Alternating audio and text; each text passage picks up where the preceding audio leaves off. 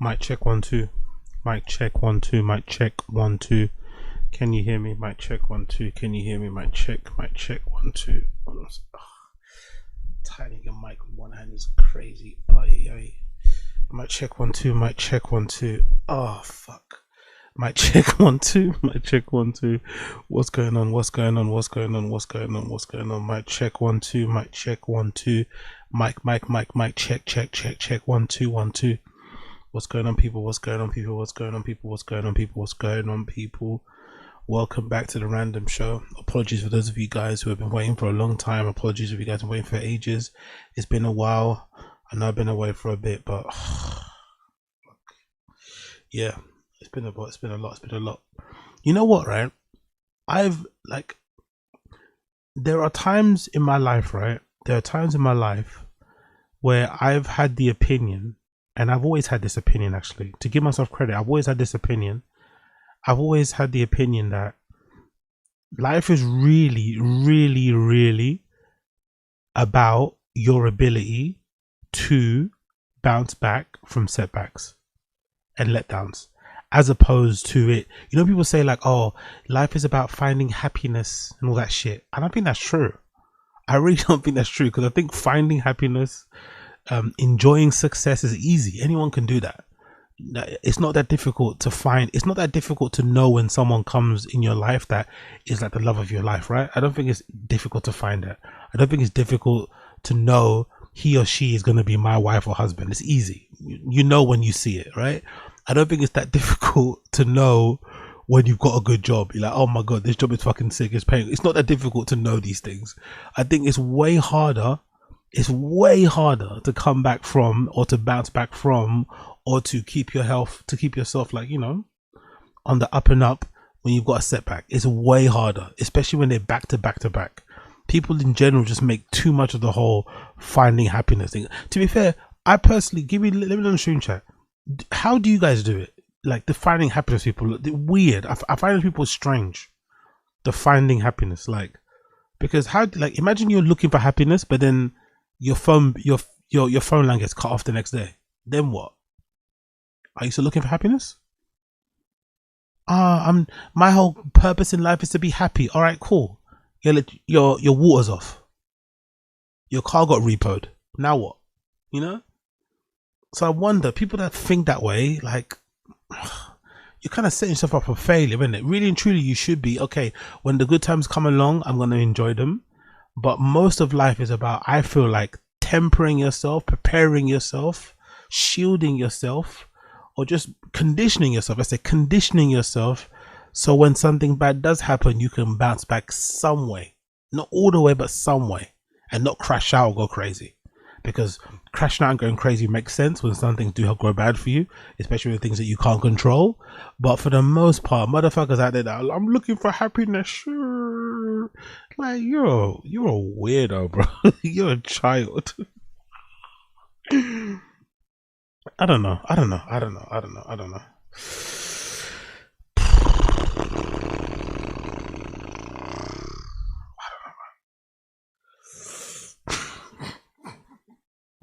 Man fell off his bike once.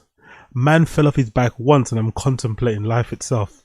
I fell off my bike one too many times, and I'm contemplating life in it. You know, like, oh, you don't understand, man. I'm so pissed, man. And I've realized, right? I didn't want to accept this, but I'm having to accept it, that I'm a man of routine. You know? I didn't want to accept it, but I'm a man of routine. When I get thrown off my routine, I get so fucking angry. I get so grumpy. I get so pissed off. Mostly with myself, because I'm like, fuck, it's self-inflicted. I should have been paying more attention. I should have been doing this. I shouldn't be doing that. Because I was thrown off my whole week. You know, I haven't been streaming as much as I wanted to. I haven't been going to gym as much as I wanted to. I haven't been reading as much as I wanted to. All these things I want to fucking do in a week, I haven't been able to do because my arm is fucked. You know? I fucking hate it. Like, so, in short, focus more on trying to condition yourself to setbacks and losses, because I feel like you're going to get more in life. I feel like you're going to get more L's than you are going to get W's. So it's about how you bounce back from them. Is that nihilistic? Is that black pilled, or is that real? I don't know. Let me know in the stream chat. Is that real, or is that black pilled? I feel like that's real. You're gonna get more L's than you're gonna get W's. So learn how to deal with the L's, because anyone can deal with a W. Who can not enjoy a promotion? Who doesn't like a bit of free money? You know, like anyone could enjoy that. Who doesn't like seeing some, I don't know, falling in love, getting married, having kids? Anyone can enjoy that. That's not hard to enjoy. You know, I think that what you're gonna struggle to bounce back from is disappointment, heartbreak, failure. You know, redundancies, sackings, assaults. Fucking God forbid, by the way, God forbid, touch wood, God forbid anyone out there, God forbid, I reject that. I pull that back, actually. I take that back. I reject that. Let's take back the assaults. But anyway, you know what I mean. You know what I mean.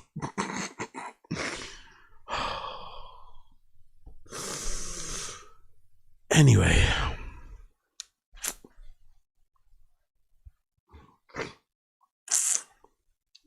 I'm over this shit, man.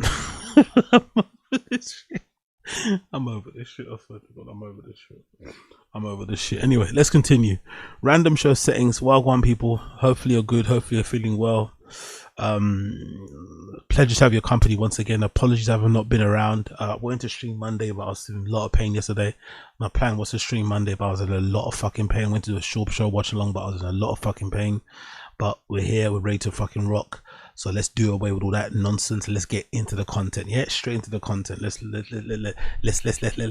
wake this shit up again. Let's wake this shit up again. Be out everybody tuning in. Be out everybody tuning in. Cool. First things first. Nick Reiner has been formally charged with murder of his parents.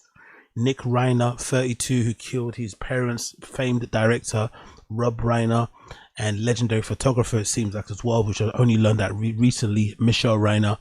In an attack that people say allegedly he slit his parents' throats. Allegedly there was some sort of fight the night before at Conan O'Brien party that maybe spilled over back home. Who knows? Maybe this is a long-standing beef. Who fucking knows? There's no real justification for killing your parents. I don't personally think so, but this is a horrible, heartbreaking case, and made even worse, I think, by the Trump thing. I'm not gonna lie, the Trump statement probably made it worse. Because of the callous nature of it, and just, you know, the revelation that he's kind of heartless. I think that's kind of the revelation you got from it. Actually, should play. Actually, let me see if I can get it up. Maybe I should play, because I think we've all seen Trump's statement. I don't need to go over that again. But let me quickly play, because I thought Nick Fuentes, weirdly enough, had a really good point about fucking Trump that I kind of felt resonated and made a lot of sense here. Let's see if I can find it. Bear with me a second. Nick Fuentes, hold on, let me see. Oh, where is he? Nick F-U-E-N, right? There you go. Bear me a second here. There's an account that posts all this stuff. There we go. Nick Fuentes updates. Maybe this is the one. Maybe this will have the one I need. Let me write Trump on there and then see what happens. Let's write Trump. Bear with me a second. I just don't want anything crappy to come up on my screen. Bear with me a second here. You know, I don't usually do politics here. I just want to quickly hear what he has to say, because I thought he had to. Yeah, there we go. This is what he had to say. So let's get this up on the screen. I thought he spoke about it pretty well, to be fair, about how the post kind of sat. But yeah, here we are. This is Nick Fuentes on the being disgusted with President Trump and his post about Rob Reiner's death. By the way, the son officially got charged. Let's see his post here. Ugly rhetoric. It is ugly. This is ugly rhetoric. It is ugly. It is actually evil. Forget for a moment that we are in a war. Someone gets murdered by their son. It's a horrific tragedy. This is a horrible story. And nobody deserves that. I don't care what their politics are, what they said on the internet or on television. Nobody deserves to be murdered, stabbed to death with their wife by their own son, who they tried to help, and their best friend discovers the corpses. It's despicable. And it's despicable to make fun of that. And that's the thing that kind of makes it like hard, isn't it? Because there's no situation really that would ever justify a child killing their parent. But you would maybe entertain the idea slightly if you heard that they were abusive to him, they never helped him, he was abandoned. Powerful bunch. Yo, big up Ralph. Big up Ralph Sanchez. Appreciate it, brother. Thank you for becoming a member. You're a legend. Big up Ralph Sanchez. Let me get up on that list. Big up Ralph Sanchez. You're a fucking G. Maybe if they kind of abandoned him and didn't really help him, try to get back on the up, and he kind of felt resentful, maybe. But by all accounts, they were model parents. They tried everything possible to get him back up and running, get him back on his feet, get him clean, help him out, getting him into movies, they tried everything. And still, not that it didn't work, whatever. It's that it led to this.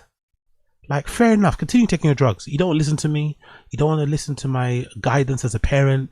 You don't want to receive the help. You're not ready for the change yet, because a lot of the time you have to be ready to make that change to really get clean. Cool. But you don't have to murder your parents, brother. You don't have to murder, like, really and truly, like, really, do you have to go that far? Like, god damn, man. And I do think that, look, somebody like George Bush passes away of old age at the very end, and you talk about his political legacy, that's one thing. Some guy, some producer, some civilian dies at the hands of his kid. It's such a grisly situation. It is objectively awful to make fun of that. Now, if Trump were actually doing what he promised to do, you could overlook the fact that he's a douchebag. You could overlook the fact that he's vain, that he's a narcissist, that he's tactical but not strategic. You could overlook all these things if he was bringing home the goods. That was kind of the deal in 2016. That's what I'm about to say. That's what they all hoped, isn't it? Weirdly enough, that's what they all hoped. And I don't really understand. That's the thing that really confuses me about the Trump, like, MAGA group of people. They all hoped that he would deliver on the things that he said he was going to deliver on. So they would turn a blind eye on his conduct, on his attitude, on his just generally how he kind of treated the office, right? They kind of turned the blind eye to that. And because they were hoping that he would bring home the bacon, that he would follow through on his promises, he would uphold the values or whatever they kind of wanted to uphold. And the thing that kind of confuses me is that I don't think Trump ever lied. I don't think he's always been who he said he has. So it confuses me why they believed him at the first place. Like, how are you believing a swindler? Like, why did you think he would, like, if you're going to like him for being an arsehole and being a dickhead, cool, like him for being an arsehole. That's all well and good. But thinking, oh no, he's going to come good, he's going to be okay. And it's like, no, he's not. No, he's not. Said, we don't love everything about Trump, but you know what? We're willing to accommodate. It's an acquired taste, but it's okay because he's doing all these other things. Well, what's actually the pitch now? We get nothing. We get no concessions. There are no deportations. We haven't ended one of the wars. We haven't remade the federal bureaucracy. And then he's a dick on top of it. Then it's all about his vanity and his own self-aggrandizement on top of it. What is the redeeming quality now? It's nothing. It's hollow. It's empty. So that's my take on the Rob Reiner stabbing. No one should be making fun of that. It's not funny. Who could honest to God look at that and laugh? Charlie Kirk, on the other hand, this is somebody who is my mortal enemy, who he was actively trying to suppress my career, ruin my life, all these things. He got shot by a political partisan. He wouldn't debate me, but he would debate the type of person that murdered him. Someone like me could have gotten on the show and said, I guess you should have debated me. I could have said some smart alecky thing. I wasn't even thinking that way. Because a young person got shot in public for basically no reason. And that's awful. It's awful that there are two fatherless kids. It actually makes more sense to like dance on Charlie Kirk's grave than it does to dance on Rob Reiner's, You probably shouldn't be doing it across the board. I said it before in Taz's show. I'll say it again here. I think my controversial opinion when it comes to that Trump post is that I personally think there's a bit too much grace. There's a bit too much put on the whole adage of like, don't speak ill of the dead. That whole phrase. I get the sentiment, but I think if you hated somebody when they were alive and then they die, should you really be extending well wishes when they pass away? You know what I mean, should you maybe be celebrating their death? I don't think so. But I think you should keep the same energy. If you hated them when they're alive, when they're dead, don't suddenly start becoming their biggest fan. I think that's super fake.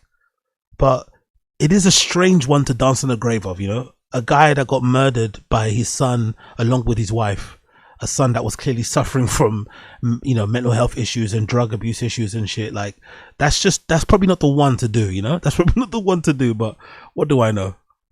Awful that this guy had a daughter who now has to live with this. Her brother is in prison for murdering her parents, who are now dead. Her life is shattered and destroyed, and so many people's lives are destroyed. You go on True Social and make a joke about Trump derangement syndrome. It just goes to show there was never anything there. There was never a center. It was always empty. It was always, there was nothing inside there. And there's something tragic about that, being a part of it for so long. I mean, I jumped off along the way, but you thought at one time that Trump really believed in America, believed in people, you know, or something. I think he believes honestly in nothing. And now the only thing that's left is whatever people are projecting onto it. Whether that's they still think they're fighting the left or whatever it is.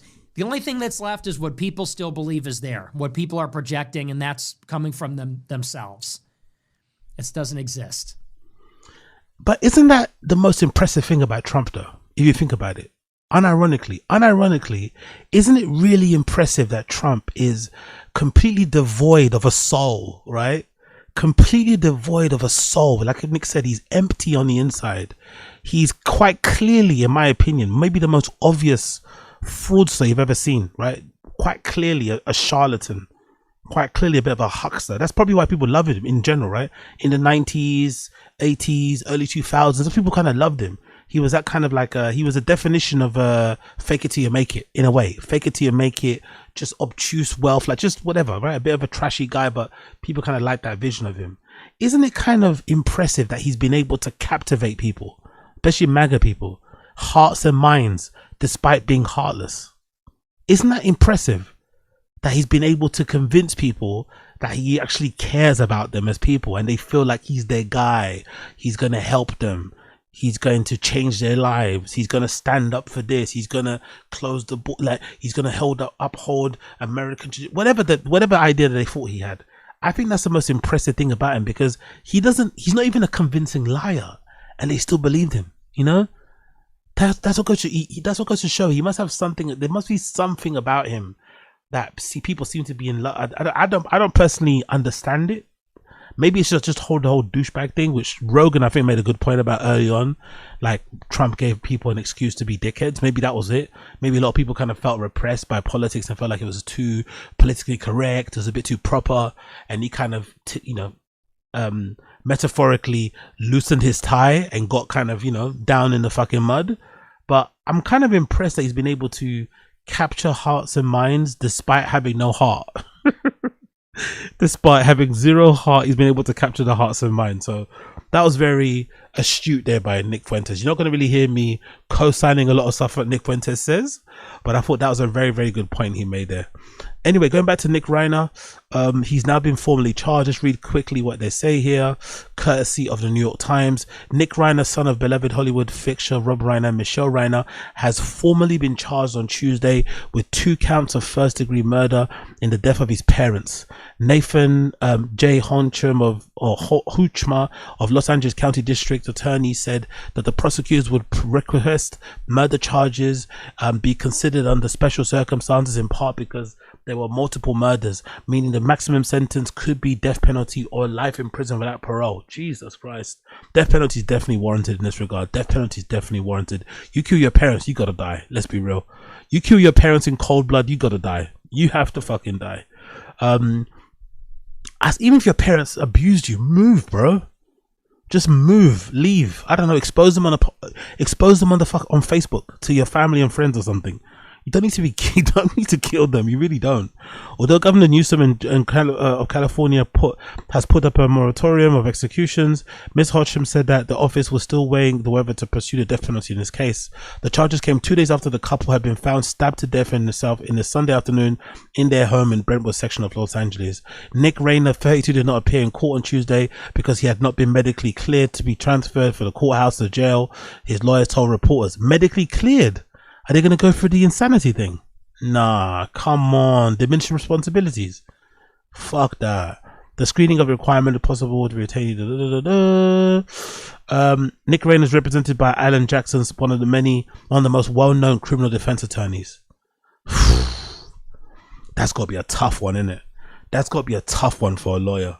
That's got to be a tough one for a lawyer, representing the son that killed their parents in cold blood. Okay, man. Okay. Anyway, RIP to Rob Rayner and Michelle Rayner, man. Tragic case. Obviously, to add a bit of, nonsense to this whole thing, ghoulish influencers ignite chaos outside Rob Rayner's home just hours after discovery. Influencers and live streamers have descended on Rob Reiner's house. God, these people, man, like, God almighty, man. True, like, people like to say the stuff that I do and others do is slop content. I think these guys are proper slop creators, isn't it?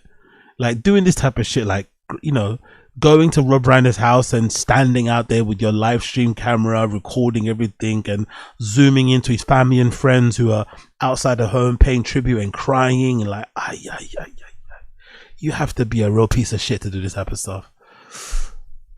A quiet Brentwood block turned into a live stream circus hours after Rob Reiner and his wife Michelle were killed, with social media influencers causing headaches for both neighbors and cops.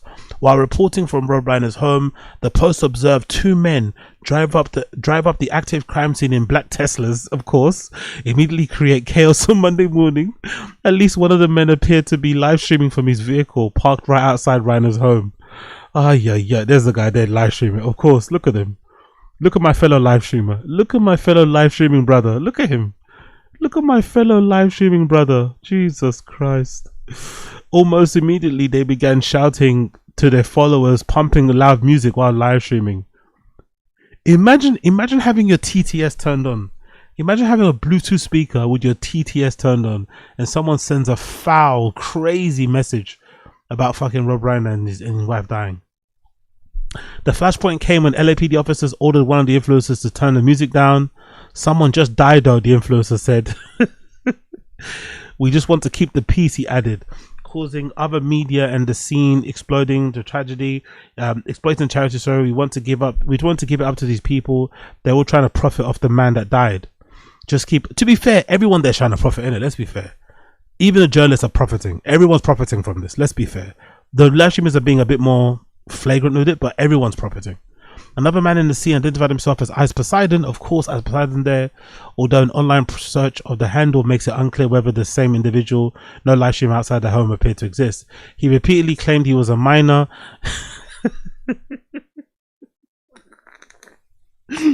These live streamers are pieces of shit. He repeatedly claimed he was a minor, though he appeared in his 20s. He stood in the front of the home wearing a black sweatshirt topped with a... Okay, this guy called himself Ice Poseidon as a troll. Wearing the Burger King hat, which is notorious for that racist guy on the plane. Planted in the middle of the tight swarm of reporters. He repeatedly accosted members of the media of assaulting him. No arrests were immediately announced. The disorder unfolded against a backdrop of horrifying crime. So this is the video of him accost. Let's hear this. Let's hear this live streamer. Hi. How you doing? Not well. Yeah. The gentleman over here was threatening me.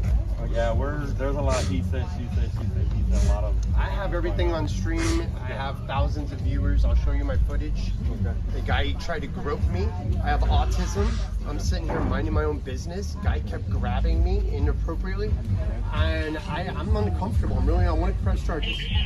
I want to press charges. Yes? Let's go down there and watch it. Yeah, let's go watch it over. I'm going to leave my stream here. That's fine. Please, we'll just go to the end.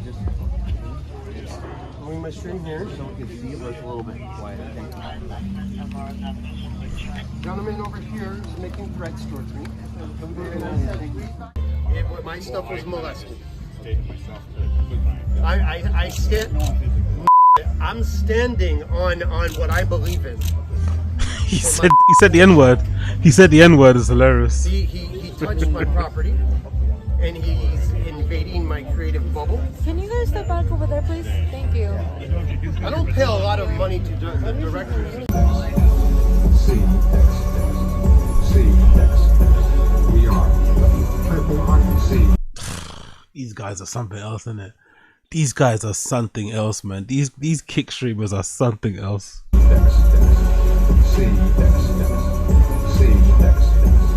are the Purple Heart Sea.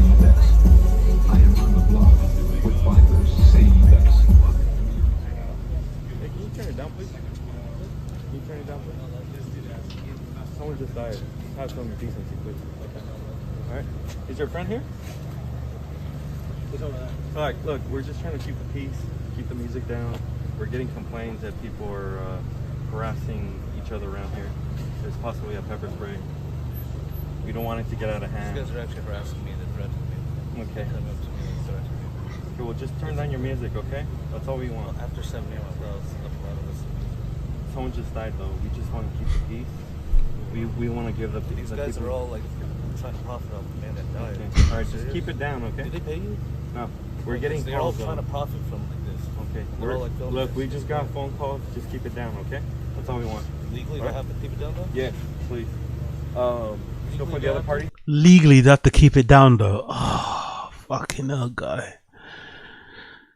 They give us all a bad name, innit? Legally, do I have to keep it down, though? Legally, do I have to keep it down? Oh, my God.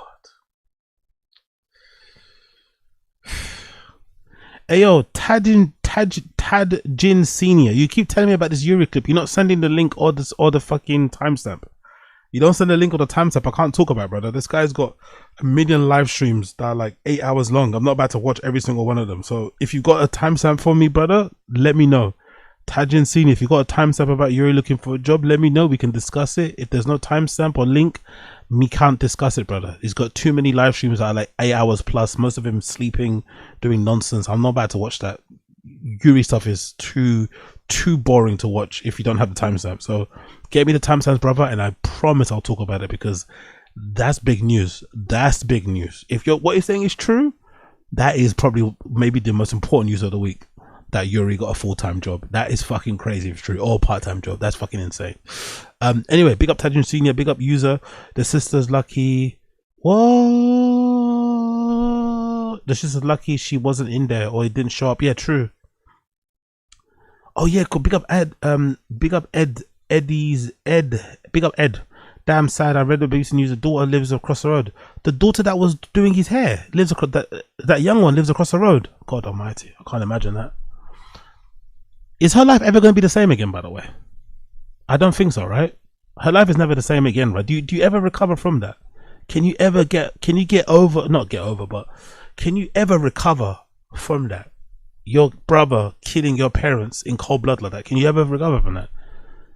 Is that something that you can ever bounce back from? Like truly, I don't think so. But this is one of them, right? I think this is a clip of the daughter.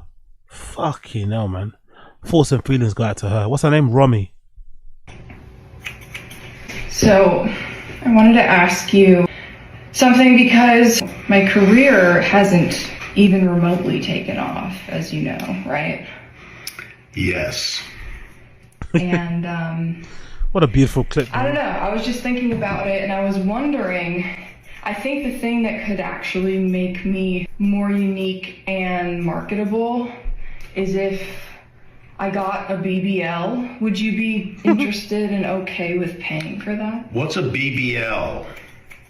It's a Brazilian butt lift. Oh, Brazilian butt lift. Like, Yeah. I feel like I could really, like, people would take me a lot more seriously if I had that. And Really? You think that will make people take you more seriously, or they'll just say, boy, your ass is big? I think both. I think they'll say, wow, look at her craft and like all the work she's done as an actor and Look her at her, ass and is-" look at her crack. Exactly. Her craft and her crack. So, right. So it's kind of expensive, and I don't think insurance, covers it because Yeah, I doubt it's it not a would. medical I issue. doubt it would cover. How much do you think it would cost? I don't know. I have to look into it, but I was just, I don't know, man. I'm really struggling, and Well, listen here. I mean, I would say don't do it, but my feeling is it's your ass. oh.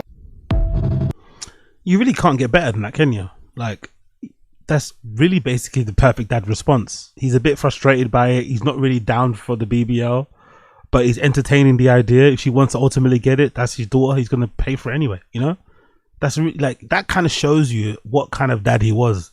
He would make it known that I'm not really the fan of what you're about to do, but if you want it, I'm your dad, you're my daughter, you're my child, I'm going to support you. So most likely that's how he probably treated all the kids, most likely, especially the effort they put into the other one. So I don't think that son has any room to say, oh yeah, my parents weren't supporting me. They kind of, I don't know, man. It felt like the parents were very, very present. It felt like the parents were very fucking present. Just unlucky, isn't it? One of those things. Big up Chris Mack. That the daughter allegedly found the bodies. Didn't I read this as a family friend? Are you sure about that? I read somewhere as a family friend that found the bodies. If it's a daughter, that's fucking horrifying. But I think this is a family friend allegedly found the bodies. I don't know. The fact that the kid got a lawyer is kind of crazy. The fact the kid got a high priced lawyer is fucking insane. He's trying to get a reduced sentence or something. I don't know what's going on there. Yeah, exactly. Big up user. Exactly. All these other kids took advantage of his nepotism, except for this one. Exactly. Let me play a clip. Actually, let me see if I can find. This is an episode randomly from a couple of weeks ago of Tim Dillon's show on Patreon. Tim Dillon's Patreon. I recommend you get it. It's definitely way more worthwhile than my Patreon. I don't update my Patreon enough, but Tim Dillon does his Patreon essentially every week, and he had a very, very good point about. He made a good point in general about kids murdering their parents in like affluent areas, often like affluent families, and that being a thing within like the place where he's from. I think it's like New Haven or something, right? Or is it New Haven? I forgot what the place is. There's a place where it's like there's like a lot of McMansions. He might mention it here. I forgot where it was. Somewhere, maybe it's New Jersey. I don't know. Some place where there's a lot of kids who grow up resenting their parents, and they either have dreams of murdering them, or they have dreams of their parents dying so they can inherit their money. And him and Ray Comfort basically going back and forth over this story about this kid who killed his parents who owned like a deli shop. Yeah, kind of crazy, but they make a lot of good points. Hopefully they talk about it in the beginning. I don't know what the timestamp is, so please forgive me. I'll just skip around, but it's a really good episode. Bonus episode number 312. Definitely subscribe to his Patreon. It's really worth it. Ladies and gentlemen, welcome to the Tim Dillon Patreon. Here in DC, Ray Kump with us. Hello.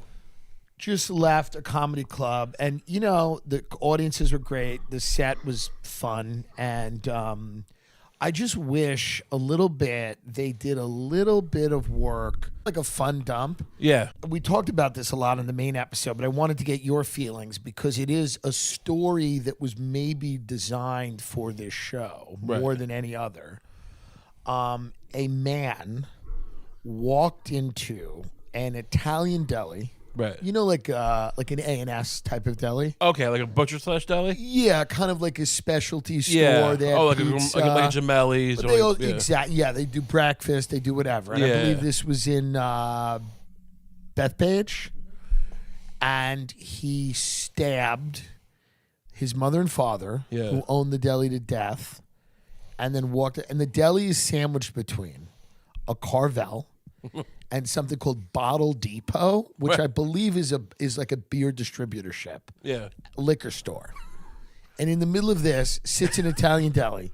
And the mom and dad, during the breakfast rush, which they said on the news, they described it exactly like that. All those wasted eggs. And here's the thing. A lot of people that are listening to this may not know, because the term deli in popular culture a lot of times refers to like a sit-down Cat's Deli in New York restaurant where there's like a deli counter, but you're sitting down, there's waiters and waitresses.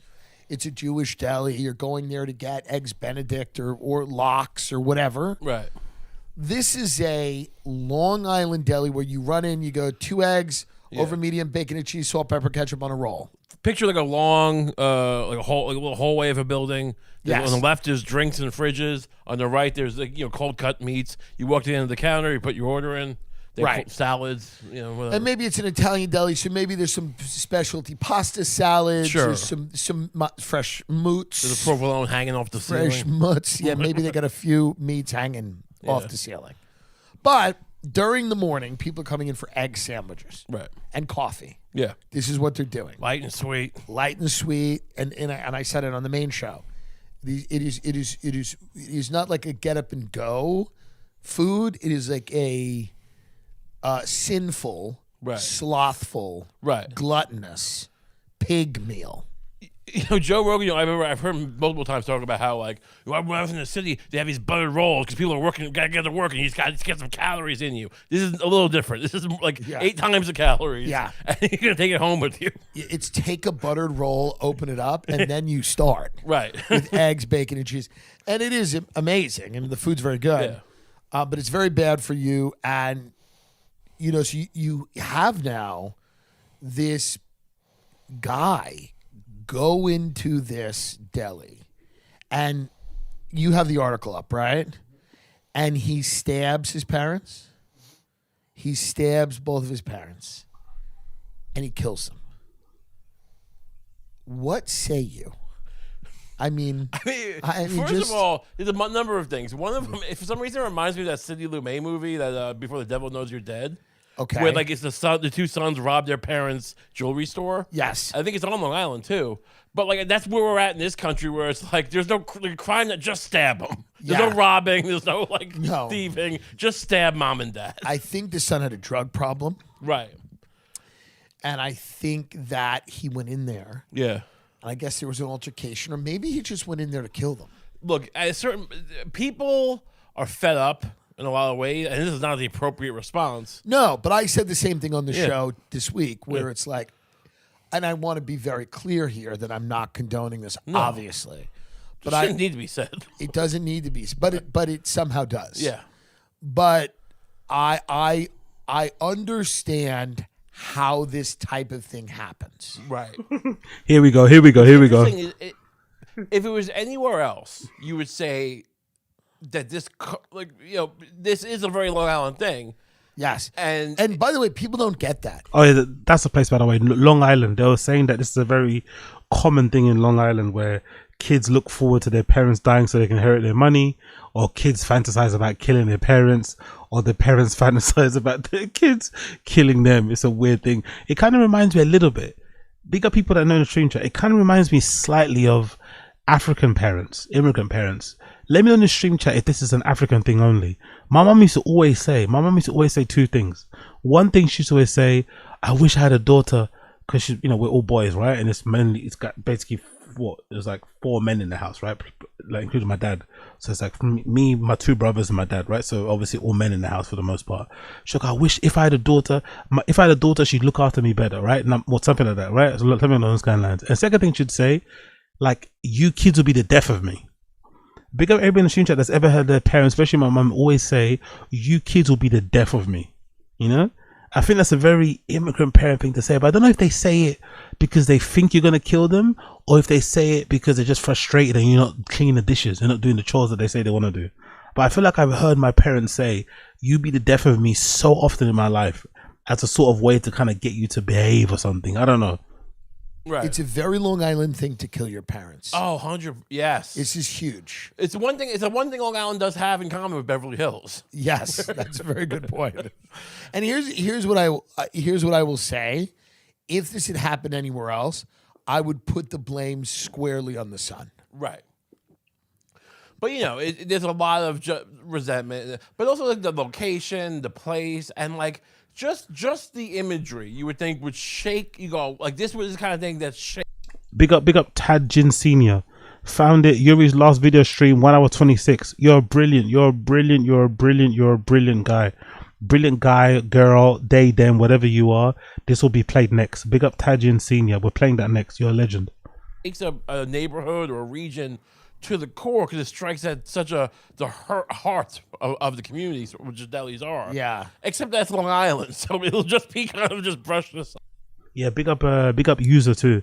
Yeah, immigrant parents are lucky to be alive with all that bullying they do. If they get a psycho kid, it's a rap. They just being extra. Exactly, true. That's why there's a clip actually from Abba and Preach. Maybe I'll play that after the fucking Yuri section. There's a clip from Abba and Preach where they react to this Asian dude who's kind of having a breakdown about his mum and how manipulative she is and shit. And a lot of the stuff sounded like stuff that I went through. I might play that later, but this Asian guy is kind of complaining about his mum being manipulative, and God almighty, man, immigrant parents need to chill. Like everything else, they'll just kind of dismiss it. No, there, and I said it today, there were people that made their own coffee. Right. Show Ray a photo. There were people. I feel like I know that guy. Yeah, we all know that By guy. the way, we all know. Yeah, big up Don Dotto. A lot of white kids I met in uni were all hot, were all well off from Long Island, CT, New England, were usually hopped up on some kind of psychiatric drug. Yeah, it's crazy, isn't it? The drugs, man. The drugs are really fucking messing with people's fucking brains and shit. I'm sure that kid's gonna put that as the reason why. He's still evil. I think he should still get the death penalty. But yeah, it's kind of interesting how both stories, the one from fucking what's the thing? The one from New Jersey, this one, New York, is the same kind of MO as the Rob Reiner one, where the kid was allegedly a drug addict as well. Can I see it again? Yeah, I almost feel like I know him. But there are people that made their own coffee. You know what's kind of interesting? You get this Italian. This is the American dream. Right. Let's be honest. Yeah. Long Island has Levittown. Levittown is the first suburb in America outside of Brooklyn. If you want to be fancy, you could say the first suburb is Brooklyn. Technically, the suburbs that we understand are Levittown. GI Bill, World War II, houses, literally, they're dead. Yeah. But it's a fitting way to look at it. It's not far away. No, yeah. So, and now owning your own business, hanging out your own shingle, up your own shingle, it's late, is a huge, coup in our country to have your own business. Right. It's an Italian store, pork store, Cetrials type of thing. You never imagine when you open that business that you are going to be stabbed to death there by your son. Your junkie son. By your junkie son. You never imagine that. But this is kind of a fitting metaphor, even though it's not really a metaphor. It happened. Right. It's like a metaphor. It's like literally, they're dead. Yeah. But it's a fitting way to look at the American dream now. It is interesting with these fentanyl, with these bombing of these boats and all. Yeah. Is this going to be something that, gets kind of like, will Trump come to this deli and be like, eat an egg sandwich, be like, it's very sad. Right. He opened this bacon, egg, and cheese. All of them are very great. I prefer McDonald's, but it's Right. great. Right. If Trump used this as a way to kind of make a statement, so this is what drugs are doing to our delis. Right. Like, this is what they're doing to our food service establishments. Sure. Because really, what happens now to that? He has brothers and sisters. Yeah, they go. Do they They'll step get in? They'll get some laborers. They will absolutely get laborers. And they'll be putting, it won't be as good maybe. Maybe it'll be better. Who knows? Right. I mean, it's Let's luck be of the draw. honest. Does anyone put him up to this in the family? That's okay. Right? Look, that's right. That's the look. I knew there was something there because I'm like, oh, it's not the movie, but maybe I was wrong. Yeah, that is the heist. Because Right. what is more Long Island than the Inheritance? Do you want to say something? You keep looking at me. Okay. Well, no, I'm wondering if there's something about this we've missed because you've read a little bit of it. Yeah, it is a good point about the drugs, isn't it? Instead of Trump taking a chance to dance on Rob Reiner's grave, right, before his body's even fucking buried, he's dancing on his fucking grave and shit. Maybe he should have taken an opportunity if he really was, on it, and it really was smart. He would have taken an opportunity to maybe link that whole killing with Rob Reiner, R.I.P., with the whole bombing of the boats, and then the fentanyl and all that sort of shit, and justify the bombing of the boat somewhat, you know, because people are questioning those bombing of the boats and whether or not everybody on there is really a gang member, a Sicario, a this, a mafia, whatever the word is. But if you somehow link it to something like that, you could maybe sway some people that don't really think too much or a little bit dumb or that need convincing. They're waiting for you to convince them. You could probably link the both, but you know, he's way more, you know, he's way more, he feels like the priority is obviously to point score and kind of get across a personal grudge, so he didn't do that. But that would have been a clever maybe way to sort of spin everything, a very political way to spread everything. For the dead parents? They've started to GoFundMe for the parents. We got Crack Fox, exactly Crack Fox. If you really, that's like an oxymoron in itself, isn't it? Trump and smart. Die. Hey, it's like from Show Ray from the siblings. parents. The sibling. Yeah, those are the parents. They're dead. Hey, like this is like me setting up. Like my brother kills my parents. I go, I'm setting up a GoFundMe for them for the parents. Yeah, it'll help out. It'll help out. Why don't you help out? Right. Do the right thing. By the way, you know what's funny here? There's objectively nothing to do a GoFundMe for. Right. There's literally nothing. They're being a bit obtuse here. They're doing a GoFundMe probably for the funeral costs, I'm assuming. They're being a little bit purposely obtuse here, but I'm going to lean on them because they're experts in that area. But I think the GoFundMe is being set up because of the parents dead. The parents have died and they want to cover the cost of the funeral. Or just people that want to send money anyway because the parents died and they want to pay tribute, you know, help the family. I don't think it's bad, really, to be fair. They're dead. Yeah. They're dead in their deli. Do the right thing. They're dead in their deli. There's not one. Can you find the GoFundMe? See if you can find it. Let's read it. I bet you. Here's what happened. What are we a week away from Thanksgiving? They got together on Thanksgiving. That's right. They're doing some blow in the. We're not. By the way, these guys aren't talking about Rob Reiner. They're not talking about Rob Reiner. They're talking about the stabbing that happened in Long Island. This kid stabbed his parents that owned a Long Island deli shop. Not talking about Rob Reiner here. Bar afterwards. That's right. Together. And say, hey, we should do this more often. Right. They start getting a few drinks in, and they're going. They start working out the details. We'll get whatever the other guy's name. The Whatever. Some wop. Mikey, right? Mike. Vito. Hey, Vito. We'll get fucking Junkie Vito to do it. And then, but they go, hey, you know what else? We can start a GoFundMe. You know what it is too? It might have been a situation where let's read this GoFundMe because I'm actually this is so fucking crazy. They've raised 45,000 of 75,000. These people are so everyone's so fucking dumb. Okay. Now, by the way, we're not making light of this. Tragedy. This is tragic. Wait, how much tragedy can we endure? By the way, great point.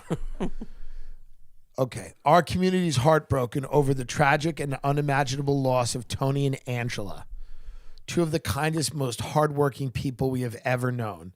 For more than 30 years, Tony and Angela devoted their lives to serving us all. They never overcharged, never complained, and never treated anyone as overcharged. Yeah. Listen to this. They never overcharged, never complained, and never treated anyone as just a customer. To them, we are all family. Wait, who's setting this up? Is this just some random guy who's making money off this? They never overcharged. I have no idea what this could be. The craziest thing I ever heard. I could no idea what this could potentially be. Okay? It gets worse. Just stick with this. To them, we were all family. Their English was broken, but their love spoke perfectly. Every cup of coffee, every egg sandwich, every warm smile, all of it came from their hearts. Now, by the way, they were just brutally murdered by their son. Right. Do you know what I mean? They made tasty cannolis. Right. It's so strange. Every egg sandwich. Meanwhile, what? They're dead on the floor of their deli. Their son murdered them. What is this shit? Anyway, I'll leave it there. Listen to the whole episode. Really good. Bonus episode number 312. Ray Comp and Tim Dillon kind of speak on. There's a better section towards the end. I just had to find a timestamp another time where they talk about the normal how often it happens in that area of the world of these rich kids grow up in affluent areas who end up, you know, killing their parents for one reason or another. Really interesting episode. Really recommend you check it out. Recommend you check it out. By the way, Kash Patel's wife, Kash Patel's girl, Kash Patel's fiance, whoever she is, has told us that she's not a Mossad agent. Anyone who's speculating that she's a Mossad agent, you are wrong.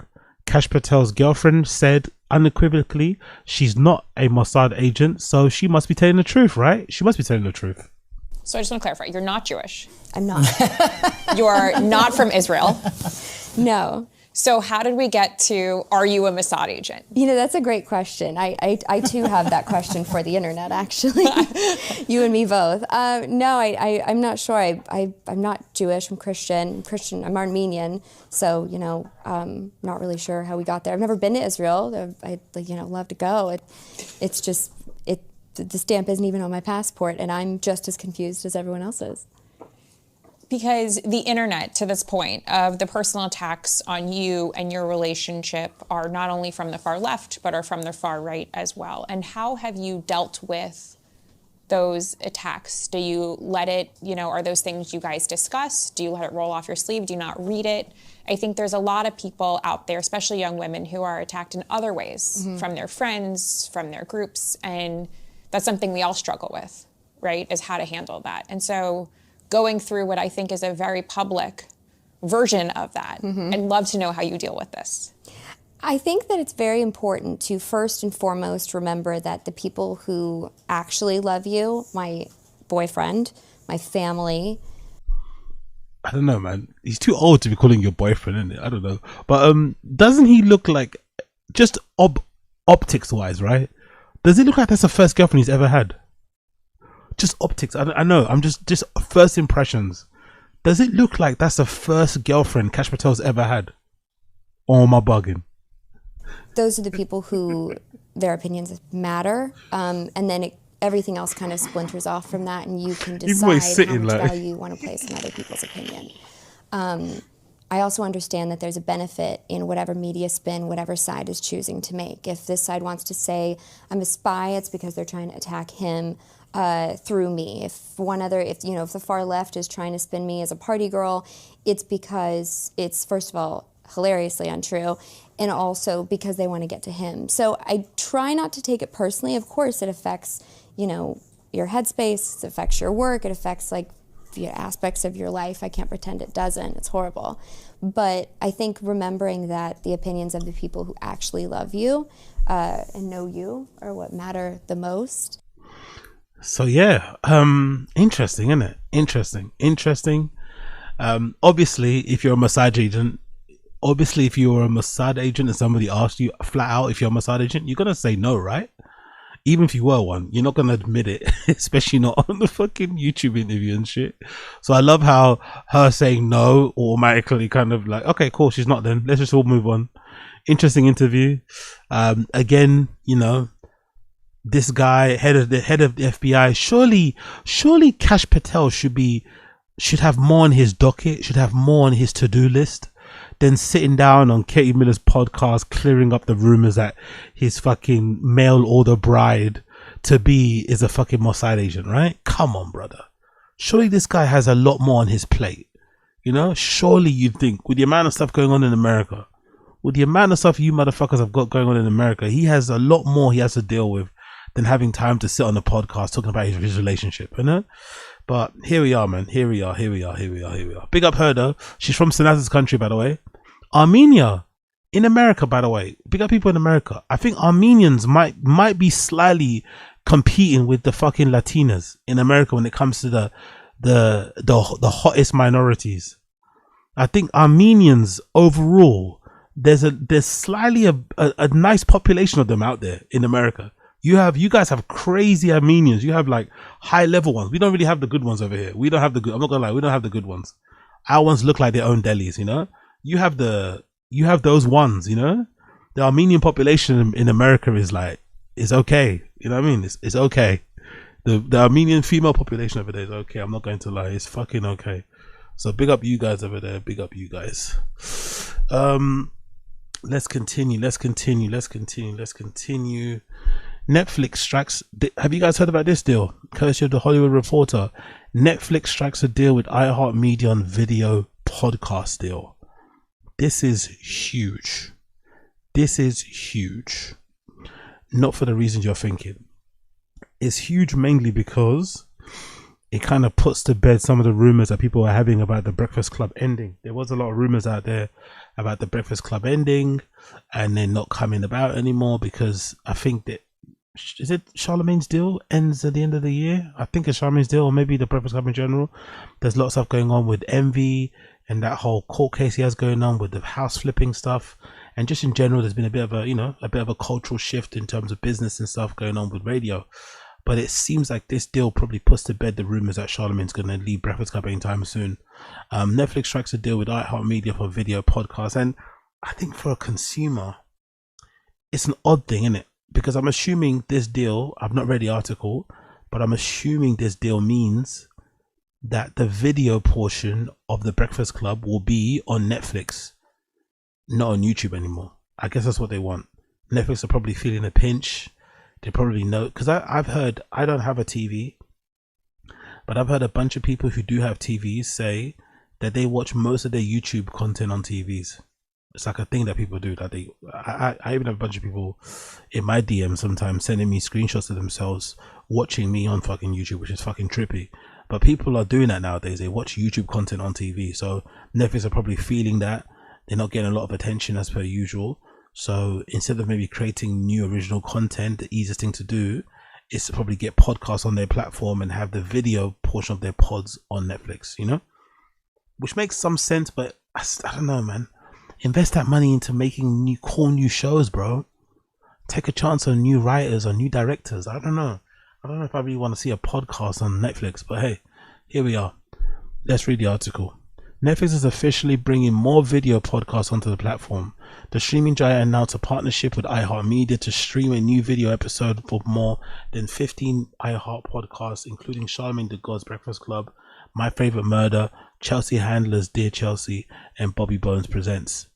The deal, which also includes select library episodes from each show, will see the video podcast episodes launch on Netflix in early 2026 in the US. The deal follows Netflix's announcement in October of a partnership with Spotify to stream video podcast episode shows on Spotify Studios and The Ringer, including Bill Simmons' podcast, The Zach Lowe Show, the McShay Show, the Rewatchables, Conspiracy Theories, and more. All of this comes as Netflix seeks to compete with the main rival YouTube, which is the most popular platform for video podcasts. As part of both the iHeartMedia and Spotify deals, new video episodes can no longer appear on YouTube and must remain exclusive to Netflix. iHeartMedia retains all audio rights and distribution. So I wonder if they'll get more money from this. I wonder if they'll get more money from this as well. Netflix CEO Ted Sarandos had floated the idea of bringing video podcasts to the platform in April 2025, citing the popularity of the medium, and had been reaching out to dozens of agents this fall in an attempt to sign one of the podcasts. The lineup of iHeartMedia launches as follows: Breakfast Club, and one that I like to see is New Rory and More, by the way. Big up New Rory and More. Big up New Rory and More. I'm hoping mostly for them that they get a bag from this, by the way. I'm a big fan of New Rory and More podcast. I like the fact that they are sort of like the opposite of the Joe Budden podcast. They're not really that messy. There's not a lot of fucking co-hosts on there. It doesn't include Joe Budden, and they kind of talk sometimes, not all the time now, because they kind of get in a lot of trouble and going viral for the wrong reasons. But I like that they really go into the weeds of the music, you know, a lot of good music analysis. Rory and Moore have both got a deep music industry background, so you get a lot of that stuff in there. There's good chemistry between them. Rory's an active artist making music at the moment, so I think they do a really good job. They're kind of underrated, I'm not gonna lie. Rory and Moore, I think it's a very underrated pod. They do well for a duo show and shit, and I think the chemistry between them and Baby D, Damaris as well, is really fucking good. So I'm happy for them. I hope they get a bag from it. I don't think so. I think it's just one of those deals where, because they owned, or their parent company is iHeartMedia, whoever iHeartMedia gets in business with, they're in business with. I don't think they'll get a bag from this, but I hope they do. It continues. Audio podcast has been the fastest growing medium over the 20 years, and now we're thrilled to expand the experience with exciting new categories: video podcast. Netflix is leading video first service, and this partnership perfectly complements our strong audio foundation. Working with Netflix, an important leader in the entertainment gives fans one more way to connect with the personalities they love and opens the door to more audiences, including viewers discovering these shows for the first time. With this partnership, we are incredibly excited to offer our members such unmatched variety to deliver highly entertaining podcasts, entertaining some of the world's most dynamic personalities. By the way, I'm surprised there's not a lot of comedy shows on here, no? Anyone else shocked about that? Come to think of it, I'm surprised on this list of shows. Maybe that's because of iHeartMedia. I'm surprised. Maybe we'll see that later. Maybe we'll see a comedy podcast because that makes a lot of sense. If you've already got a comedy podcast to sign exclusively to Netflix as a video thing, that makes a lot of sense, no? I'm surprised it's not a thing. But either way, congratulations to New Warrior Moore. Charlemagne the God is definitely going to be around for longer now, it seems. Charlemagne the God will definitely be around longer for now, it seems.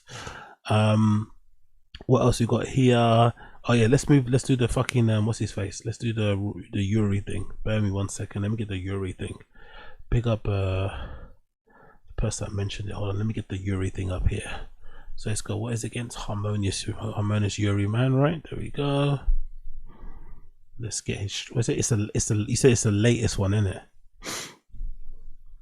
It's the latest one, and it's 120. You said, right? 120 or 126. Is that what he said? Yeah, 126. Big up Tajin Senior. So let's check him out. Let's check out Yuri. So allegedly Yuri's got a job now. Big up Tajin Senior. Allegedly Yuri's got a part-time job. This is fucking crazy if true. This is a crazy development. Let's see if this is true. Big up Tajin Senior. Let's check out his things. So it's latest stream 126. Let's put the sound on. Let's fast forward a little bit. Let's fast forward a little bit.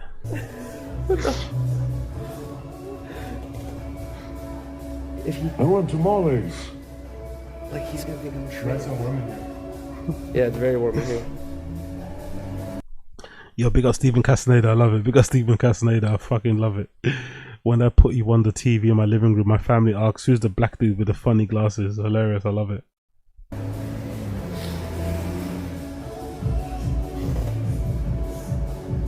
Oh, big up Chris Mack. I didn't see that. Big up Chris Mack. Big up Chris Mack, the fucking ladies man in the stream chat. I'm with a baddie Armenian in the second year of law school. Blue eyes and everything. You've got an Armenian with blue eyes. If it works out, brother, put a ring on that. You got an Armenian with blue eyes, bro. If it works out, put a ring on that, bro. The streets aren't what it used to be. That sounds fire. Congratulations to Chris Mack. What a legend.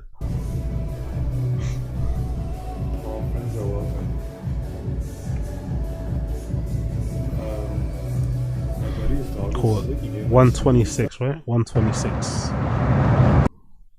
Yes, I love this city. You sound like Cough Bar. What a beautiful city. I love this city. Is that what he sounds like? Yeah, he says that. He knows what's up. Me and him, we tapped in.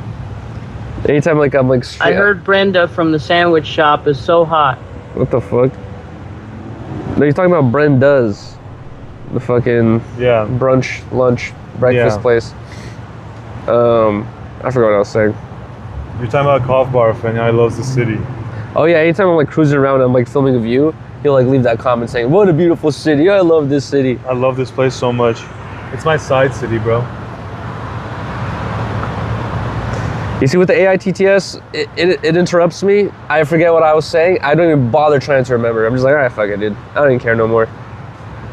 I'm over the AITTS, dude. It's too interruptive. It's too interruptive. I can just read the goddamn chat, dude. W cough barf, but I miss Shane. It's constant mental stress. What did I just say? I was just in the middle of a rant. What was it? I don't know. Fuck it all. By the way, no offense to Yuri, you know I like him and I think he's a special character. I think he's sometimes misunderstood, but he's looking like shit, innit? Like he looks rough, man. Maybe it's the dye job, me not being that great, but he looks like, you know, he looks rough. That's the guy that's got a lot of his. It's the guy. He looks like he's got a lot on his mind. I know that face. He looks like he's got a lot on his mind, bro. Yuri looks rough. Here we go. I'm over this shit, dude.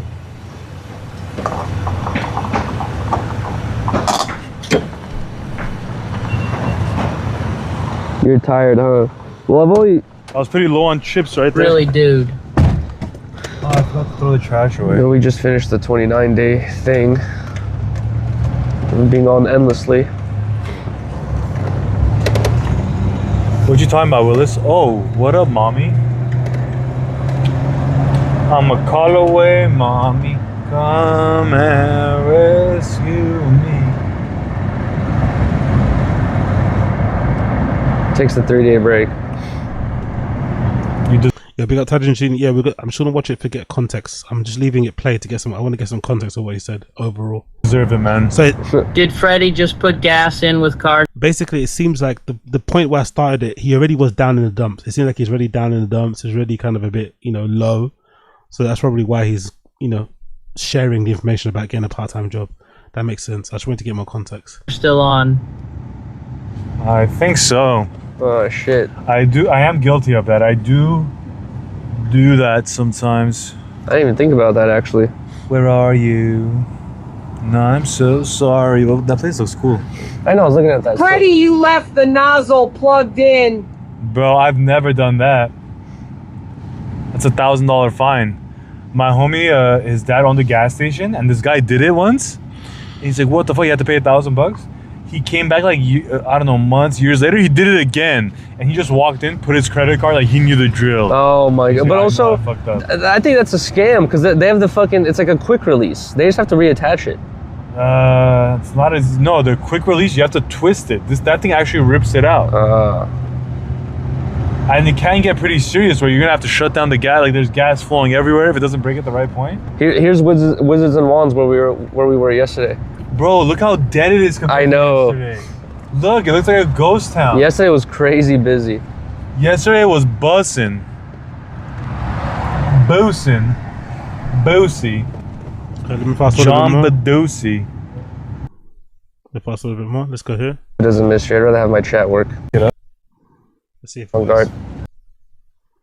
It's plugging right up front. Yesterday I heard someone say California is an avant-garde society. What the hell does that mean, avant-garde? That is a good question. What does avant-garde mean?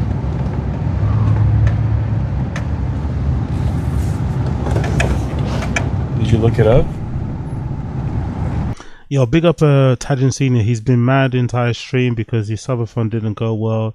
He's feeling the pressure of paying bills, and Riley feeling the burden of working 10-hour shifts while he stays at home.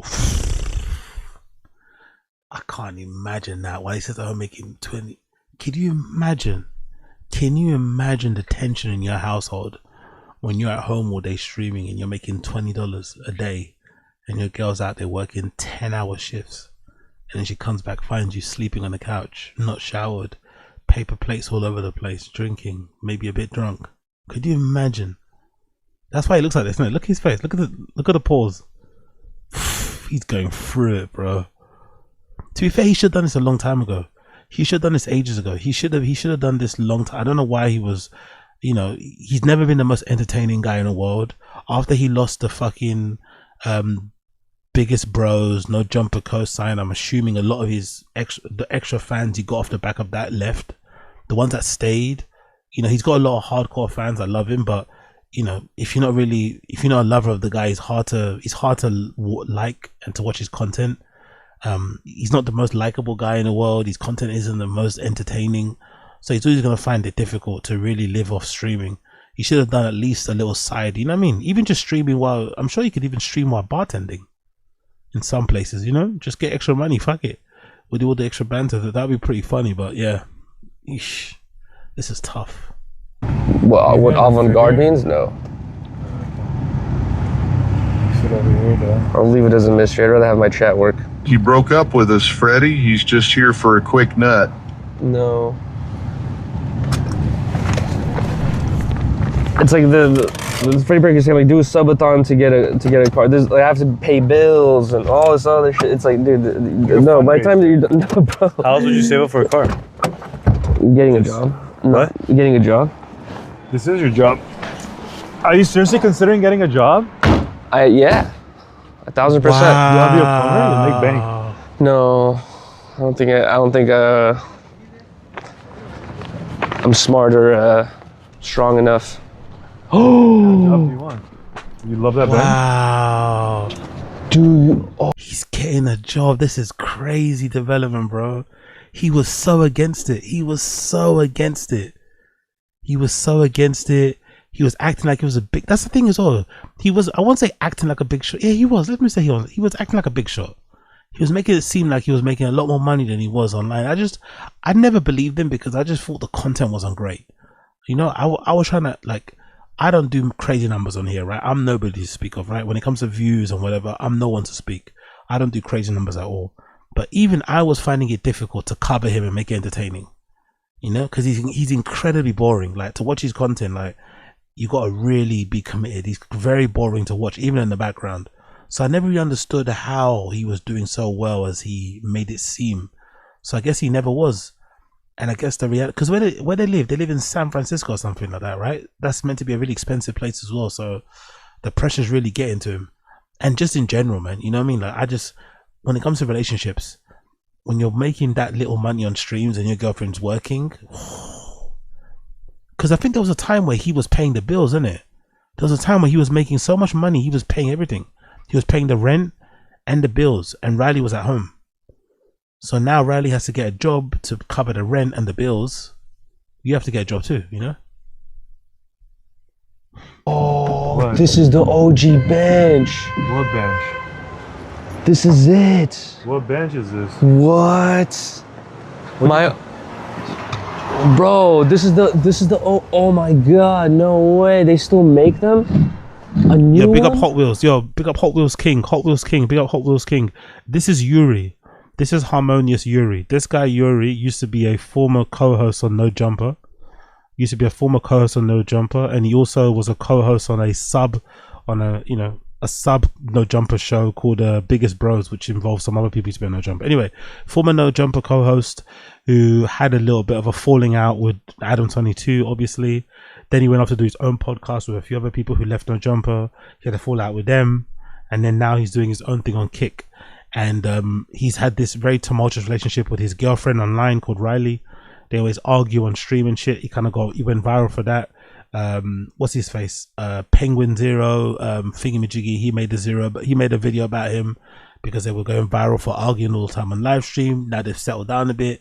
But essentially in this particular video, Yuri's admitting that he wants to get a job, part-time job to cover the bills because his streaming career isn't going as it needed to be. So that's basically who he is. He's a former No Jumper co-host. Nothing more to add, really.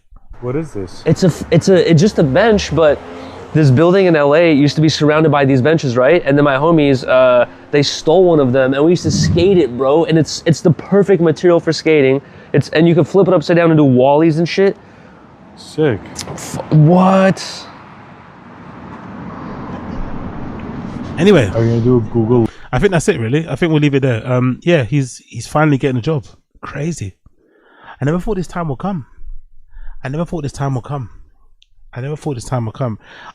know. I kind of always felt like maybe this is what people were writing. People on the Reddit. Pick up the No Jumper Reddit. The No Jumper Reddit did kind of predict this because they moved from LA to go to San Fran, I think, right? Because I think that's where Riley's parents are from or live. So some people in this Reddit were saying, when they were going through their argument, their tough spell, people in the Reddit were saying that Riley's maybe moving back home as a way to kind of soft break up with Yuri.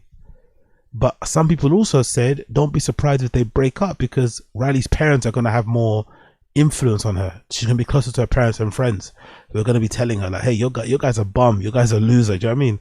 So I wonder if this is what's happening. This is a consequence of it. Them being closer to their parents. According to Tadin here, allegedly Riley's working with her parents back home again.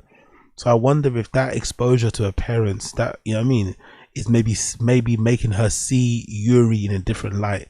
Because I always got the impression, maybe it's just me being incorrect, I always got the impression that Riley kind of liked that Yuri was a bit of a bum.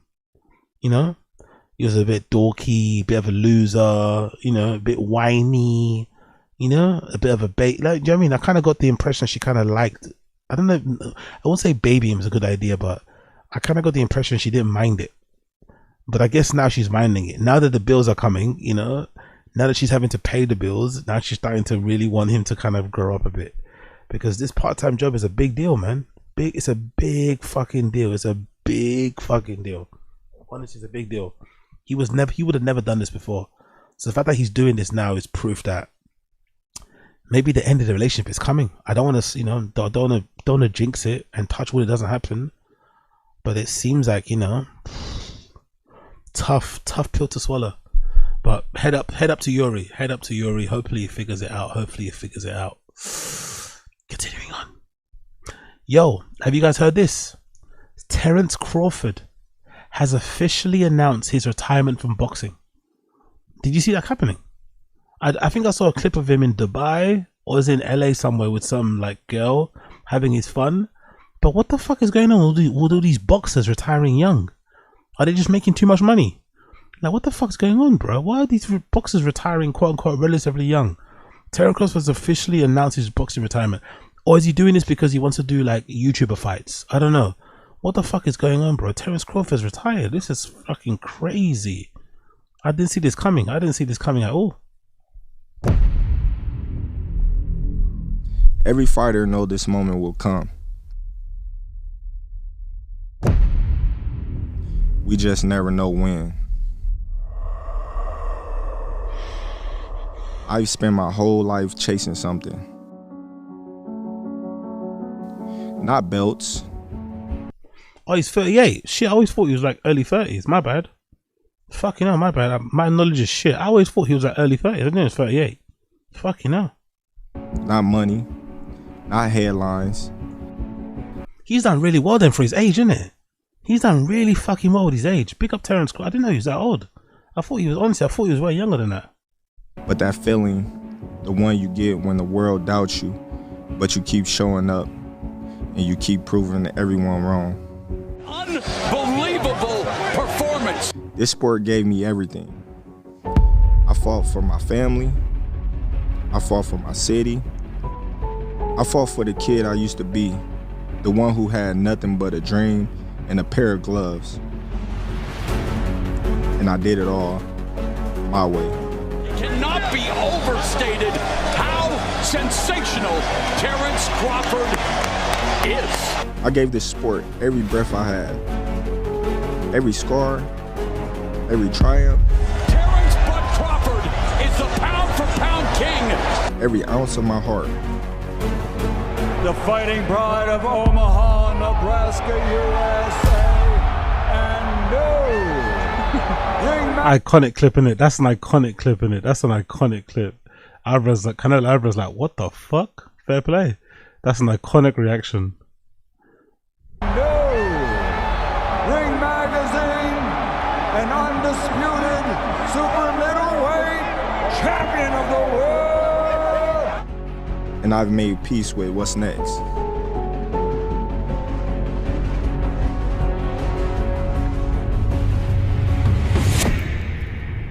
And now,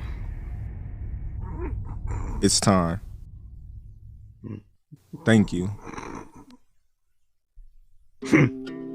To my opponents who pushed me to places I didn't know I could go. Yeah, big up Koila. I think I support that. Big up Tajin Senior, but the capsuck is a bit crazy. I think I support that. Big up Koila.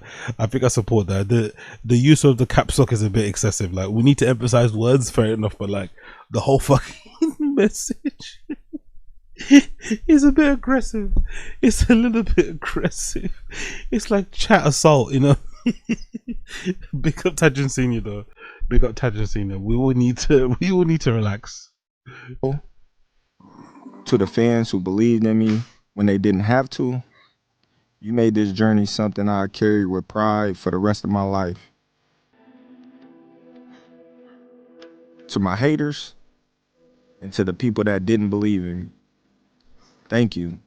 Because without you, without having that fire in my gut to prove each and every one of you wrong, you pushed me to heights that I never thought I'd reach. Thank you, Turkey, Sella, and Riyadh.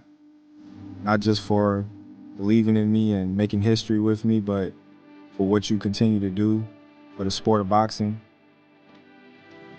To TKO, thank you for being my first promotional company that believed in me when nobody else did.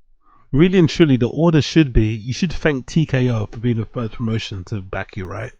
In the order of thanks, you should thank the first people that really believed in you, but he thanked Turkey first, you know? He thanked Turkey first because Turkey gave him the money to retire now, you know? Turkey changed his life and his generations to come life. So that's why he thanked Turkey first. But Turkey shouldn't be mentioned first, really. He should be thanking TKO, you know, first. But hey, it is what it is. To Top Rank, thank you for helping me become a champion. Bomac, Red, Saul, Bernard, Midge Minor, Chet, Ashley, Dr. Conroy, my little brother Wayne, Carl, Mac, McDoyle, Paulina, Denise, Michelle, Jamie, Dez, Matt, Levy, Steven Nelson, my brother. Not gonna lie, this is a really nice tribute, isn't it? This is a really nice way to go. This is probably one of the best retirement thing I've seen in a while. Thanking all the people behind the scenes who helped him along the way. You know, the people who go unseen, unspoken of, who don't get the limelight, who really helped him, because it's not, you know, it's not an individual thing. It's a team. Even though he's in the ring doing the sport, doing the fighting, there's people outside, you know, who are helping him be in a tip-top shape along the way that have contributed. I fucking love this, man. Big up, big up, Bud. This is a really nice tribute. Really, really nice way to go out. From day one, Ish, Harrison, Julie, Jessica. I don't view you just as members of my team. I view you as members of my family. My sisters, my nephew. Big up MK. I can imagine retirement video. Yeah, exactly. Same. It's honestly, I'm just happy to see somebody go out. Like, I don't know, man. I saw a clip the other day of somebody from Facebook. I don't know, maybe I'll play it later. It doesn't matter about retirement. I feel like there should always be an exit plan. There should be an exit goal. Like, working forever is just like, I don't know. Some people, I don't know why. If you want to work forever, fair enough. But it's nice to see athletes be able to leave with all of their, you know, faculties and shit intact. Like, I think that's great. We were all heartbroken to see how Muhammad Ali, you know, spent the latter end of his life. You know, such a great man to go out in that way was just heartbreaking. So it's great to see this newer generation deciding, you know what, I've had my fun, I've made my money, got nothing else to prove. Sayonara. I love it. Hopefully he sticks with it. He doesn't do what most athletes do and come back again. Hopefully he sticks with it. Grandma, thank you for your love and support over the years. Mom, thank you for the tough lessons. You built a mentally strong, resilient man. Dad, thank you for the support. You were the first person to say that I was gonna be $1 million baby and that I would one day be a world champion. To my kids, to Mia, Lil T, Tyrese, so sweet, to Leia, to Kari, Trinity, Zaire. Hey yo, brothers and sisters in the stream chat and people watching around the world, he has all black kids. Rate to an athlete, a prominent North American athlete, a prominent African American athlete having all black kids is fucking phenomenal. So if he wants to go out there and celebrate with a bunch of fucking snow bunnies and Latinas, let him have his fun. He has all black kids, black kids. If he wants to go out and celebrate with a bunch of snow bunnies and run around Dubai, Miami, right, LA, Ibiza with all the fucking white hoes, let him have his fun. He deserves it. He deserves it. You are my legacy.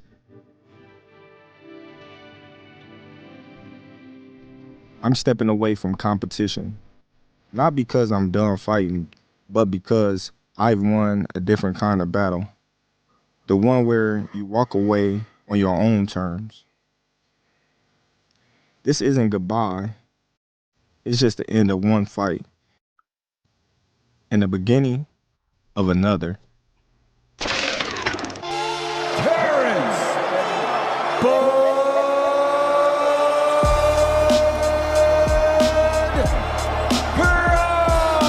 Sick, this is sick. I love this. I like this.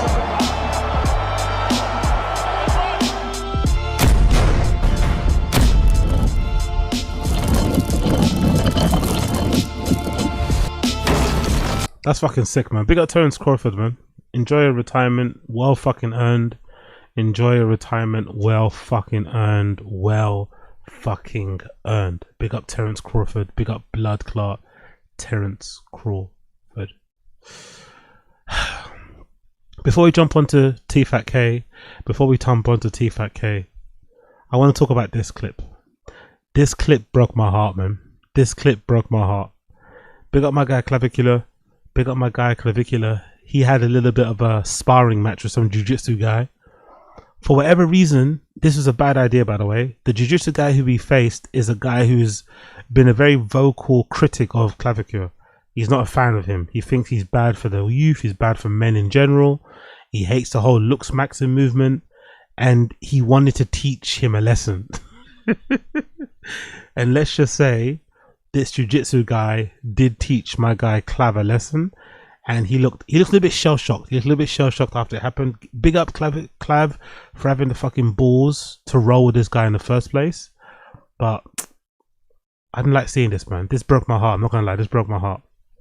January, I want to roll with Clav though. Absolutely. I want to get some work in. I'm down. I want to see like what my rate is and see if you can like give me a rate while we're in the middle of the round. Let's go. All right. Let's go. So I told you people are.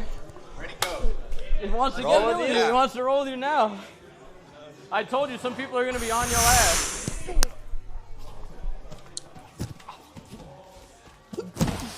Jesus Christ. I told you some people are going to be on your ass. Jesus Christ. Jesus Christ. What's my rate, Clavicular? What's my rate? Yeah. Oh, no, those suck. It just burns out after a little while. Yeah. This is for all the bullshit that I gotta watch on my fucking feed. All the fucking time. All right. Hey. Jesus Christ, man. You're so aggressive. Why is he so aggressive? I thought jiu-jitsu guys are meant to be kind and chill and cool. Why is he so mean to Clav? Why is he so mean? Look at his face. Look at his face. Bless him. Bless Clav. Bless Clav. I told you some people are going to try to go hard at you. I'm sorry. I don't care. I don't know how to do Yeah. But he's a good dude. That dude beat cancer. And, He's a good dude. I get shout out to that guy. Yeah. Hmm. Well, yes, sir.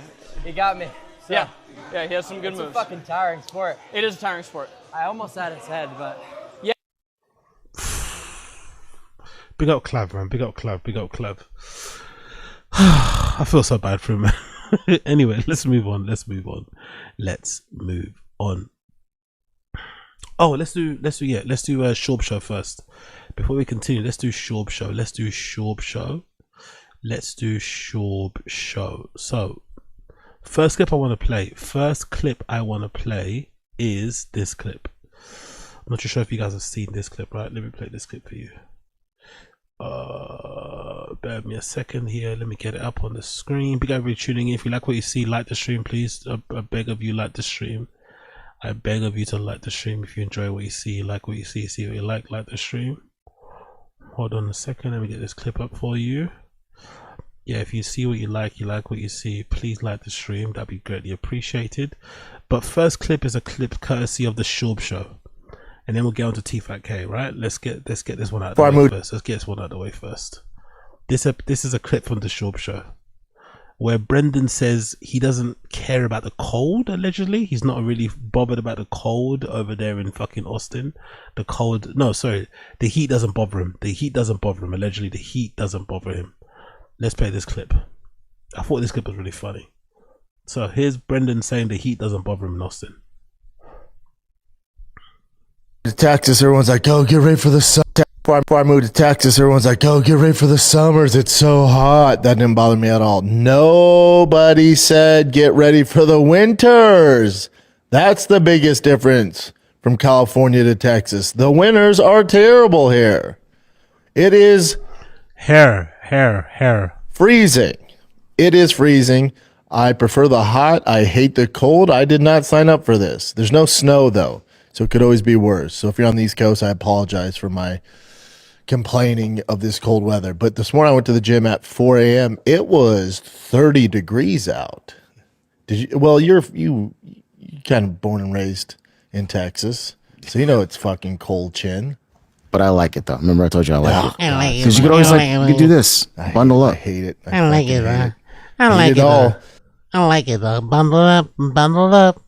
Anyway, that's Brendan talking about how he doesn't mind the heat. He's okay with the heat. He just hates the cold. It's funny he says that, right? It's funny he says he doesn't mind the heat and he hates the cold. Remember this clip from a few months ago? Remember this clip? That's right. Everyone likes to be all high and mighty. You know? Hard being a The way human. it was. Hard being a human. You have some current events, Jed? Yeah. Is it warm in here as fuck? Yeah. By the way, do you remember how warm it used to get in there in the summer? Brendan cut his hair, innit? He shaved his head off because it was so warm. He wore the tiniest of shorts in that studio because it was so warm there. He clearly felt uncomfortable and flustered. And now he's trying to tell you, I don't mind the heat. It's actually the cold I hate. He just lies about everything. Every time this guy talks, he lies. He's like DSP. Every time his lips move, which they hardly barely do because of his fucking lip filler he got, but every time he talks, he basically lies. Fuck. Yeah, we're sure. Okay, so It's we Texas. talked to that. I like the heat. No. AC. We had them turn off. Studio. Yeah, you're getting a little moist. Yeah, but the studio shouldn't be this way. Good for your fucking legs. No. So You we cut had them. those used to be long pants, huh? I've never served in military. I've never been in government. And I've never really traveled. The small amount that I've traveled to. No, that's not Di. That's Mike Catherwood. That's Mike Catherwood. Doesn't matter. You're an American. Muslim majority countries. Has been. Hold on. Is it Mike or Mark? What's his name? It's Catherwood, right? Surname. Is it Mike or Mark? I don't know. Which one of them. He's got his first name is M, I think. Like this much. But I will say this. You're talking about tens of maybe hundreds of millions of Muslims around the globe. Muslim isn't something that... Do you remember that? Do you remember the sound of the air conditioner? Before Chin figured out the filters, you remember the sound of the industrial sized warehouse air conditioner unit they had in there? Fuck, you know. And the mad thing is, they can still hear that in the studio. We just don't hear it in the recording. So they try to ignore that or just, blank it out when they're recording. But that sound you're hearing in the background is the air conditioning unit they've got in there. But Chin, one of the best things he done was figure out the filter so the mics don't pick it up. But that is an aggressive sound. Would call for most people to take recognition Hold of on. it. What is that noise? It's AC. It kicks on for a little bit. It'll turn off. Don't worry. Yeah. But is that fucking us? Probably, right? But as long as we acknowledge it, it's just AC for a little bit. How's that? Don't worry, we're gonna work Sorry this out. about the noise. We're gonna work it guys. out. We're gonna work it out. It's our Because only Mike's second saying something time. important. I just think that Look at how much it was irritating Brian, by the way. And I love how Brendan kind of left Chin to fight for himself. Brendan knows that sound is the air conditioning unit. He knows. He's well aware that's how loud it is. He just let Chin kind of fight for himself. But bless Chin, by the way. If you acknowledge it, it's going to be louder. What? I can hear it though. What do you mean if I acknowledge it? Brian is so pissed off about that. He hates the studio. Brian categorically hates this garage studio thing. He probably hates all the carbon monoxide smell, right? All the cars taking up all the space, having to jump over boxes of unsold Drive Fast or gas merch, all the boxes of car parts that get delivered there and shit. Brian clearly hates the studio. He clearly hates it, but he can't complain because he doesn't help to find studios. He doesn't take part in all that shit, so he can't complain. But he clearly hates it. No, when you're talking about what these men that Douglas Murray is taking note of is such a small don't fuck with the Brits and the Irish. You get them going, they will meet you halfway. Yeah. They'll fucking the indigenous Brits and the Irish come alive when it comes to war. Thousands of years of being Don't bad fuck dudes. around. Yeah. Bad What else you got, Chid? What else you got, Chid? Next Pete one. gets a little. Pete runs a little hot, and when I it gets hate a little it. hot, Big boy. he gets a little nauseous. Big boy. Yeah, his blood's thick. You hear him say that? I hate it. But in the other clip, he said, I don't mind the cold. I don't mind the heat. Everyone talking about the heat. I don't mind that. Shut up. Basically, he lies all the time. He basically lies. That's the clip. And then there's another clip as well here from American Redact where he's also lying about the heat. You going through a tough time? And I was like, I love it, LA, but Austin in general. But remember, it was so warm in there, right? It was so warm in there that he had to shave his head. That's how warm it was in there. He went for this fucking buzz cut look. Back to the MMA days. But he wants to tell you he doesn't mind the heat. Lying again. I just moved to Austin, man. Yeah, I'm trying to find my way. I'm heartbroken about a tough time. And I was like, I just moved to Austin, man. Yeah, I'm trying to find my way. Ospin? Is that Ospin or Aspen? Ospin. I'm heartbroken about LA. Yeah. Yeah. And he was like, yeah, Texas is great, man. Best decision I ever made. He goes, but you should know it's no LA. Because you're going to miss, there's no replacing LA. And I was like, oh, how long did it take you to get, like, back in your routine and feeling comfortable? It was 3 years. I went, what? He goes, yeah, tough 3 years. All right, so it's been about a week since I covered Brendan Schaub's depressing move to Austin, Texas. But since then, he's released an insulting 7.5 hours of podcasts that absolutely no one's asked for. So I love that line. Big up American Redact. An insulting 7 hours of podcasting. That's really funny. That's a really good line. I went ahead and watched those, and boy, oh boy, it really only gets worse for Brendan Schaub. Like, this guy's literally the Benjamin Button of podcasting. Starting out his career by interviewing Conor McGregor in a professional studio funded by Showtime, and ending it in a crammed storage unit sweating his balls off in the middle of a Texas summer heat wave. Hard being a human. The way it was. Hard being a human. You have some current events, Jid? Yeah. Is it warm in here? Yeah, we're Sure. okay. So It's we Texas. talked to that. I like the heat. No. AC. We had them not turn my off. studio. Yeah, you're getting a little moist. Yeah, but the studio shouldn't be this way. So this new studio is really bad, much worse than we previously thought. Because as you just saw, it gets extremely stuffy in there, since these storage units don't come pre-installed with AC. Exactly. So to fix this, Brendan's got this industrial-sized air conditioning box in there that sounds like a leaf blower whenever it's turned on. But I will say this. You're talking about tens of maybe hundreds of millions of Muslims around the globe. Recognition Hold of on. it. What is that noise? It's AC. It kicks on for a little bit. It'll turn off. Don't worry. But Is that fucking us? Probably, right? But as long as we acknowledge it, it's just AC for a little bit. How's that? Don't worry, we're gonna work Sorry this about out. the noise. We're gonna work it guys. out. We're gonna work it out. It's our Because only our Mike's second saying something time. important. I just think that, when you're talking about what these men that Douglas Murray is taking note of, It's the best I've had. Their pork belly. Sorry, guys, for that sound. You keep going. No, he has a thing that gets rid of it. We fixed it. You just go. I hate the I'm so glad he got shamed out of not wearing his of not having his toes out all the time. But he was so pissed. He fucking hates the sound. He hates that studio. He hates it. You could tell Brian hates it so much. Big up Coil in the stream chat. I just realized they probably have to put up all of this shit because Bappa's toys need to be business tax write-offs. Yeah. Oh yeah. I never thought about that. Good point, Coiler. Yeah.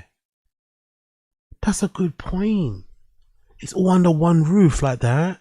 Partly for the... Yeah, that's a good point. I always thought it was just like a room thing. Because obviously the new house he has doesn't have the same size garage as the one in LA. Or just he's got too many cars in general. So he can't park them all in his own house. Or maybe as well, he might also... I don't know if this is common. This is a thing. But I know in the UK there are some areas where they limit the amount of cars you're allowed to park outside of your house. Is that the same in America? You must have that, right? There are some areas where you can only park a certain amount of cars. They don't let it. You know what I mean? The neighborhood watch or the council, whatever. They kind of put regulations. So I wonder if in his little fucking suburb, in his little whatever, in his little community, in his little gated community, if they have some sort of rules about how many cars you're allowed to put on your driveway, how many cars you can put on the street. I wonder. Go straight down.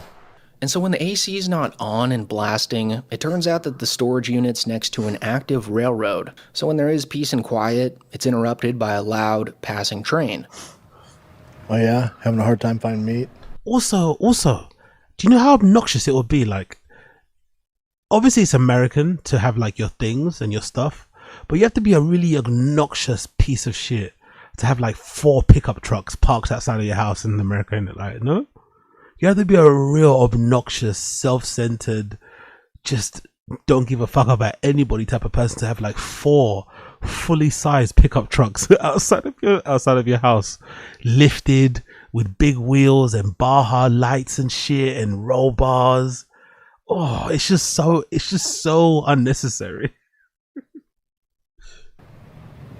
That's a train. That's a train? Yeah, there's a train that goes around. Oh. I just felt everything rumble. I get nervous now. So on top of the loud AC, the train outside, the echo, and the smell of engine exhaust from all of his cars underneath, the funniest part of this new professional podcast studio is that the lights in there go off every 30 minutes or so, since storage units like these have built-in motion sensor lights in order to keep the energy bill down. It's a little Is it old school? Old school, but Oh, is that the reason why? Are those motion lights for I thought they were a security thing. Those motion lights are for energy costs to keep down. And I like how they probably had to install something or get the person to change the settings to just keep them on. This was a funny part of the podcast history, bro. Chin having to get up and move to make the lights come back on. Hilarious, man. That's no, it's put your hand on your heart. She went, oh, apologies. It's a sign of respect not to touch another man. Also, what people don't realize is in the Arab world, he wasn't looking at her. So our boy Brendan has clearly struck bedrock here in Austin, and as you may have guessed, it's only getting worse for him, as he just recently got pretty upset with Bryan Callen, since Callen's going to be missing 2 weeks worth of shows to go on his annual cruise ship with his second family. Yeah! Here we are, baby. We're back, bud. We're back, and I want to apologize for leaving again. But it's only 10 days, 11 days, 10 days. It's 2 weeks of filming. You're missing 2 weeks. I'm not missing 2 weeks. I'm missing... No, because you come back on like a Tuesday. Well, I'll come back on a Wednesday. Yeah, I'll be... Brian, that's 2 weeks. No, but we'll get a podcast in that week, so it'll be 3 shows I miss altogether. 3 shows. What are you going to cruise? I'm going with the extended family. I don't get it. It's every I don't get it. June. Every June.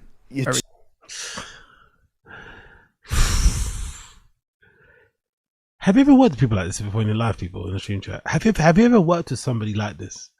Because I know they're not the best with communication. You can clearly see they discuss a lot of the podcast business in front of the camera for some reason. I don't know if they don't have a group chat or they don't have an email. I don't know why they don't have something like that. But have you ever worked with somebody that does this sort of thing? You're working together, you know, the business requires both of you to be there, and they tell you the week before that they're going on holiday with their family on a cruise around the world. Like, why wouldn't you tell me this ahead of time? So I could get things in order, and I don't know, so we can maybe bank some episodes. Maybe I'll get someone a guest in. Like, what the fuck is going on here? Like, and also, I always say this, but Brian's constant vacations that he goes on with his family is probably the clearest identifier that you need that he comes from a wealthy family. Not a rich family, a wealthy family. The only people that I know who travel with their parents at his age are people that are wealthy. Nobody regular would willingly go on holiday with their family at that age all the time.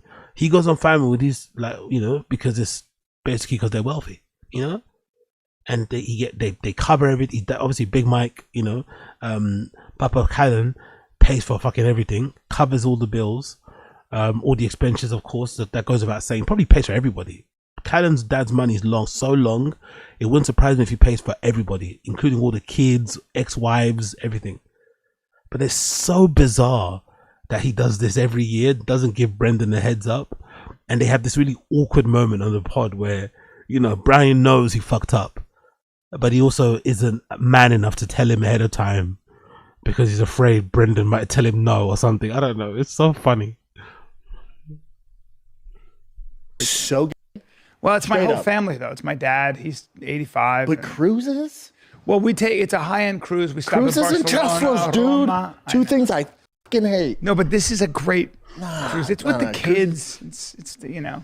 And in LA, this usually wasn't a big deal, since there were hundreds of semi-famous people that Brendan could have on the show to replace Rinks. But now that they're in Austin, those big names aren't anywhere to be found. So Brendan's left with Joe Rogan's Brazilian Jiu-Jitsu friends and Tim Kennedy for the next 4 episodes of Fighter and the Kid. It's great. It's fun. But yeah, so you're missing 2 weeks when we just got here, so that's cool. But I got Tim Kennedy filling in next week. That's a very good fill-in, right? And then I'll probably have Catherwood fill in. These are good fill-ins. Yeah, big up B Mallory. I think Palin took a big page cut. I think that's true. I don't even know how Brendan was paying him $25K on the old numbers.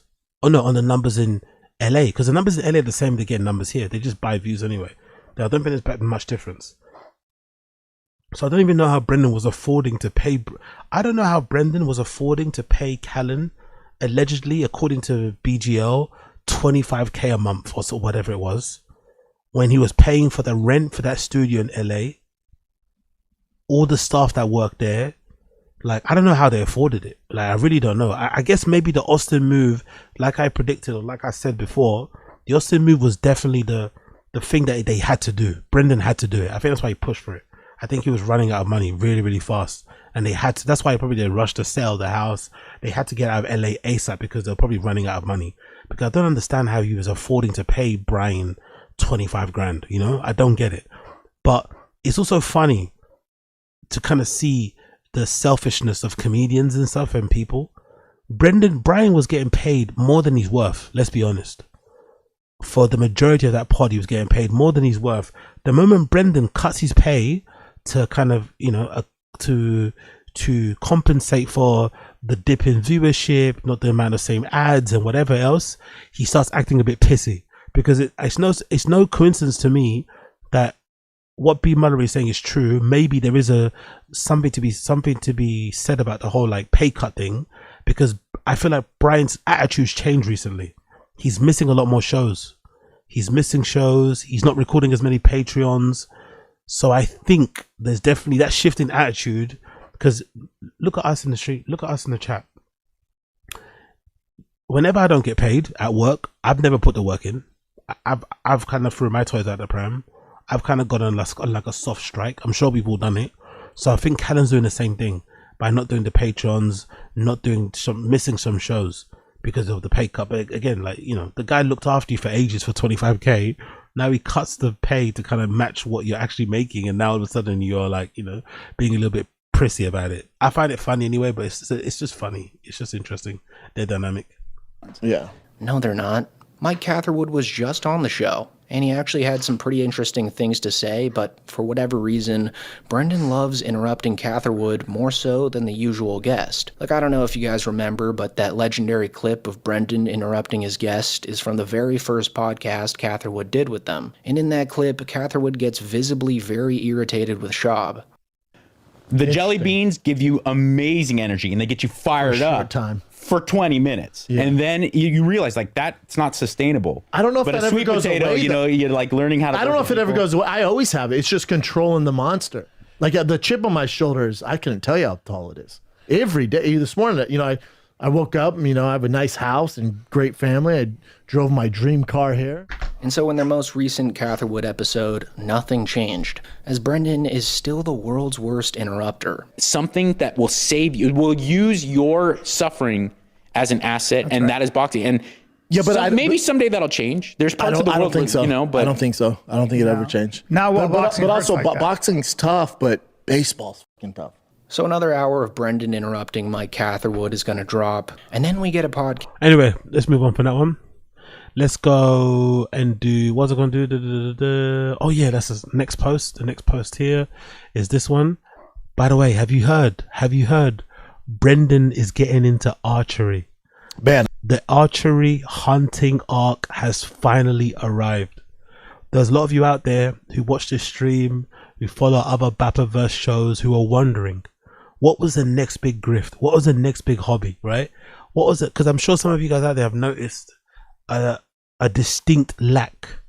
I'm sure most of you out there have noticed a decrease in the amount of talk that he has about trucks and cars. I'm sure some of you have noticed it.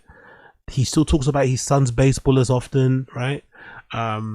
He still talks about, I don't know, UFC business and stuff as often, but you don't really hear him talking about trucks and cars and mods and all this shit as much as before. Even Kibitek. I can't remember the last time he mentioned Kibitek. So it seems like he's got a new personality just loaded, a new grift to exploit, a new way to get himself back into Joe Rogan's good graces. And guess what? It's archery. He's getting into archery because he just started hunting the other week. So now he's getting into archery. Can you believe it? Can you fucking believe it? Rogan's favorite thing, the thing that Rogan built an entire, I think Rogan's got like an archery range allegedly in his warehouse or that facility where he hosts, where he records the Joe Rogan podcast. Now Brendan's getting into it. I don't think it's any coincidence. Man, I was at Ways to Well on... I was there on Thursday. I usually go there at least once a week, maybe once every 2 weeks. Just depends what's going on, how I'm feeling. And I'm getting my IV of all the goodies, the Jelly Roll special. And my boy Adam Greentree walks in. Now, if you know Adam, Adam is probably the best bow hunter on the planet Earth. Definitely top 5 Australian lad. And he's the man. And I go, I haven't seen him since you met him when we went to Australia. He came to the show in Melbourne or Brisbane. Damn. He came to one of the shows. He's backstage with us. I probably didn't know who he was back then. Yeah. I know who he is now. Yeah. So he was there, and then I was like, oh, man, you'll dig it. I started hunting, man. He's like, yeah, I figured it's only a matter of time for you to get into it, blah, blah, blah. And I go, yeah, check this out. I show him this deer, right? And he goes, oh, man, that's gay. I went, what? He goes, that's gay, mate. I go, how in the world is hunting? Out of all the things to call me gay for, there's a lot, but not hunting, dude. He goes, yeah, you used a gun, right? And I go, yeah, dude. I go, what the fuck? What do you think? I use a spear? He goes, bow and arrow, mate. Bow and arrow. He goes, guns are for gays. He goes, you know how in America, like gays drive electric cars? He goes, that's how we in the bow and arrow community look at guns. Like the way people hunt with guns, we view that the same way you view electric cars. Oh, by the way, he's struggling to. I don't know if he's not had his morning coffee, but honestly, one of the worst things Rogan's probably done is this very rigid representation of masculinity in it. That's probably one of the worst things Rogan's probably perpetuated and promoted out there. This idea that driving a car that's electric is somehow gay compared to driving a car that's gas powered, petrol powered. It's like, really? Like your entire your sexuality, your masculinity is somehow related to the car that you drive and the way that it's powered, the way that it's. I never really understood that. You can not like maybe the environmental aspect of people that drive electric cars. I think people have left that alone, by the way. I don't really think you hear a lot of people that drive electric cars talk about the environmental benefits. People have kind of, rightfully so, quieted up about that. But the idea that driving an electric car is inherently gay is really funny to me. It's really funny because it means that you are incredibly insecure. That you somehow think driving a Tesla is going to make people think that you like dicks and shit. Like, weird. Also, like you said before, doesn't he talk about dicks more than the average gay person anyway? Right. Oh shit, I didn't know that. And I was like, yeah. I said, when I was a kid, these are facts. When I was a kid, my dad would take me not bow hunting, but to a range, and we'd shoot bows. So I had a bow as a kid. It was a camouflage one. Can somebody explain to me why he does this? So he's clearly picked up a new hobby, a new grift, a new identity, a new personality, as Diana says in the stream chat, a new skin, right? He's clearly picked this up new. Mostly I feel like he does this stuff because he doesn't want to be at home. This is my controversial, somewhat black-pilled point of view. I personally think he doesn't want to be at home. He's still trying to fill the gap that comedy kind of filled in terms of taking up his time and allowing him to go on the road and smash other women that aren't his wife. Now that he's kind of can't do that, he has to be at home more. He's doing this whole like, oh, I'm the beast of a dad, I'm the best dad in the world type of nonsense. But I personally think he doesn't like being at home, so he kind of tries to fill his void of not being at home. Cool, whatever. That's all well and good. He's got kids, he's got a wife. Maybe this is a thing that married men and kids do. I don't know if this is a thing. Personally, you know, if it was me and I had kids, I don't know. I want to be at home more often. But maybe this is a thing that most men do. You want to find hobbies that take you out of the house so you can have some time on your own and do man things, right? Fair enough. But why is it whenever he picks up a new thing, why does he always say, I was doing it since I was a kid? Why is that always the first? Like, why does he always fly about doing that thing before he actually started doing it? Who are you trying to lie to? Like, we can see in real time him starting something new. We can see it. We can see that his gears and his head turning when he finds out a new hobby, a new interest, a new thing to kind of waste some money on, or to, you know, distract him or to keep him occupied. But then he'll tell us, oh no, this is something I've been into since I was a child. So suddenly now, I don't think I've ever heard him talk about archery. I've consumed a lot of Brendan content, unfortunately so. Some of you have too. I don't think I've ever heard of Brendan talking about if anything, I remember when he used to mock it, which was kind of a little bit refreshing. He'd kind of say, oh, that's one thing I'm never going to get into. Like, he'd kind of make a point of that. I'm not doing archery. I mean, like, he'd kind of mock the whole hunting archery thing. Now, all of a sudden, I was always into archery. I had a camo bow. My dad used to teach, like, what? Why can't he just get into things and just say, yeah, I'm into it new. I'm learning. If you have any suggestions, send me some. I want to practice. I want to get into this sort of stuff. I did dabble here and there when I was a kid, you know, like we all do with some sticks, you know, with a stick, you know, like we all did.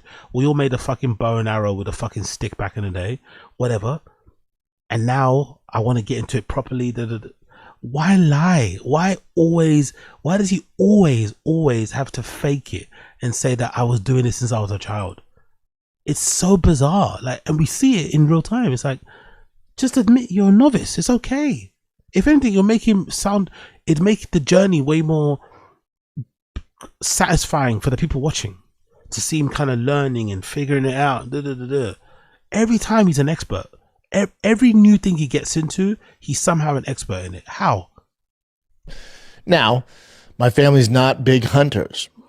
The only reason I got into the bow is because of Rambo and like Arnold Schwarzenegger. Those were my heroes. You know how today's kids' heroes are like fucking Jake Paul, Mr. Beast, like, you know, this different. We'll just leave it at that. Different. My generation's heroes were Sylvester Stallone, especially Rambo, Arnold Schwarzenegger, even older than that, Chuck Norris, like the guys, man. I thought his heroes were Jim Carrey. When you're doing stand-up comedy, weren't these heroes Jim Carrey and everybody else?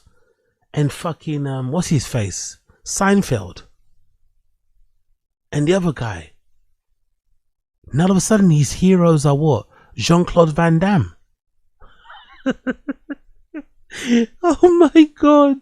He's so fake, isn't it? I don't think I've seen a more fake person in my entire life. It's so sad. This guy's in his 40s. This guy's in his mid-40s with children and stuff. Has had a somewhat of an accomplished career. And he's still out here just like, I don't know who he's pretending to. Like, this is so bizarre. That was our shit. So I want to be like Rambo or Arnold Schwarzenegger. I want to shoot a bow and arrow. So my dad got me a cheap used bow and arrow. I remember it was all camouflage. Anyway, we go shoot it probably twice a month growing up, probably the age of 6 to probably 12, you know? So I was a little familiar with it, but again, never hunted. And it's pretty close when you're at the range and you're a kid. So I would tell him that story and he goes, oh man, I'm telling you, if you like hunting, if you like shooting, I'm not that big into shooting. I had fun hunting, but I'm not that big into, after about 30 minutes shooting guns, I'm over it. He goes, I know. That's why you gotta get him bow hunting, man, because you like me, like routine and all this, and it's all mechanical. And I'm like, all right, that sounds dope, man. He goes, what are you doing tomorrow? I said, tomorrow? Why? What's up? I could figure some stuff out. He goes, well, meet me at Archery Country. I'm like, what the hell's that? He's like, it's a bow shop, man. I go, all right. He goes, meet me there at 11:30. So that morning, that was Friday morning. So that morning, I met a guy at Facebook Marketplace, sold some wheels from one of my old trucks. Then I went straight there. In my head, I'm like, I'll be here maybe 30 minutes. Me and Adam would maybe shoot some bows, so give me some pointers, and I'll get out of there. Dude, I was there for 4 or 5 hours. Adam's like, dude, you need to shoot this and do this, do this, do this. I walked out there with a new bow, arrows, freaking giant thing to shoot into. And then he goes, this is the bow you want to use. And he goes, I'm going to have my boy Tank teach you the proper way to shoot this bow. Dude, I've been super fortunate. I've had some great coaches in sports. This dude Tank at Archery Country might be the freaking bow whisperer, dude. He goes, yeah, usually I can, on average, when I start working with somebody new, I can get them to shoot a bullseye within 50 arrows. I said, sick, man, let's do it. 50 arrows? What? What did he say? Arrows? What was that? What the fuck would he say there? I said, sick, man, let's bullseye within 50 arrows. I said, euros. I said, sick, man. I said, sick, man. Let's do it. I can get them to shoot a bullseye within 50 arrows. I said, working with somebody new, I can get them to shoot a bullseye within 50 arrows. I said, sick, man. Let's do it. I'm down to start shooting. I got through his coaching. Like the Greek delicacy, right? The Greek snack. Euros. What the fuck was that? He can't pronounce arrows. Sick, man. Bullseye within 50 arrows. I said, sick, man. Let's do it. I'm down to start shooting. I got through his coaching. I got the bullseye within 5 arrows. And then your boy was just lumping them. Of course, he's a savant, by the way, right? So this guy allegedly can get you to hit bullseye within 50 arrows, within 50 arrow shots. But obviously, Brendan being the outlier, Brendan being the high level athlete who never did anything athletic high level, by the way, but allegedly being this high level, super talented freak athlete, he did it within 5. Of course, he did it within 5. Of course, the special boy Papa did it in 5. Of course he did. Together, dude, like a snap. I was there I couldn't get enough of it. Went home. I got this thing to aim, to shoot, to practice on. I'm in the backyard now, freaking doing it nonstop. Nice. I love it, man. It's dope. I can only imagine what hunting's like. I'm sure it's a lot more fun than hunting with a gun, but it is so cool, man. It was so cool. And I was like, man, a bow and arrow's like strong enough to take out these big ass animals. And he goes, mate, he shoots a 80-pound bow. I think Rogan and Cam shoot 90 pounds. And he goes, 80's kind of all you need. He goes, also it depends on your reach, you know? Yeah. He was saying this is so pathetic. If this is not even I'll respect this somewhat. I still think it's bizarre that he's so devoid of a personality. He's so empty on the inside. He's so not content with his life and his family that he searches for all these things outside to occupy his time and mind. I find that quite sad and pathetic. But if he's honestly doing this just to kind of occupy his time and to sort of have some alone man time, cool. But if he's doing this as a weird way to kind of get back into Rogan's good graces, to kind of get his individual Rogan numbers up again, right? Because his appearances on Rogan haven't been that plentiful, especially individually.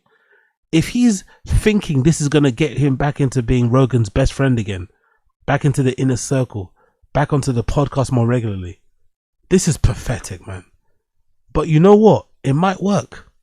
Rogan's pretty easy to kind of play up to kind of grift, to kind of pander to. Rogan's pretty easy to pander to. We've seen a bunch of people get on Rogan who probably had no right being on there because they said the right thing, they had the right politics and shit. They trash trans people and you're on there. So we might laugh at this, but this might get him on there more regularly. We might laugh, but this actually might work. 80 pounds. He was hunting water buffalo, like black buffalo in Australia. I think Australia. They might have black buffalo, but either way, he's hunting somewhere with black buffalo. I'm sorry, water buffalo. Water buffaloes. Probably Asia. I think. Yeah, water buffaloes. And he said they're smart, but the way their ribs are, if they turn, it creates like a protection of armor. So he's like, so you gotta be careful when you shoot, because you shoot there, it's not gonna go through the rib. He goes, I shot one. I had a draw. I let the arrow go again. This is 80 pounds. He goes and he hit him in the ass cheek, like the hind leg, went through his ass, out his mouth. Oh shit! Straight through. I was like, what? Yeah, man. So your boy's shooting bow and arrows, like Rambo. That's cool. It's cool. Have you ever shot a bow and arrow, Tim? Yeah. You like it? I can't. So I did the recurve, which is like the old school. It's just like the one that just bends. Oh wow, like a Native American. Yeah, for just wow. target practice. Yeah. But then I tried the compound bow. I think because my friend does it, he loves it. And I tried the compound. I could not for the life of me. And then finally, I was like, How much was it though? I think 40 or 50. Oh wow, it's pretty light. It was my first time ever trying it. Yeah, it's pretty light, man. Yeah. I think mine set at like 65 or 70. But because wow, but I was gonna say mine's like 100. Mine's like 220. Fucking, you just started. Already he's trying to fucking compete and output. Okay, you're way more of a man, isn't it? Way more of a man. He was like, you could, I could pull 90, but he was saying, he's like, what you don't want to do, you want to get used to like being smooth. Like it's not about like jerking it or starting out here and you got to jerk it up. He's like, because animals see this. They see up and down. They don't really see this. He's like, so you want to be where this is easy for you. Money every time. Money every time. Oh, it was fun. It is addictive though. Even with the recurve, it's fun. I told him, because we're at the range, I looked at Adam and said, oh boy. Yep. It starts now. Boy. This is going to be a problem. I got to be careful. I have an addictive personality. I got to be careful where I point it. But it's dope, man. Shout out to those guys. So embarrassing, man. So utterly embarrassing. I'm not gonna lie, I didn't see this one coming. I'm not gonna lie, I didn't see the archery hunting thing coming. I thought he was definitely gonna get into like Traeger, like barbecue grills. I think I saw the pickup truck thing happening a little bit. I thought maybe he'd get into guns and start doing the whole Tevin tactical thing, assault course thing, gun range thing. I thought he'd do that more regularly. The alcohol's off the table, right? Alcohol's off the table because he's on Ozempic, although he doesn't want to admit it. He's on Ozempic, so he can't do alcohol.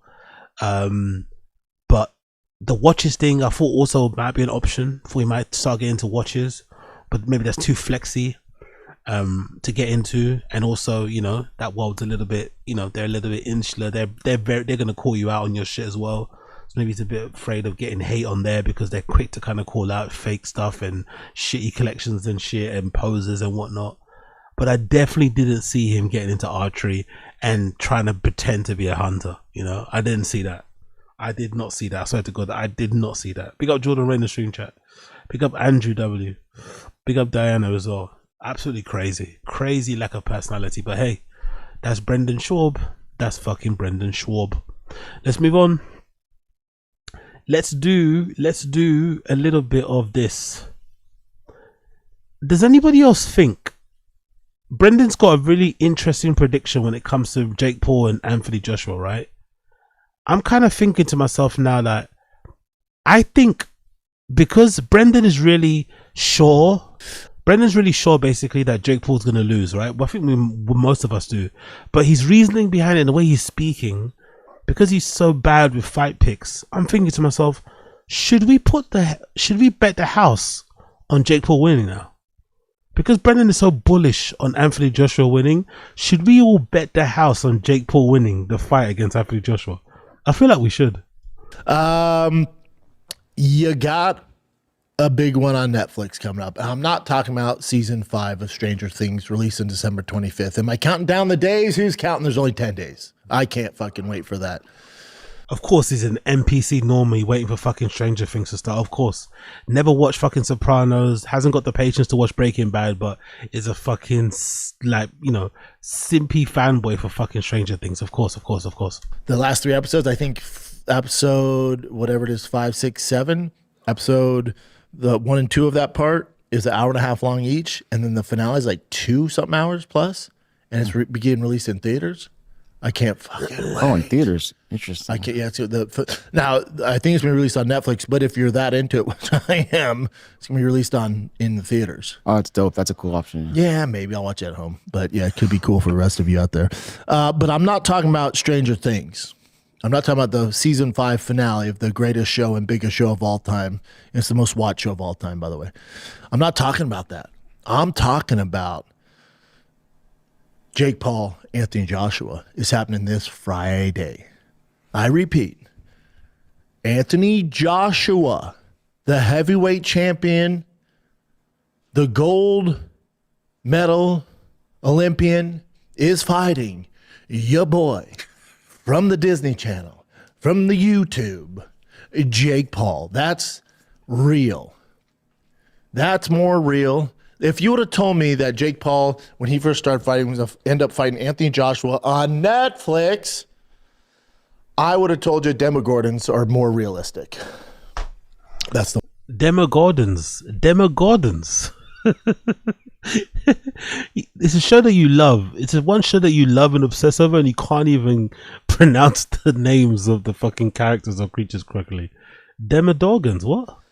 I would have told you Demogorgons are more... Demogorgons? What's a Demogorgon? What the fuck is a Demogorgon? realistic. I would have told you Demogorgons are more realistic. That's the monster Netflix. Oh, okay. That's Stranger Things. Demogorgons are more realistic. Demogorgons, Flash Gordons, brother. I think that's how you pronounce it, Demogorgons. Was it Demagogues? Demogorgons. Demogorgons. Bring it up. See if that's it. But I would. The point is, if you would have told me those are real, I would believe that more than I would Jake Paul actually fighting Anthony Joshua. Here's my take on this, and I know it's a big one because I always judge it. There's a stupid way to judge things, but Demogorgon, yeah, Demogorgon.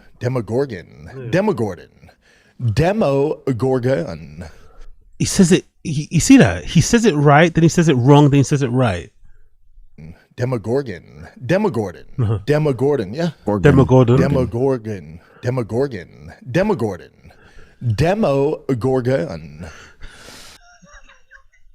How did this guy get 2 degrees? The American education system needs to shake its head, man. The American education system needs to take a long, hard look at itself in the mirror. How did they let this guy get a degree? How did this guy get a degree? Sounds like a fucking Dagestanian wrestler or some shit I can't pronounce. They look like flowers with teeth, whatever. This is how I judge fights. So I get my coffee every morning from the same spot every morning.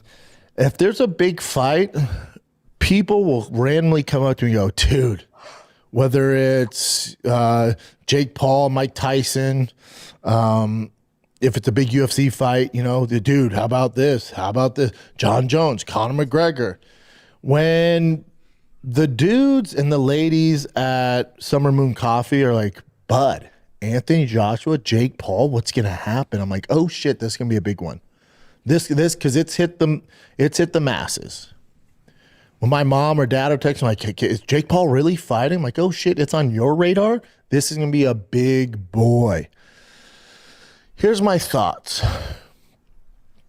It's well documented. I love Jake Paul. He's such an entrepreneur, such a trailblazer. What he's done is absolutely insane. Even him and his brother Logan, the stuff they do is wild, and their work ethic is inspiring. And I know it might not seem like you guys don't see everything, but they are so brilliant and everything's so calculated, and everything that they touch turns into gold, and they're crushing it. But this is where this journey of Jake's is at a crossroad. This is where there's a fork in the road. Meaning, anybody who thinks that any fight previous to this, that the fights are fixed or pre-choreographed, any of that shit, I get the hate on them. I get your show off on that. None of that is fake. The best example of that, you think Nate Diaz is down to lose to Jake Paul? You think your beloved Jake Diaz, the Stockton gangster, is going to succumb to money and agree to take a fall? Your beloved Jake Diaz, who's Jake Diaz? Jake, who the fuck is Jake Diaz?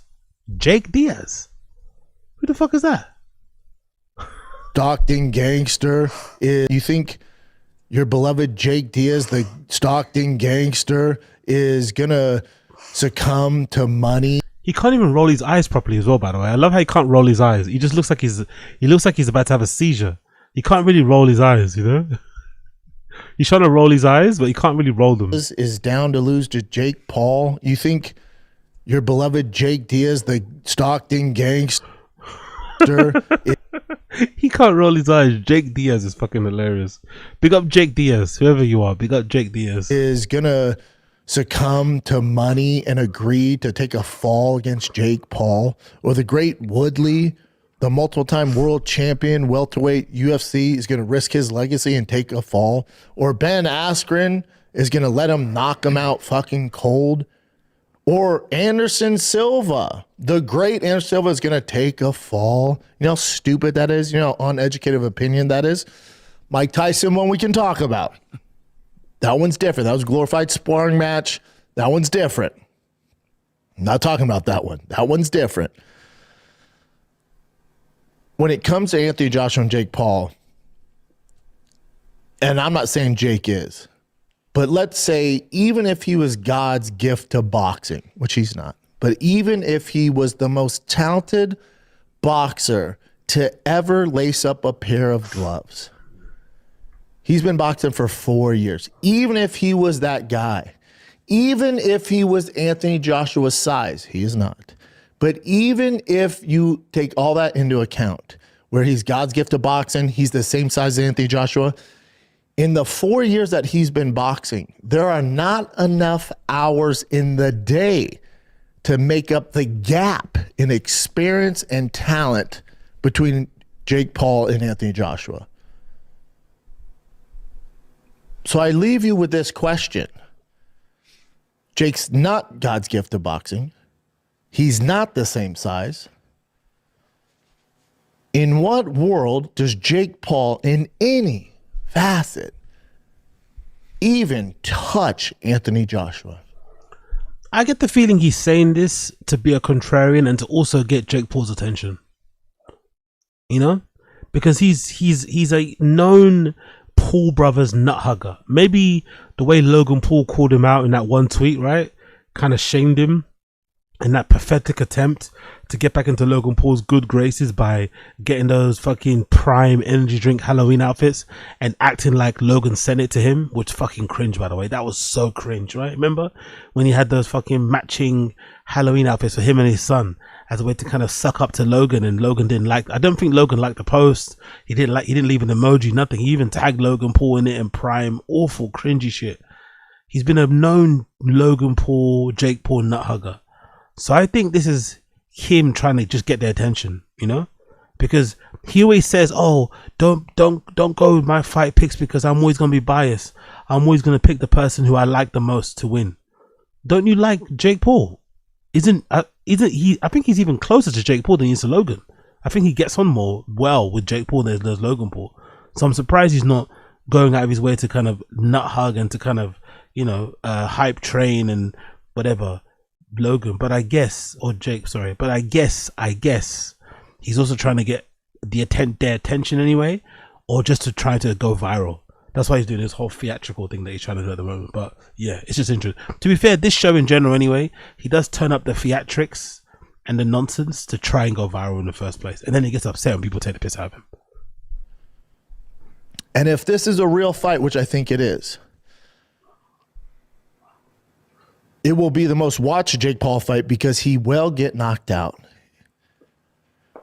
And the reason why I think finally that, not finally, shouldn't say finally, but the reason why finally that fraudulent slip there, finally, by the way, fraudulent slip there with friends like Brendan, who needs enemies, with friends like Brendan, who needs enemies, finally, you know, aren't you meant to be their friend? Finally, that this kind of almost false sense of achievement will stop for Jake Paul is because for Anthony Joshua, you're talking about a real, has a history, has the pedigree is a world-class boxer.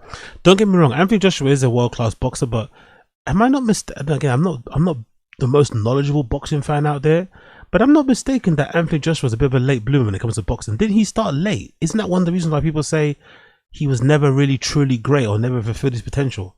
Because he never really had the fundamentals dialed in from when he was younger. Didn't he start like late in life as well, boxing? Anthony Joshua, I swear he did.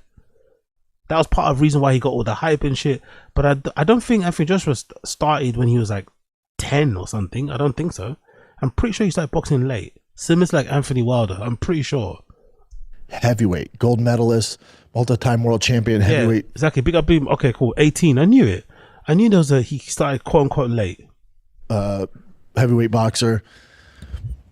For Anthony Joshua, he can't risk having Jake Paul have any success. It would look atrocious for the boxing community. Oh, it's bad. It's back. Atrocious. Remember Atrocious is back.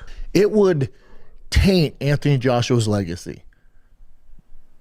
Because Anthony Joshua could, before this fight, they're going to fight after this, and we'll get to that. But before this fight, let's say he finally fought Tyson Fury, and he knocked Tyson Fury out in 3 seconds. Huge overhand right, knocks him out. The whole world's talking about it. And then that was before this. And then on December 19th, this Friday, he wins a decision to Jake Paul, or he were to lose by split decision.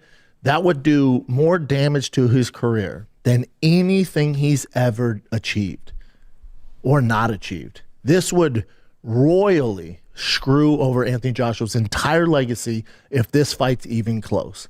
That's why I do not think Anthony Joshua is going to mess around in any facet. It's not going to happen.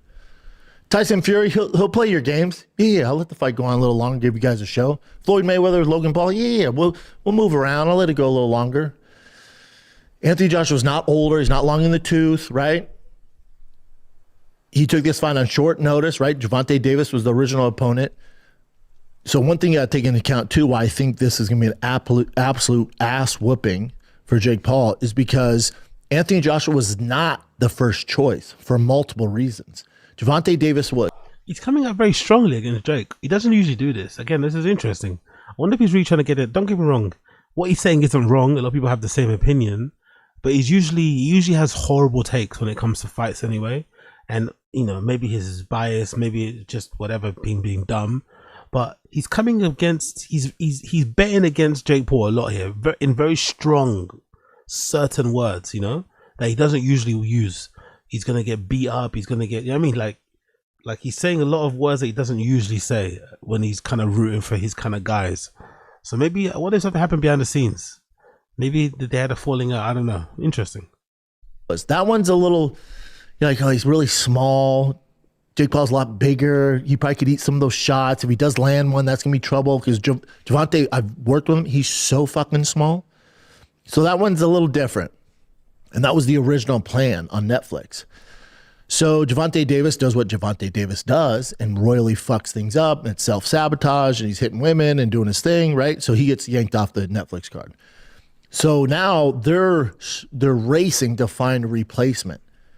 They offered to Francis, he said no. They've offered to Ryan Garcia, he says no.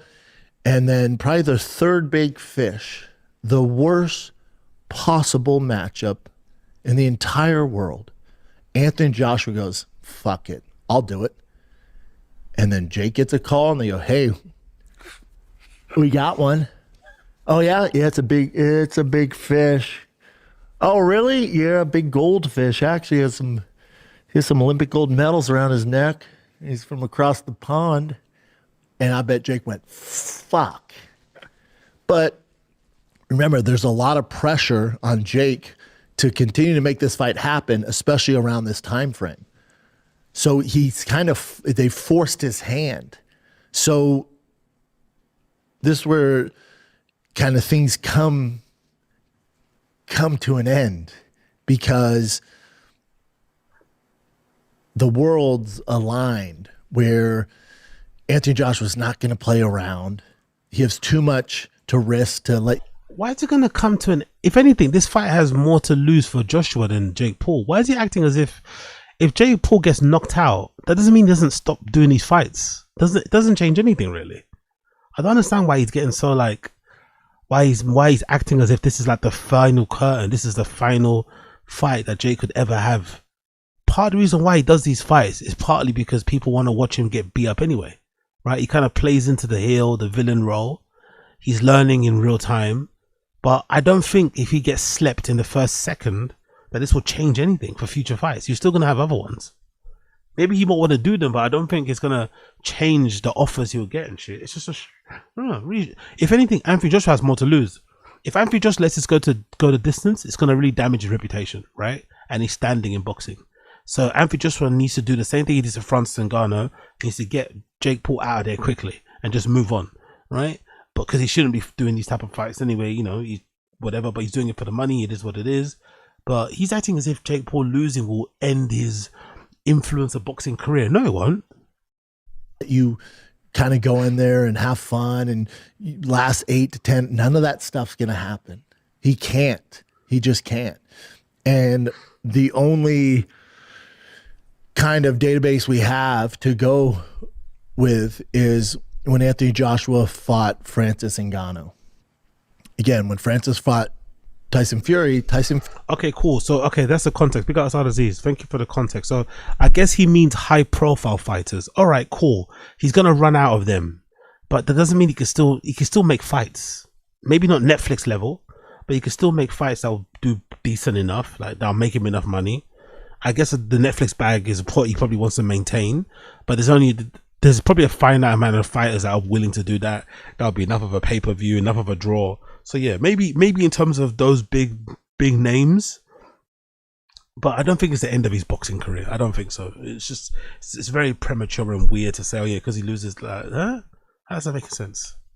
Fury didn't really take him serious. Looked a little out of shape. Dragged the fight on a little bit, and then he gets clipped, and then kind of took over, right? But he was kind of like, this guy's not even a real boxer, man. Come on, I'm not even gonna train that hard. I can beat this guy in my sleep. And then, you know, Francis, it was an opportunity of a lifetime, trained his ass off, studied film, showed up in the best shape he's ever been in, and he still didn't get it done, even though some of us think he did. I did, but it's all good. And Tyson's like, I don't give a fuck. And we know Tyson. We love him, right? And then Francis goes, shit, I thought I won that one. Give me Anthony Joshua. Again, Anthony Joshua goes, I'll be your Huckleberry. Yeah, no problem. I'll do that. Yeah, give me the money. Yeah, let's do it. And if you watch the difference between Francis versus Joshua and Francis versus Tyson Fury, you're like, oh shit. And I told you guys before that fight, this is exactly how it should go. Now, let me ask you this. Do you think Jake poses more of a threat than Francis Ngannou when it comes to striking? The answer is no. One's a giant African heavyweight. The other is a kid who's talented and puts a lot of effort in and has a great team and a lot of aspirations. But at the end of the day, one of them is an actual true heavyweight and is tried and tested in combat sports. And the other's figuring his way out, but really hasn't been tested. And his first actual test is against one of the greatest heavyweights to ever do it. And he has a size advantage. The speed advantage, I bet you'd be surprised, it won't be that big of a difference. And he hits like a fucking Mack truck. And he's not going to play your game. He doesn't care that you have this big following or that you fucking starched this kid or that guy or this, or you have this many YouTube followers, or your brother's this or this, that, or it's on Netflix. He doesn't give a shit. And now you're dealing with an actual fighter whose reputation is on the line. And to make matters worse, not only is it on the line, but he's already lined up. He has his sights on Tyson Fury, which we've all been waiting for right after this. It's the perfect storm for Jake Paul, where it stops here. It stops here, Bubba. I wonder if a lot of these don't get me wrong, maybe there's some truth to what he's saying. I think a lot of people probably agree to what he says, but I feel like sometimes the tone of how he says these type of things, I wonder if a lot of this perspective comes from his inability to adapt, to evolve, to grow, to develop in his said sport of choice at the time, which is the UFC. I think a lot of his own limitations and his inability to reach the top, I think he places on others, and I don't think he really enjoys it when some of these YouTuber influencer guys, or you know, people like Francis kind of dabble in boxing. Like, I think he roots them to fail. He doesn't want a Francis to go and become a good boxer or become a champion in boxing. I don't think he wants that.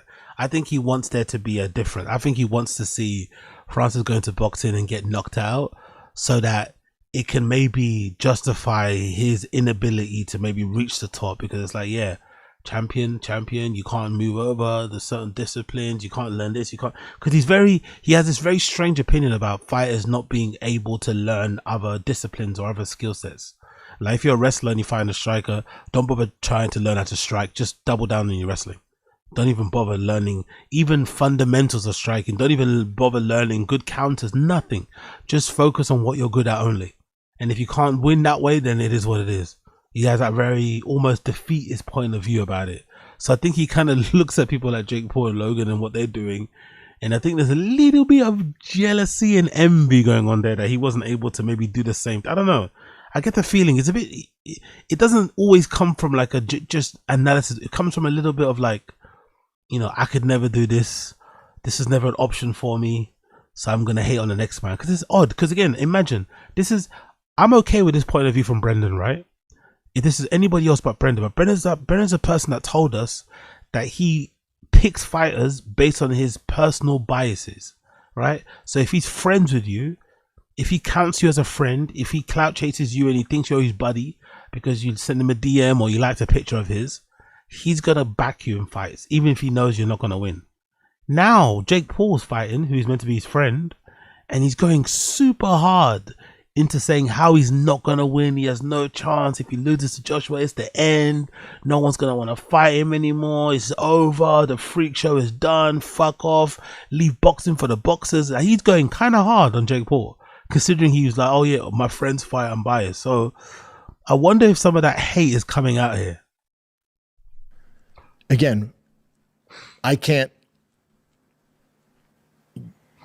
even begin to praise Jake Paul enough for even having the fucking cojones to get in. Cojones or cojones? Paul enough for even having the fucking cojones. Let's find out. How?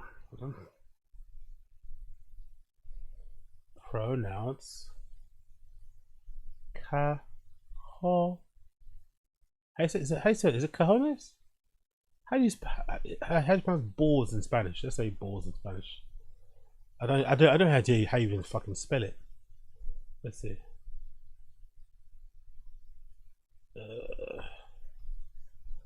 No, not bolas, as in testicles. Oh, it's J. Okay, cool. I didn't know that. How do you pronounce? I didn't know it's spelled with a J. So it's spelled. There's cajones. Cajones. How do you pronounce that? How do you pronounce that? It's cajone. Cajone. And he said, what? Cajones. Brendan said cajones. Testicles. Let's say it all together. Cajones. Cajones. Cajones. Cajones. Cajones. Cajones. One more time. Cajones. Cajones. Cajones. Cajones. Okay. Thank you for joining us on this adventure in pronunciation. Remember, language is a journey, not a destination. Keep exploring, experimenting, and expanding your linguistic horizons. We'll see you next time. How did Brendan say it? And to praise Jake Paul enough for even having the fucking cojones. Cajones. Cajones. Cajones. Cajones. Cajones. Cajones. Is Jake Paul enough for even having the fucking cojones to get in there with Anthony Joshua? Really his first real actual fighter. What about Mike Tyson? Mike Tyson 70 had gut issues. They're friends. It was a glorified sparring match. I'm talking about creme de la creme. Maybe not in his prime, but just a sear over it. World-class fighter. This is where it ends, Bubba. This is it. This is it. Now, I'm not saying that this is Jake Paul's last fight ever. No. This will be his most watched fight. He will lose this fight. And then he'll probably fight Francis next, maybe. Or he's like, fuck these heavyweights. Or he'll fight a few more times. But really, this is where the rubber meets the road. And Jake's going to go on and do great things. He's fine. He's fine. But this is where it stops. This is just where it stops. And that's all good. And the amount of money and views and this whole journey he's been on has been amazing. And no one will ever do it again. He's inspired a lot of young kids. And he's made boxing with the younger generation relevant again. And I can't say enough nice things about Jake. But this is where it stops. I say all that. But why does it have to stop? That's the question you have to ask yourself. Why is Brendan want it to stop? Why is Brendan so adamant that Jake Paul's kind of influencer? I'm this YouTuber guy learning how to box. I'm gonna win. Why? Because I think Jake Paul's ultimate aim is to be pro, right? Why does he feel like he needs to stop? That's what you have to ask yourself. Why does Brendan feel like Jake Paul needs to stop what he's doing with boxing? Smells like jealousy to me. And if this fight is not a complete domination by Anthony Joshua, something's up. I'm not saying it's fixed. I don't want any lawsuits, but something's up. It doesn't matter. It does not matter. The film they break down, the training partners he brings in, if he's feeling good that night, if Anthony Joshua's having an off night, it does not matter. Listen to me very closely here. If this is a complete 100% authentic fight, there is nothing in this world that Jake Paul can do. I mean nothing to beat Anthony Joshua. That's how this should go. If it goes any other way, well, I don't know what to tell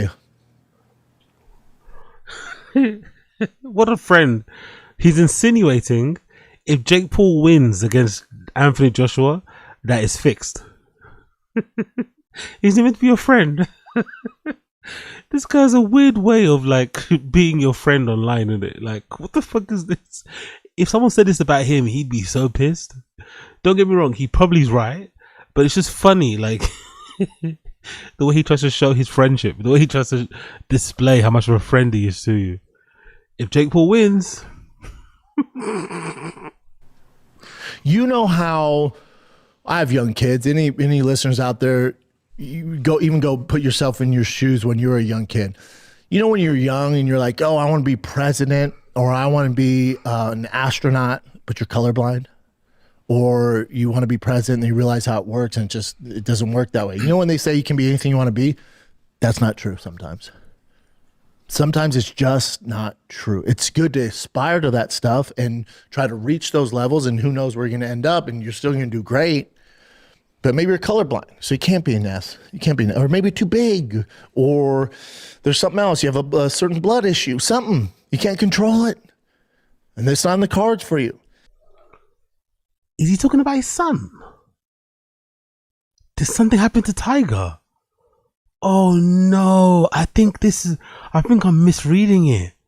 I think he's talking about his son, bro. Something must have happened to Tiger. Did he get cut from a team? Did he play at a certain level and get found out? Did Brendan finally realize that his son's not going to become fucking Itani? What's his fucking name? Itani? This is about Tiger, innit? This is about Tiger. This is about Tiger Shorb. I'm sure of it. I'm sure this is about Tiger. Something's happened with Tiger. Maybe he got cut. Maybe he's not doing as well. Maybe he quit. Something happened to Tiger Shorb. Oh no. Something happened to Tiger, innit? Fuck. Something happened to Tiger. Oh my god. He finally he went to Austin, Texas, thinking it was gonna be sweet. So, is that true? By the way, in the stream chat, let me know. Is the standard of baseball higher in Texas than it is in LA? Because it sounds like all of a sudden they moved to Texas and he suddenly realized that his son might not be as high a level as he thought he was. It seems that the talent pool in Texas is probably higher than it is in LA, right? Oh no, we had a reality check. Damn. And if you're a young kid and you said, you know what I want to do? I want to be a Disney star. And then I want to be a YouTube star. And then I want to be in my 20s and start boxing. And then I want to beat all these former UFC guys. And then I'm going to beat the heavyweight world champion of the world. One of the best to ever do it, gold medalist. Okay, people in the stream chat to let me know. Same. Tiger get cut from the Netflix boxing undercard. We got MK, we got B Mullery. A ton of MB players come from California. Okay, cool. So maybe not. Assad, I don't know, AZ. I'm not tapped into statewide Little League rankings because I'm not a weirdo. It's hilarious. Big up Mr. Studio Girl. Everything's bigger in Texas. Texas sport is very competitive, MK. Giancarlo Stanton's from Yankees from LA. It's not the area. It's a strange subculture of trav teams that are really about rich parents outdoing each other. Okay, cool. So maybe he just got outriched. Maybe Brendan just got outriched. Maybe the competition is just too high. The parents are spending too much money. They can't keep up, and Tiger's being left behind. Fuck. That's my dream, and that's not real. It's not possible. There's not enough. It's physically impossible. It's impossible. Jake Paul has a better chances. This is facts. This is going to hurt some feelings. Jake Paul has a better shot at becoming the president of the United States than he does beating Anthony Joshua. Jake Paul has a better chance of coming up with the cure for cancer than he does beating Anthony Joshua. These are facts. You see the way he talks about other people, right? I don't mind this, right? But it's just the way that he's so thin-skinned when it comes to himself. I don't mind this obnoxious, condescending, rude, blunt way that he's speaking, because, you know, he's not lying, right? There's some truth to what he's saying. But the issue is, if you say this to him, if you would have said this about him and his stand-up career, he would have thrown a hissy fit, right? So it's just interesting how he wants to be given all the chances, all the grace to explore his dreams when he was going through them, right? But if you would have tried to pour cold water on them and call out the not even the hypocrisy, the insanity of him thinking he could get a Netflix special, of him thinking that he could get past at the Comedy Store, of him thinking he could be a worldwide touring comic or sell out arenas, right? He would be so pissed, calling you a troll, calling you evil, calling you this, calling you that. But you can sit there and say the same thing about Jake Paul, who's meant to be his friend, by the way, and it'd be completely okay. Interesting. If this is a real fight, he should be the biggest underdog in the history of sports. But what if you catch him with the right hand? Get the fuck out of my face, man. Anthony Joshua's been boxing since he was 4 at the highest level. Incorrect. He's been boxing since he was 18. You think a loopy right hand from a guy who's been fighting for 4 years is going to catch him? What if Joshua's tripping and something? Oh, wait, what if Joshua has an off night? Hold on. Let me just, and this is why people are going to watch the fight.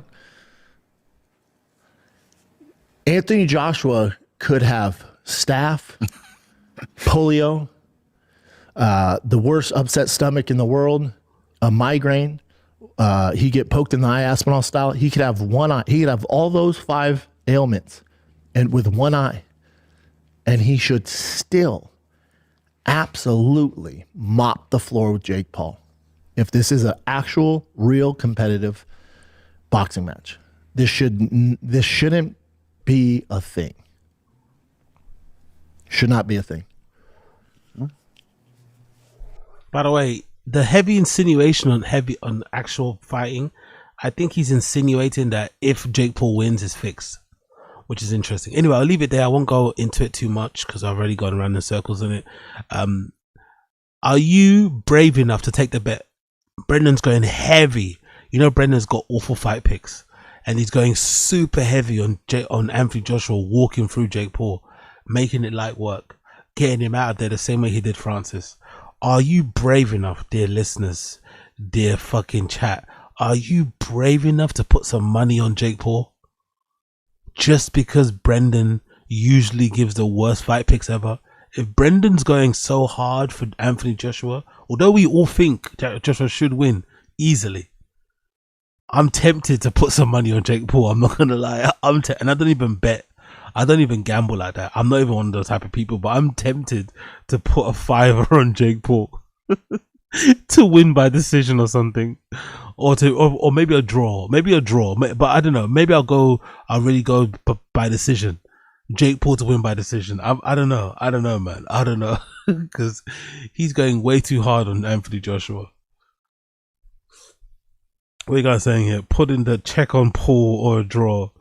Exactly. Demi Gordon's exactly. Big up Demi Gordon CTE. If Jake Paul wins or draw, AJ's career is over. I'm not on this case. I'm feeling a scripted uppercut or a decision. Okay. So people are not too sold on it. By the way, I'm not even all that hyped on the fight. I'm not gonna lie. Anyone else? I don't even care about the fight. I'm not gonna lie. I only realized it was on now because I saw some promo where they're sitting next to Paul. I don't really care that much about the fight. I'm not gonna lie. You have to bet 1,200 to win $100 on AJ. Jesus Christ. Okay. Jake Paul by volume punch. Big up Don Dota. That's fucking hilarious. All right, cool. Let's move over. Let's move. Big up Unique, right? Unique. You know I love you, brother. You know I love you. But these titles are egregious. These titles are fucking egregious, right? I think he might have changed it. I'm pretty sure the title before was like another lawsuit or something, but it's not. It's Brendan or maybe Nick Simmons, I think, is filing a copyright strike against Unique, which is fucking hilarious. But these titles are crazy, man. Brendan Schaub is going after my channel again! Exclamation marks. He's got free. Big up Unique, man. The titles are fucking crazy. I love Unique.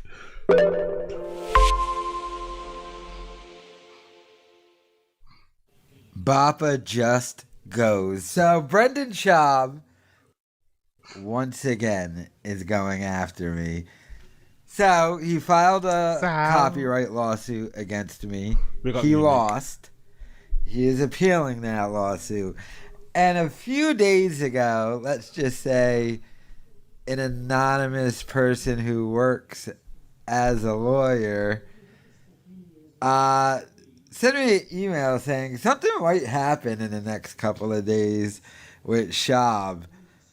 And then this happened. So, hi, Unique. We received a copyright removal request.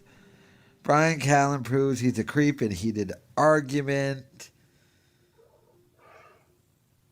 The fighter let's pause this. By the way, Unique, you know I love you, but it looks like he's got a copyright removal request for a video because it's a Patreon clip. Look at the content found. Look at the content. 0 minutes to 6 minutes nearly. Nearly 6 minutes of no talking, no nothing, no pausing. You just played a whole 6 minutes of a Patreon clip. Brendan Schaub is going after me. He's like, come on, man. Come on now. I know technically it's still transformative content, right? Because he adds commentary at the end. But come on, Unique. Come on, man. You know better than this. But the funny thing for me, the interesting part is the email. Look at the email. You have a gun? Big up Asalaziz. Shout out to Agostino Jenga. Brennan Schlaub. Big up. Oh, really? Does he shout me out here? I didn't know that. I didn't know he shouts me out. Did he? Okay, cool. Big up at Soda Zeus. The funny thing is, it's Nick Simmons that's doing the copyright takedown. I wonder why. Did Brendan tell him to do that? Is Nick Simmons doing it because he was on the show? It's weird, isn't it? Why is Nick Simmons sending the fucking copyright takedown? And the kid. So, 2 videos. Now, I already know what the argument's going to be, but the argument has already been adjudicated in the first lawsuit. Their argument is going to be that that was content that was on their Patreon. However, if you remember, this is the second Patreon that they have done. They did The Fighter and The Rinks. Remember when Callan first got in trouble and he took him off the show and they tried to do Patreon only?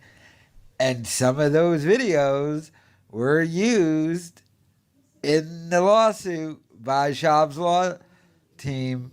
Patreon videos. I love Unique. I love Unique, man. He does this stuff so ghetto. I love Unique. You can literally hear a TV playing in the background as he records this. I love Unique. He does this so ghetto off his tablet with a fucking TV playing in the background. He's a fucking legend. He really is. And they were deemed to be fair use. And okay, so, and the exact same style of video that was. I'm just one. Why do you think he gets under Brendan's skin so much in general? Unique in particular. Why does Unique seem to get under Brendan Schaub's skin so much? Is it the titles? Is it the frequency of the videos? Is it him? Why does he seem to get under? He seems to really trigger Brendan. I don't know why. Played here, was played there, and already adjudicated. But my God, this guy just doesn't learn. What is it about my channel specifically? I'm not even like the biggest. I'm not even close to being the biggest. Like, he doesn't go after podcast cringe or Too Lazy to Try or American Redact or Comedy Enforcement. Whatever happened to Comedy Enforcement? My friend Kalila. I love this channel. What happened to that guy? I'm thinking with these guys, they come and go. Didn't Beige Frequency just drop a video like last week and he's been gone for like years? Whatever happened to Speaking for Funny? I don't know. Something tells me a lot of these guys, these faceless guys who do what I do, might have a little bit of a sketchy background in real life. So I didn't nameless and faceless. Just a thought that I have. Don't look into my background here, people. Jesus. But, what happened to porcelain? Yeah, true. What happened When to was the porcelain? last porcelain doc? Good point. Good point. I don't know. Why am I talking about them? Oh, yeah, this dummy. He doesn't go after any of them. But he goes after me. The one black guy.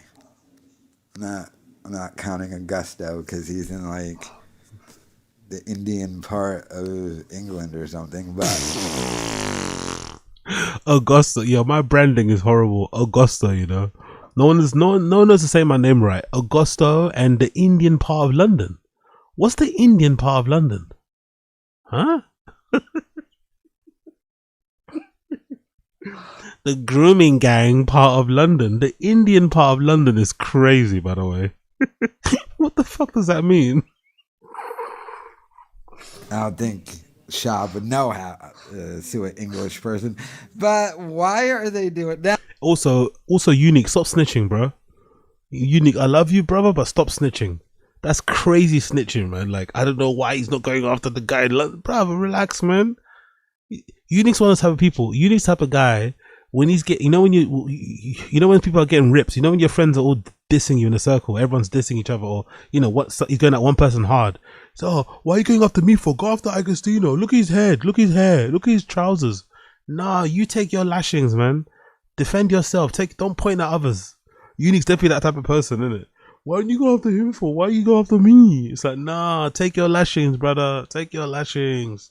Big up Unique. Now, they've been trying to do this. Like, when I first got back and started making videos, they tried testing the waters then. And I sent that back a little thing, and they dropped it. So I don't know if they're going to drop this one. They should. This is stupid. We already have a lawsuit about this that I won.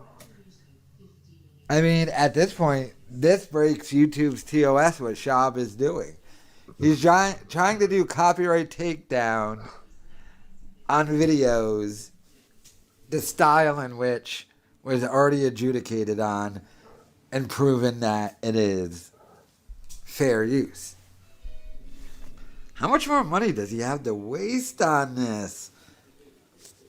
Does he think suing me more is the best plan going forward? Is his career that in shambles? I thought he was doing endorsement deals, and he just sold off Tiger Thick to Aubrey Marcus. Who, if you ask Aubrey, Shab was in a terrible state. You're just helping out a buddy. It sounds like you just gave Shab some charity, and Shab considers it, I sold him my whiskey company. But, I mean, are things that bad? We're going to do this again?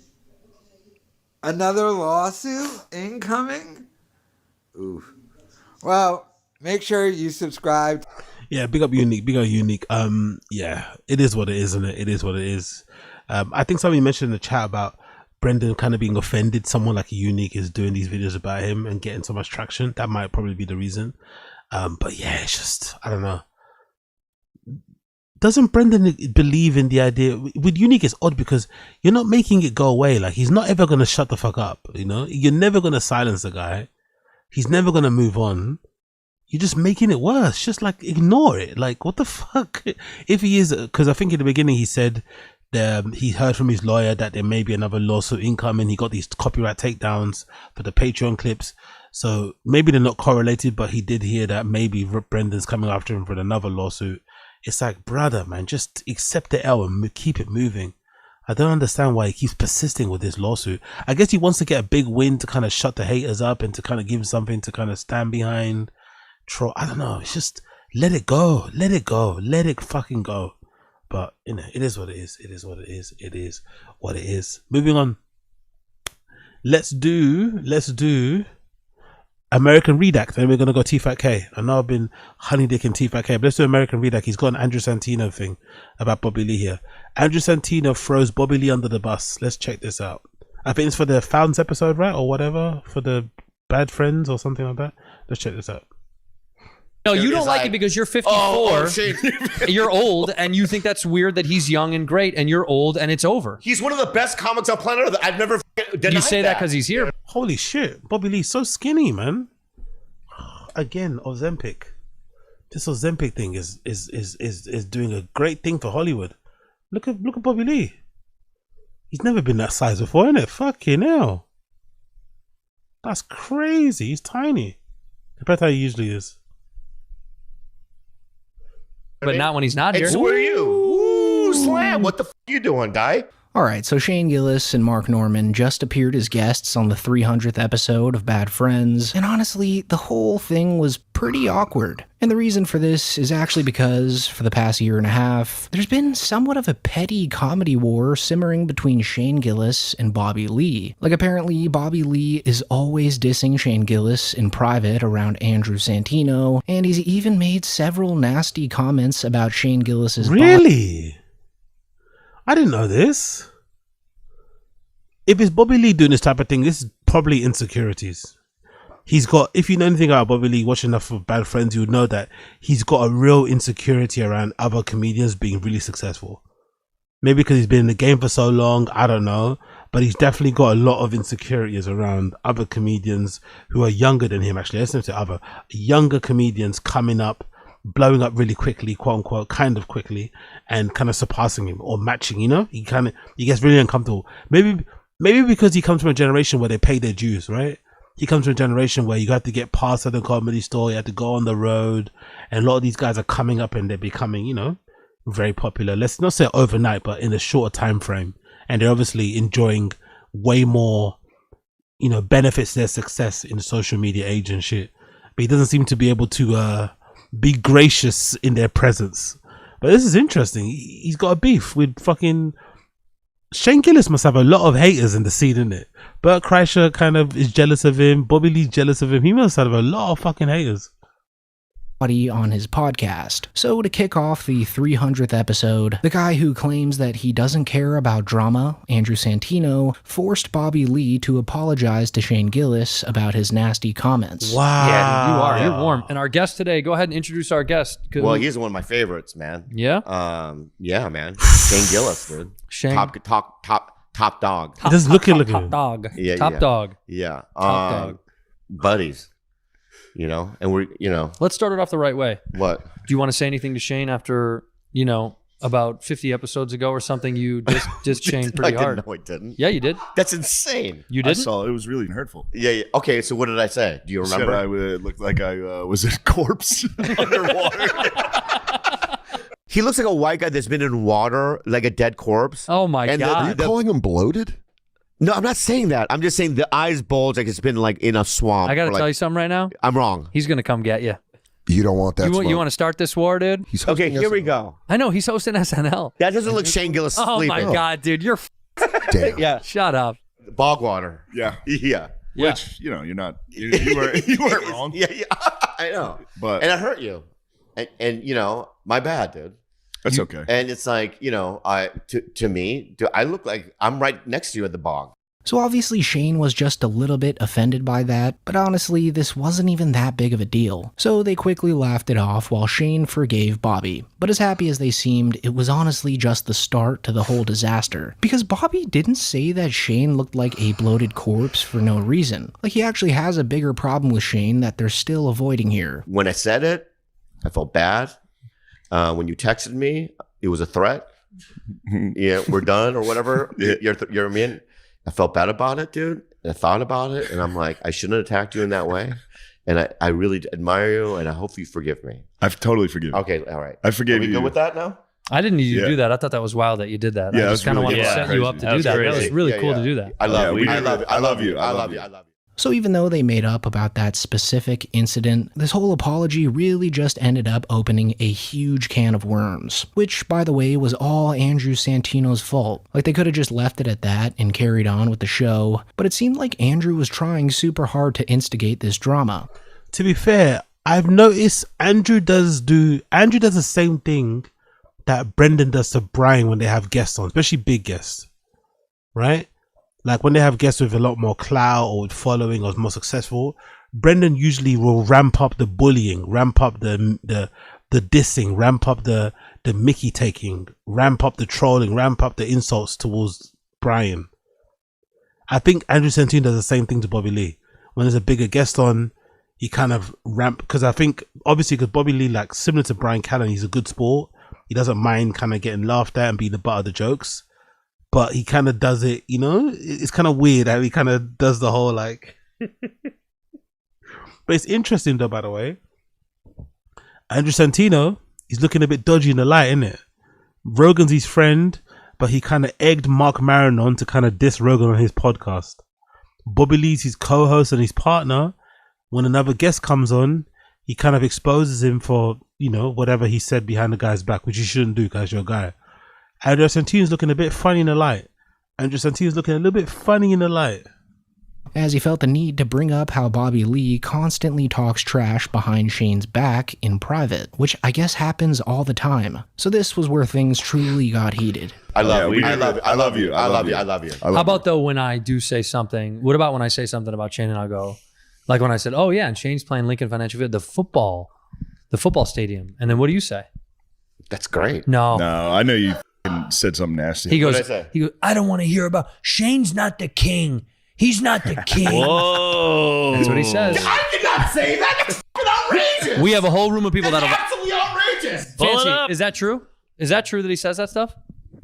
It is true. Thank you. Man. So who is the king? Honestly, dude. I haven't slept. You know what I mean? I said that? You did. Like Andrew saying, maybe it's comedic relief. Maybe we're missing the big bit. Maybe it's comedy. But if he did actually say that and you're exposing him like that, that's a little bit, isn't it? That's a little bit, but maybe this is standard procedure for comedians, isn't it? Bobby Lee's probably not the first comedian to be jealous of another comedian. They're probably all like this behind the scenes. Tino was a true instigator this episode, and he just wouldn't stop throwing Bobby under the bus and exposing how Bobby actually talks smack behind Shane's back, which is kind of a trashy thing to do to your co-host. But to be fair, the fact that Andrew's doing this in this sort of fashion just makes it seem that Bobby's constantly hating on Shane's success in private. Either that, or Andrew just sucks up to whoever the most famous person is in the room at that point in time, even if that means throwing your co-host to the wolves. Regardless, after Andrew aired this out, things just got way more heated, and Andrew ended up accusing Bobby of being seriously jealous of Shane, saying that Shane's 10 years younger than Bobby and has already eclipsed him in fame. Because can I tell you? I don't know. I don't know. I forgot. American Redac is a big fan of Shane Gillis, isn't it?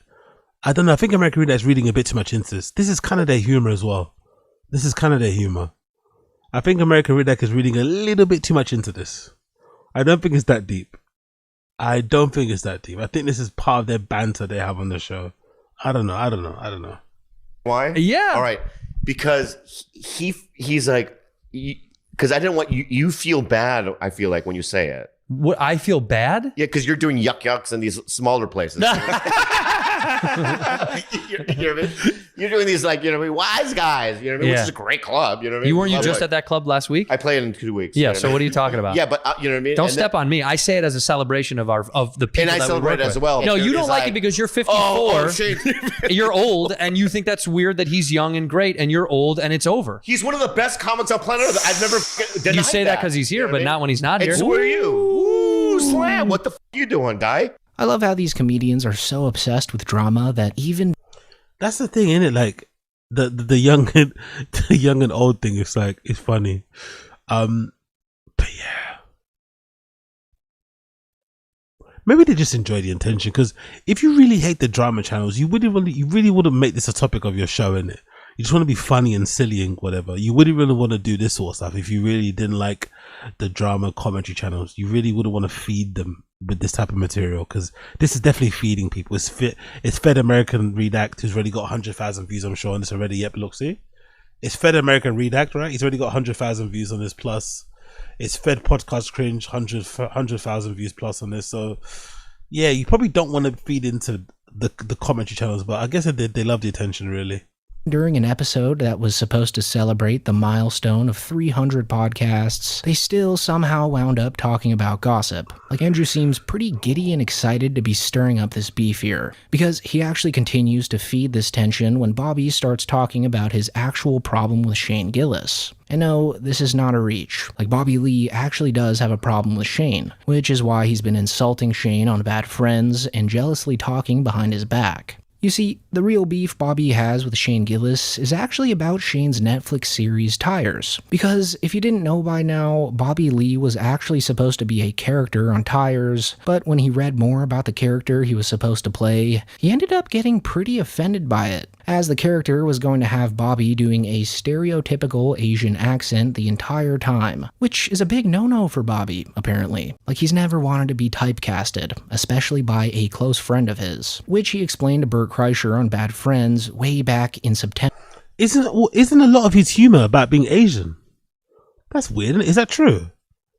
Bobby Lee doesn't like being typecasted, but isn't a lot of his comedy about him being Asian? He doesn't shut up about being Korean. Him and fucking Chin. Huh? Is that actually true? I'm don't get me wrong. Whatever his preferences, if he doesn't want to do it because of that, cool. But I'm pretty sure a lot of his comedy, the bits that he does on Bad Friends, the comedy, maybe not the comedy on stage. I've not seen a lot of his comedy bits on stage, but the bits that he does on podcasts are usually about him being Asian. So I'm surprised he doesn't like Asian jokes. December of 2024 when he was offered the role. Can I tell you, I have a Shane Gillis problem here. What? Oh, he didn't like you. No. He loves me. I'm kidding. No, he but can I check? Let me go to his text here. Okay. All right, so this is what he writes. He goes, "We wrote a role for you in Tires, which is great. I f***ing would love to do that show, right? Yeah. Then he goes, if you're interested, please be interested. And I go, okay, I'll do it. Then he goes, yes. Then I go, I always say this, no accent, please. And he's like, he goes, dude, I swear it's all accent. No English at all. Right? Then I go, ha ha ha ha ha, right?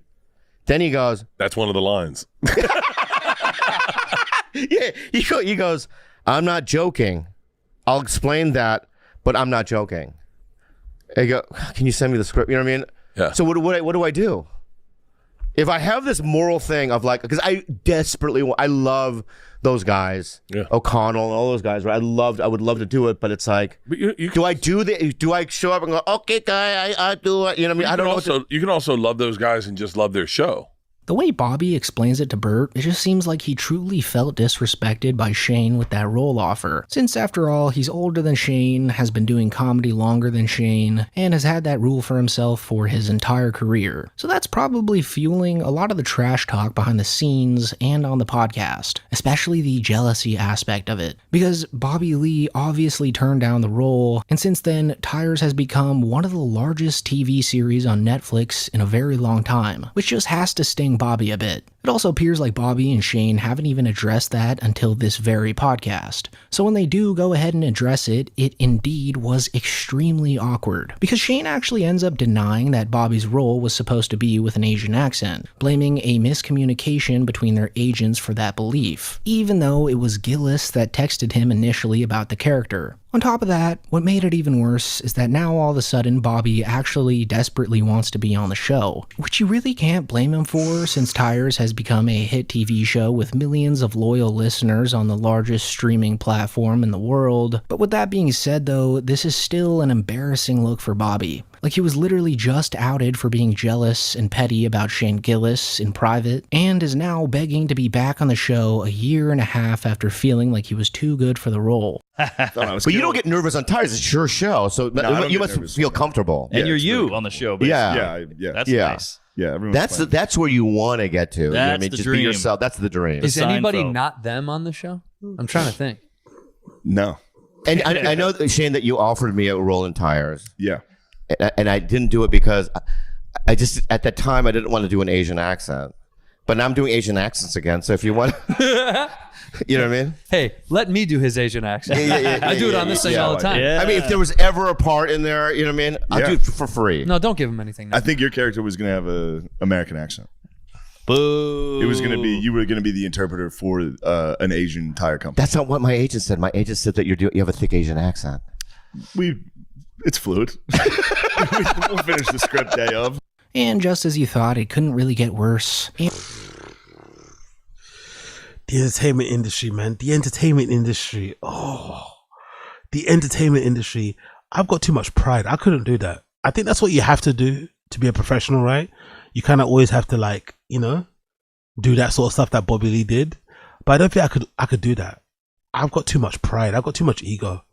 You turn down a show like Tires, and now that you've seen it successful, you're groveling on the pod, like in a ha-ha jokey type of way to try and get back on there.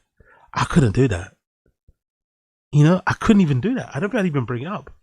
I don't think I'd even bring it up on the topic. I don't even bring it up. I'd be like, oh yeah, you know what I mean? Fucking hell, that is so embarrassing. That's so embarrassing. Andrew, the social climber instigator Santino, makes an appearance again, as he seemingly ambushed Bobby with the script for his original Tires role. And while they're reading... I really wish Bobby Lee would have made a reference to fucking Schultzy ripping Santino. That would have been good to get him back, because Santino's getting a little bit too confident, you know? I wish Bobby Lee would have made a reference to fucking Schultzy ripping Santino on fucking Rogan. That would have been good to hear and see. the script for Bobby's character, Andrew Santino actually sabotages Bobby and utterly humiliates him in the process, which is so embarrassing to watch that you almost start to feel bad for Bobby Lee. Like, this was definitely the most uncomfortable part of the show, because it was almost as if Bobby was seriously auditioning for the part at the same time, but was getting so enraged with Andrew Santino telling him how to act that he just ended up losing it. Go ahead. Let's hear it. Here you go. Just give it to Bob. Jesus Christ. Oh, are you being real? Yeah, that's your audition for Tires. Whoa. All right. Are you being fucking real, dude? Yeah. What part am I playing? It's called Ching Chong Bing Bong. You'll be playing the role. Ching Chong Bing Bong. Yeah. All right, here we go. Let's do it. Go ahead. All right. Hey, you're finally back. Where'd you go? Your car's ready. We were watching the Penn State game at the diner. Very good playing. Cut. What is this? It's not gay. Who's that voice? Yeah. Who is that? Sucking up. I was playing a character. Just be you. Yeah, be you. All right. A little more. Sucking up to Shane. I know. I had made it. You know what you did at the beginning of the podcast? Yeah. Just do that here. All right. You ready? Can I need to resolve this. What are you doing, guy? Just giving you. I'm trying to get you on the show. I know, but you're making it really uncomfortable. I just want to get you on the show. Listen, dude. All right. I was just kidding. It's so funny to be like, I have an aside with someone, but in front of the people. Okay. Anyway. Come on. All right. Get on the show. Just don't interrupt me, though. You got it. I won't. Okay. Yeah, sorry about that. Hey, you're finally back. Where'd you go? Your car's ready. We were watching the Penn State game at the diner. It's Very the same good play. voice. That's the exact same Yeah, you voice didn't that you change did it, before. You didn't even change it a little bit. All right. Well, I'll just do it like this, and the way I'm talking now. No. No, Hey, a little bit. Come on, man. Be you. Dude, you're making me nervous. What? Dude, first of all, I'm absolutely nervous right now, dude. No, why? I don't want to do this right now, dude. I actually agree. I don't know. It feels like a normal comedy podcast. I think American Readact's reading too much into this. This is going to become a thing now going forward. You got these comedy channels that are like, they got their favorites, and they kind of, I don't know, they kind of twist what they're seeing to kind of fit their narrative. I'm not going to lie. This is not as bad as he's making it seem, or as serious as it's a bit, innit? It's one of their many comedy bits that they do. I don't know. American Readact's got to like relax a little bit. This is not that deep. This is really not that deep. It's a little bit awkward, yes, because Bobby Lee turned down the role on the show. I get it, but it's all kind of done in good jest, Drowning. I don't like trying to read. Yeah, dude, I'm fucking drowning right now, dude. I feel like I'm sweating. You're going to kill it. No, I'm not kidding. I'm drowning, dude. Andrew Santino genuinely treats Bobby Lee like dog shit. And honestly, it was all his fault that Bobby was screwing up the lines. I mean, he just wouldn't stop interrupting Bobby in the middle of reading to tell him how to say them. So much so that it almost felt like he loved watching Bobby fail miserably. It's also super pretentious of Andrew to even yell cut. Like, I wonder if he actually thinks he's some kind of A-list actor. I really bet he does. Like when Bobby... Jesus Christ, the hate. The hate is crazy. Honestly, the hate is crazy. I bet he thinks he's a high-level director. I bet he does. Podcast, American Redact. Come on, brother. Chill. That is crazy. I bet he thinks he's some type of Hollywood director. Fucking hell. Okay. Anyway, big up Coiler. Bobby Lee has no talent or confidence. That's why he hates being put on the spot of writing new material. That goes without. I've said already, right? It's probably going to be the biggest mistake of his career if he does that special. He said it already, isn't it? He said already. I don't know if it's one of his. No, I think he said it's serious. Who is it with? It's a streaming platform, no? I think he's actually recording a special. Like, it's actually in the works, not even like how they did before. So he's actually thinking of doing it. I think somebody close to him needs to tell him not to do that. I think it'll be the biggest mistake of his career. Bobby kind of benefits on like not having stuff recorded and out there because, you kind of fall in love with the quote unquote personality. Personally, I'm not the biggest fan. I think the whole Arrested Development child 50-year-old thing is a bit cringe in my personal opinion, but people like it. It would be the biggest mistake of his comedy career if he records a special. It would be the biggest mistake ever, because it's gonna be dog shit. It's gonna be a type of dog shit that I think is gonna make his fans not be his fans anymore. He should not do it. He should really change. He should really not record a special. I think he's benefited a lot from not having a special and just doing a lot of because I don't know, I think people know him more from podcast clips than even specials anyway. You know, he's known way more virally, way more for his clips with fucking Theo, his clips with on Bad Friends, other things, Bert, whatever, that one clip on The Fire and the Kid. He should not record a special. He should not do that. Not do that at all. It's going to be so fucking bad. It's going to be horrendous. Bobby finally had the chance to say all his lines. Andrew actually had the audacity to tell Bobby that he lost the part for the show, just to make the already sweating, nervous Bobby that much more miserable inside. You're scaring me, guys. What's going on?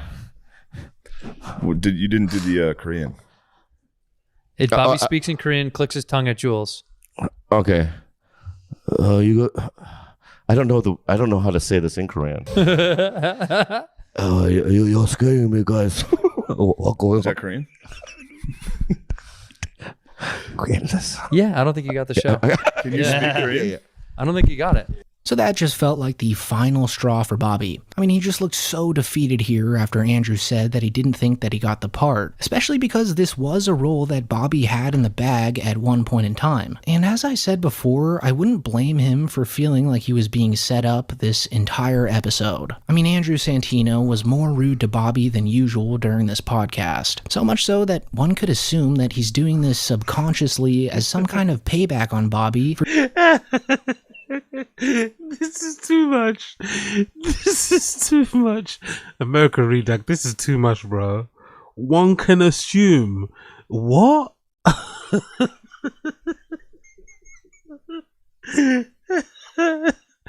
This is an insane level of psychoanalysis. Yo, excuse me? Isn't this a isn't this a bit? Isn't this a comedy pod? Like, excuse me? Fucking hell.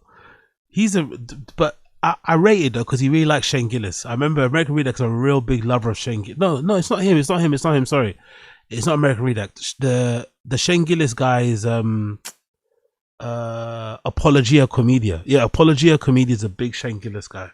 Maybe American Redact's a Shane Gillis guy too, but this is too much, man.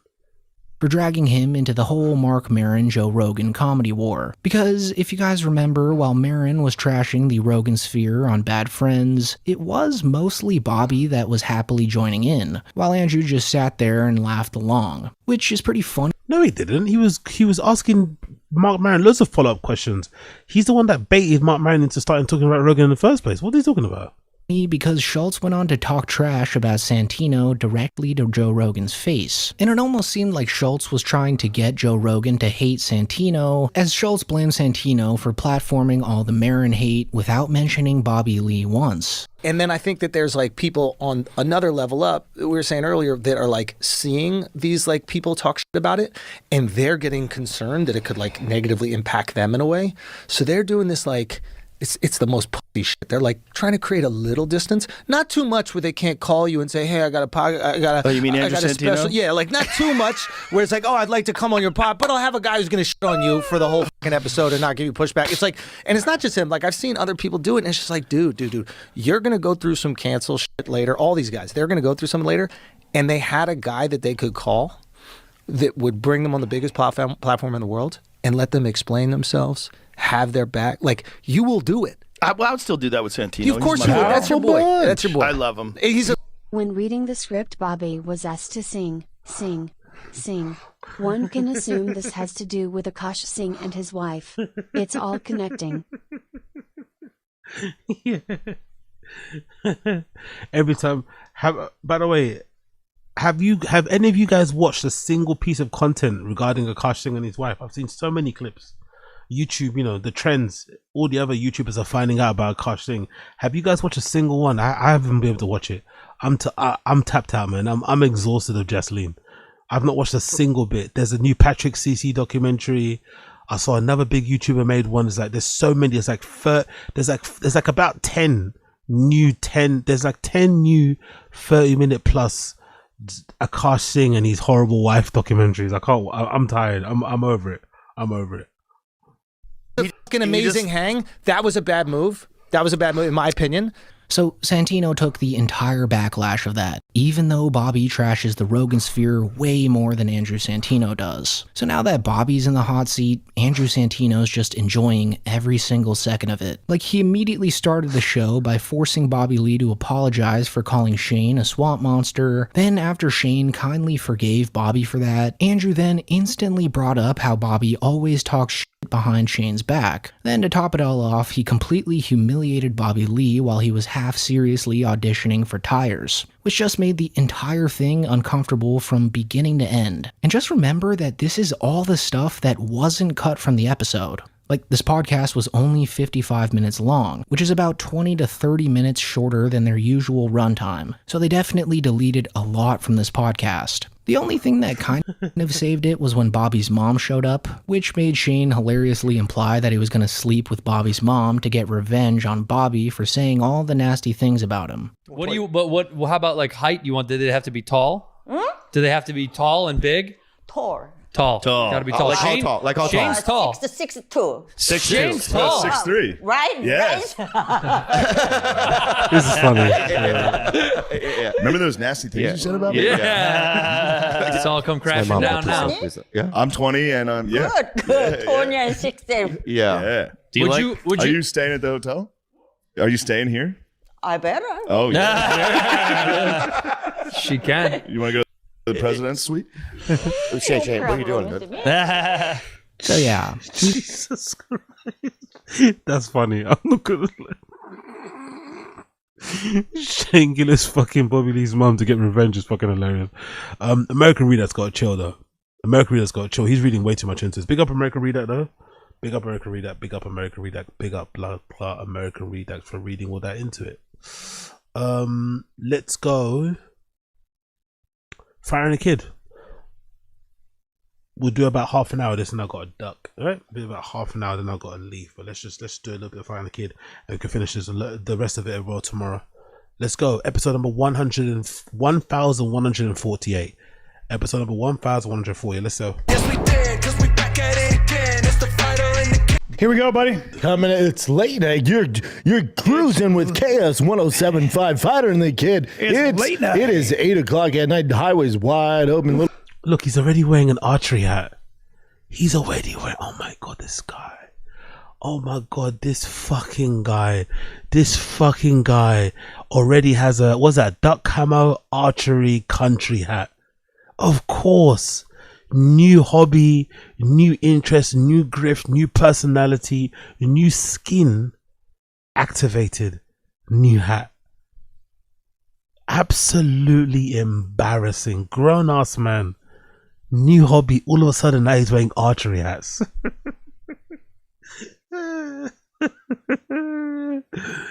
Oh, he's so embarrassing, this guy. He's so fucking embarrassing. Little congestion on the 405. A little bit there. congested on the 405. We're the late show because we don't believe in waking up real early in the morning. Have you ever It's seen the those radio late guys show. who have to wake up for over 30, 40 They years? don't look good. It's a tough one. They're up at 3:30 in the morning. 3:30. You never Start at get 5. used to it. You never quite get used to it. Some, but not anymore. Those jockeys, they used to make bank, dude. They used to be a big deal. Yeah. My Howard Stern. boy Willie B in Denver's still crushing it. Mm. He's a big car guy too. Has a car show, does a bunch of shit. But in general, those jockeys are kind of gone, huh? There are still some holdouts, but yes. I love it. I still listen. I prefer to listen to baseball on AM. I like sport. I like college football on AM or ESPN radio. This guy, there's a great. I was in San Diego and 103.5 rock. 103.5 the and Fox. his team, they're so good. They're so funny. They're so professional, right? Like when you get around those real dudes, so good. Like if you listen to Jim Norton because he was doing radio for guys that do their jobs are really professional. Breaking news, more at 10. Guys who do their jobs are really professional. so long. You listen to his podcast, you're like this motherfucker's so good. Funny, like we're a couple witty dicks. Like we're not radio guys. When you listen to like the pros, the actual pros, they're timed. Everything's timed in chunks. Yep. Discipline. There's no like our boy Rick in Florax in Denver. Yeah, Rick. Yeah, fuck yeah. Rick and who? Matt McChesney's on. McChesney, yeah. He and Kathy, Rick and Kathy. Yep, Rick and Kathy. They're great. They're great. Great. There's no more radio, really. Yeah, I missed especially out that. in Remember Texas. Uncle Purvey? Was that his name? What was his name? I don't know, Uncle Uncle- Purvey. I think that's your uncle. There was that guy in Denver. Uncle Purvey's probably what Brendan's kids call Brian Callen, right? He says his kids call Theo Uncle Theo. They probably call Callen Uncle Purvey. Imagine calling Brian Callen Uncle Purvey. What was his name? I don't know, Uncle Purvey. I think. Remember that's Uncle Purvey? Was that his name? What was his name? I don't know, Uncle Purvey. I think that's your uncle. There was that guy in Denver. Uncle Purvey here. Hey kids, going to school. It wasn't Uncle Purvey. Make sure sorry. you call in and say hi to your Uncle Purvey. Call in. Tell your mom sign that. Tell your mom sign the Look waiver up I Uncle sent. Purvey. Maybe I'm wrong. You're listening to KS 107.5. It's Uncle Purvey. Yeah, there it is. Uncle Purvey. Uncle Purvey. I did his thing in Denver. Probably should change the name in this current Yeah, climate. well, that was a long time ago. Yeah, it used to be fun. First time I was there. I don't know if that's him. Maybe not. I don't fucking. Oh, dude, I was thinking about you. So I went. Fuck. Of all the things Chin should Google, of all the things Chin would Google, he Googles Uncle Purvey. Of all the things people would want Chin to Google, he Googles Uncle Purvey. To Ways to Well, right? I went Yes. Ways to Wells. I was getting all my stuff, getting healed up, I was feeling a rundown, got my IVs, got all my blood checked. Your boy's feeling good. In walks Adam Greentree. Okay. So Adam is the best bow hunter on planet Earth. Okay. He's from I was gonna Australia. say, don't know who that is, but I'm liking it. You would though. He Is came to he my a show. big guy? No, He's he's a not. big- No, he's not big at Okay. all. So he's there, and he goes, "You don't remember?" I'm like, "Of course I do, dude. Get over here." We give a big hug, and we're talking. And I go, "Oh, dude, you appreciate this? I went on my first hunt like 2 weeks ago." And it was really, he's Australian as fuck. He goes, "Really, mate?" I go, "Yeah, you'd love it." He goes, "Oh, cool." And he goes, "Let me see." So I bring up a picture. What's the accent? What's that accent? What's that accent? What's the accent he's doing? I went on my first hunt like 2 weeks ago. And it was really, he's Australian as fuck. He goes, "Really, mate?" I go, "Yeah, you'd love it." He goes, "Oh, cool." And he goes, "Let me."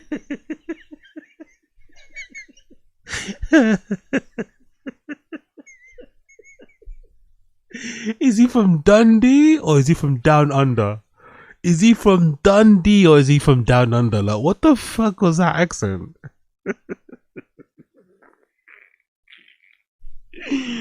Adam Greentree. Oh my god, legend. See, so I bring up a picture, and he goes, "Huh." He looks at it, he goes, "Huh." I go, "What?" He goes, "That's gay." And I go, "Excuse me?" So does he tell these stories beat for beat the same way he does on Shorb Show? Look at Brian. Look at Brian. That's how Brian gets his invoice paid. Look at Brian. Look at Brian. That's how he gets his. That's how you get your invoices paid. That's how you get your invoices paid on time. That's how you don't get fired, even though you turn up late. You don't record Patreon episodes. Nothing Brendan would ever say would make a man do that. Nothing Brendan could say could be that funny. But that's how he gets his invoices paid. Lesson learned there, kids. I haven't seen him in like 4 years. I love you. 5 years. I He love goes- you, Adam. He goes, "That's gay." I go, "How is hunting in any facet gay?" He goes, "You used a gun." And I go, "Guns are gay?" He goes, "Yeah." And he goes, "Guns are how I look at the way you look at electric cars. You know how you think electric cars are gay? I think guns are gay." Okay, so Adam Greentree somehow is. He wants it. So in the story on the Shorb Show, he said driving cars, electric cars, is gay. But on the T-Fat-K, he twists the story and makes it sound like, or says that Adam Greentree told him, "Oh, you know how you say electric cars are gay?" You know, subconsciously saying or not subtly saying that Adam Greentree is a fan of his and follows his content close enough to know that Brendan thinks electric cars are gay. Two stories told in two different ways. One kind of the truth on Shorb Show. The second on T-Fat-K obviously lies to make him look better than what he is. Classic Brendan. Always lying. He hunts And he goes- crocodiles and grizzlies. with a bow. With a bow. So we're talking about, he goes, you ever shot a bow? I go, yeah, when I was a kid, I had a bow. My dad would take me to the range from probably 7 to 12 years old. I'd go. Of course, the first time we've always heard, by the way, we never heard of him talking about doing bow, like practicing on a bow, playing around archery from 7 to 12. Those are pretty formative years. I think this is the first time I've ever heard him mention that he was using a bow from the ages of 7 to 12. The first time I've heard him say this. The timing is impeccable. Pretty often. That was me and my dad's thing. I had a camo bow, right? I thought you played football. I love how he lies, man. I thought you were playing football the whole time. So now you were also doing archery from. Okay, cool. And I said, yeah, when I was a kid, I used to do it a lot, but I haven't done it in a hot second. He goes, oh, what are you doing tomorrow? And this was Thursday. I'm like, I don't fucking know. He goes, meet me at archery country. Never heard of it, right? I drive down there, and I figured it'd be there 30 minutes, you know? I'm like, I'll be there 30 minutes. I told Joe, I'm like, I'll be in and out, don't worry. Dude, I'm there for 5 hours. There for 5 hours. I walk in. That's my and boy Tyler's place. I know. I love Tyler. So I'm there. I walk in, see Tyler. Me and him are talking. I'm going to hook up his truck, right? So me and him are talking about things. And then Adam goes, all right, man, let's get you measured up. I'm like, huh? He's like, let's get measured up. And so they take my fucking wingspan. It was like, Daddy's got a wingspan. It was like 80. So right. So then they give me the bow, and he's like, dude, you're gonna be able to fucking get some freaking torque with this thing. You can pull like a 90-pound bow, no problem, probably. Yeah. What's Joe and Campbell? Okay. So they're 90. Whatever they're doing. Okay. You're So gonna do that. So, as I was saying, mine's 70 right now. But I did ask them, I said, what's Joe and Cam pull? And they said 90. Well, all right, cool. So I get the 90, you know, whatever. So, yeah. So they have mine at 70, and they go, you don't want 90, especially when you're first starting out. Because they're like, when you start hunting, animals will, because you have to do this. Like, a lot of guys have to do this. Like, you got to be smooth. So you want it here. So they said about all this bow and all this shit. And then Adam's like, that's your bow. Excuse me? And it's a dope ass bow. Carbon fiber, all this. Gave it to you. Listen, I don't need that bow, but your boy got that bow. You got that bow. So then and your son might need it eventually. So then they go, let's go to the range. I'm like, okay, I'm a little nervous because he's literally the best in the world. It's like Jordan be like, hey, when you shoot your free throw, you should fucking listen, right? Yes. So he goes, and I thought he was going to train me. Adam goes, I'm not that good at. I can give you some pointers. You need Tank. This I know big Tank. dude. I know Tank. Tank. Dude, I've had so many coaches in my life. I've been so fortunate. I've had great coaches. Buddy.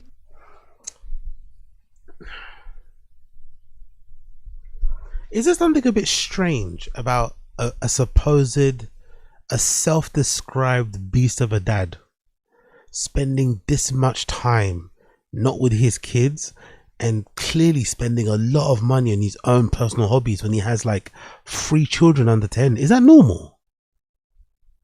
For a dad who has kids, 3 of them under 13, under 10 years old, and he's spending so much time and money on his own little hobbies. Isn't that something that you do when your kids are a bit older and you can kind of, focus on your own thing? You can kind of retreat to your fucking, man cave and shit, your shed, your whatever. It's really odd.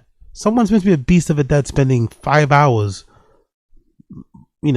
practicing archery, buying a carbon fiber fucking bow and shit. Well, no, kind of seems like something not a beast of a dad will do.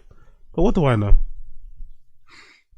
Tank, when it comes to bow and arrows, he's zen. Bubba. Really? He's the Phil Jackson of teaching people to shoot a fucking bow and arrow. So he goes, this is what we're going to do, whatever. He goes, it usually takes me 50 arrows to get someone to shoot a bullseye. He goes, you got 50? I'm like, oh yeah, all day, buddy. By the way, you can't pronounce arrows. Arrows. To get someone to shoot a whatever. He goes, it usually takes me 50 arrows. 50 arrows. It's like you're saying euros. It's like you're saying euros. The tasty fucking kebab, wrap like fucking treat from the Greek islands. Euros, the monetary. How can you not pronounce arrows? Euros.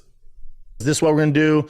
Right, whatever. He goes, it usually takes me 50 arrows to get someone to shoot a bullseye. He goes, you got 50? I'm like, oh yeah, all day, buddy. Within 5, boom. Then your boy, I call it grouping. Started grouping? Then your boy's grouping. You a grouper? Oh, Should I call you the grouper? Oh, I looked around and went, oh, it's Group City. Oh, it's Group City. Where you want it, Tanky? You all grouped Where up? you want it, Tank? What? Because your boy, you gave your boy the knowledge, and now it's time. And you got a steady hand because you ain't having a tough time pulling all that stuff I said, back. hey, Adam, this is how they do it down under? Shink, shink, shink. How far away were you? You know the range.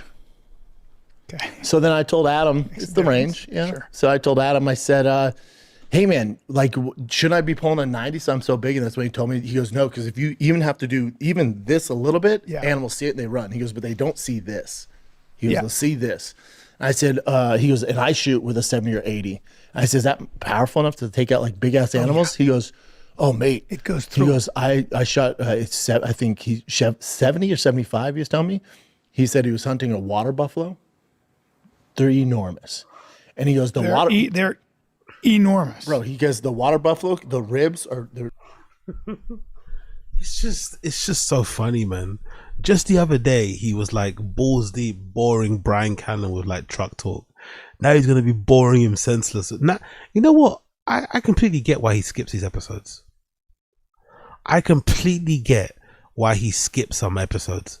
Just having to sit here and listen to Brendan drone on and on about some nonsensical hobby he just picked up the other day and try and act like he knows everything. It must drive you crazy because he's not having a conversation. He's just monologuing to you, right? He's not really trying to have a conversation. He's not trying to find out about your week and what you got up to. He just wants to talk at you and wait for you to finish so he can talk at you again. So I completely understand Callan deciding to bail on some episodes. Even if it's not for the pay cut, just for the terms of sanity of mind. He's becoming older. Callan's older. You know, he's approaching his 60s. You know what I mean? You don't got long on the earth. You shouldn't be spending your entire life. We already in the chat, myself included, we are wasting our lives watching this shit. Brian's had to do this stuff for that 20 years in person, right? Or however long it's been. I don't blame him for taking some days off, you know? Deciding to, like, you know what, fuck this shit, because this is an experience to just sit here and listen to this guy. He just bought a bow the other day. He just got into archery the other day, and here he is talking about whatever nonsense he's talking about, acting like he knows everything. Exhausting. I guess they're like a little slanted. He goes, so when they turn, it's a shield, and it's hard to get through that, even with those big 90-pound air, like 90. Yeah. It's tough to get through it. Wow. He goes, this is how powerful 70 or 80 pounds he was pulling. He goes, at an 80, he said, pulled back, and the only thing he could hit, because it was like kind of steering away from him, shot him in the ass and the butt cheek. It goes through the butt cheek, out his mouth. Holy goes through the entire body. Yeah. I'm like, what? Wow. Dude, the fake interest. We got MK, AG projecting. No, I'm not projecting at all. I was actually what do you call it? I was actually defending Brian's right. Or no, I was actually questioning Brian's loyalty to Brendan for quit or cancelling or not turning up to some shows. My thinking before was like, if it's true what BGL said, that Brian's was getting paid 25k per episode, or no, 25k a month, sorry, not per episode.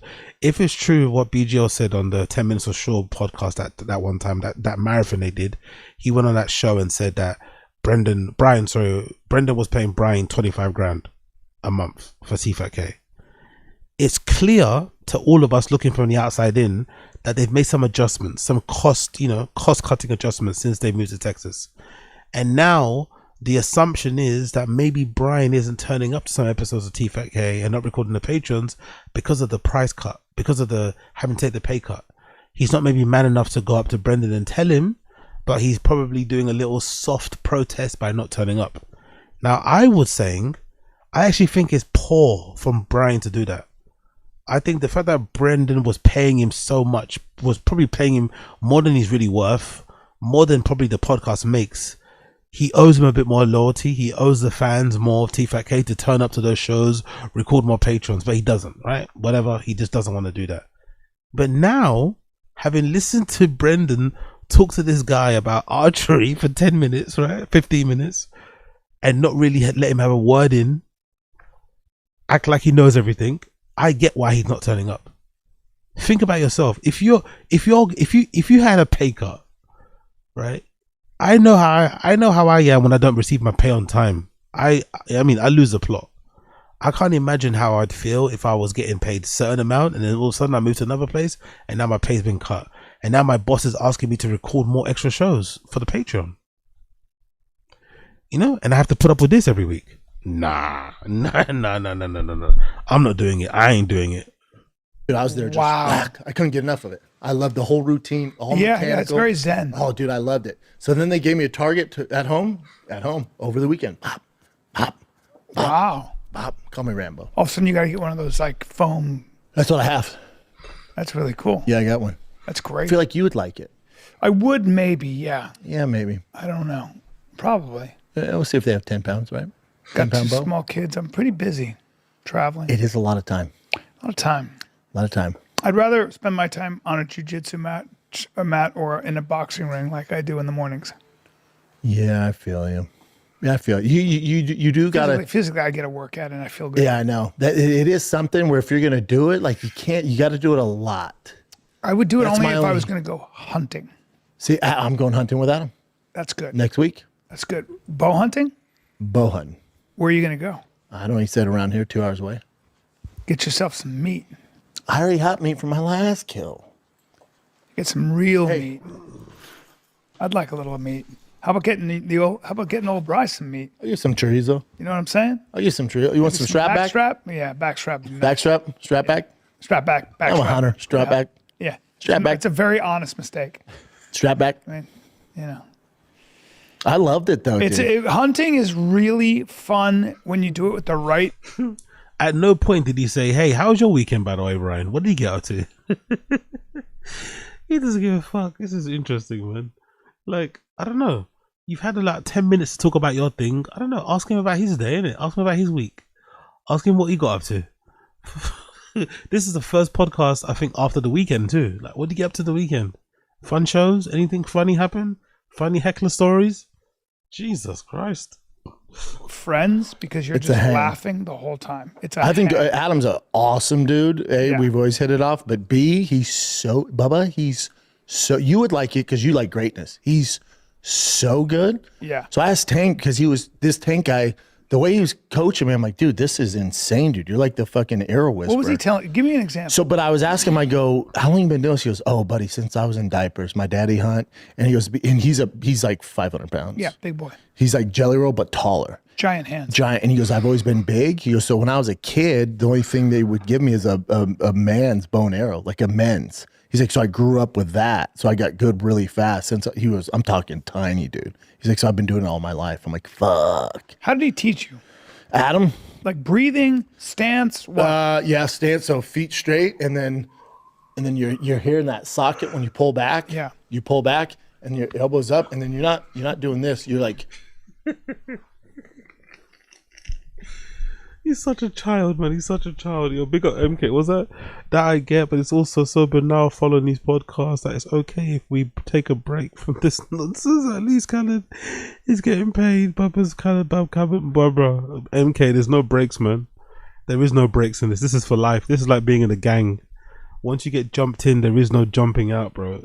We die with this shit. This is gonna go until the end.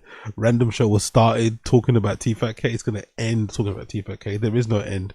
I may add some more characters. There may be some new people to kind of talk about and look at, but there will be a lot of T-Fat-K on here. It's never gonna end, unfortunately. The slop, the commentary slop will never end, unfortunately. It really won't, because me personally, I really want to see how it ends. I'm not gonna lie, brother. I know I'm a glutton for punishment.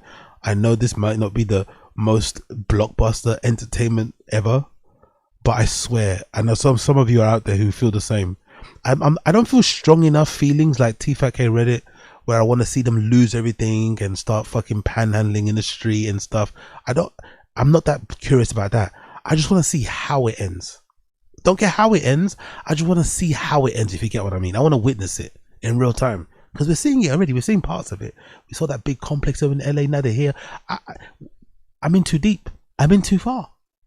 You know? Maybe other characters be added here and there. But you really expect me to walk away from this? Look at this guy. Look at this pause on the screen. You really expect me to walk away from this? Just the other day, he was talking about shock absorbers. Just the other day, he was talking about shock absorbers. Before that, he was all about fucking baseball. Before that, he was all about fucking comedy. You expect me to bikes, running. You expect me to fucking jump off of this? This is too good. This is too good. It's like a pull through. It's a pull So through. you're just squeezing your finger though, right? You're like this. It's like and it's a then pull what are you through. doing with that arm? That arm can't be just straight because that thing. So you most people, well, not most people, real bow people, you know, you don't hold it like this. You put it like in this crevice here. So you're holding it basically with like this. Mm. You're holding it like this. Mm. Like, do they never ever? You know what's really fascinates me, by the way, right? Like, you know what really fascinates me? Don't get me wrong. I have a tendency to do it too when you're like talking to yourself and you're kind of like getting the groove of things. I never get the feeling that they ever consider, are the fans having fun? I never think they get the feeling of like, this must be boring. Let me just quickly move on. You know? Or not even us. No. Forget us. Forget the fans. Forget the viewers. I don't even think he considers his co-host. You just been talking about your thing for like 10 minutes, 15 minutes straight, which is a long time in a conversation with another person. And you've not once asked him, hey, how was your weekend? Like anyway, enough. Most normal people are like, you know what? Anyway, enough about me. I've been going on for a bit. What's going on with you? What's up with you? You know, you let them have the floor. He's just going on and on. It's like, God damn, bro. And then your forearm's out of the way so it doesn't get all these marks. Because I was getting all these marks. And I was like, oh, buddy, you're holding it wrong. You were wearing a forearm guard. No. Because that'll cut you deep sometimes. Yeah, it wasn't bad.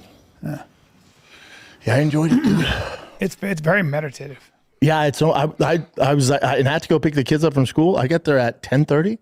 I go, what time is it? They go 3. I'm like, oh fuck, I gotta go. There's a book called I gotta get going. Zen and the Art of Archery. I didn't know it was gay. Very. I didn't know shooting guns was gay. He's gay. Man, there's levels to this hunting game Levels to too. this hunting game, Bubba. I had no Especially clue. if you're hunting grizzly bears with a bow and arrow. If you miss, you're gonna have a huge problem. I'm a realist. I'm not ready for that yet. No, we're gonna stick to hooved creatures. You understand? Those stupid deer. Those deers are my well now. Oh no. Yeah. Oh no. Yeah, we're gonna get ourselves some deer. That's a good time. Not as loud. You know, Adam told me though, kind of hurt my feelings. He goes, let's do pigs for the first time. I went, he goes, be easy for you. Yeah. He ain't ready. All right. First time out. And I told him, I said, I see the groups though, right? Yeah. You see? I said, Adam, can you see over there? Here's the thing. Hey, Pig's a little farther away. Adam, you blind? See the grouping? Piggy Poo's a little farther away though, right? And they move. Sometimes they charge you. It's an issue. I welcome that. I don't think you want a big old No, boar coming hunter. at you. A hunter. They full, dice you up. A full blown hunter. Dice you now. up with them tusks. Full blown hunter. But they dice you up with them tusks. Racer, innit? Remember Racer? I'm a racer.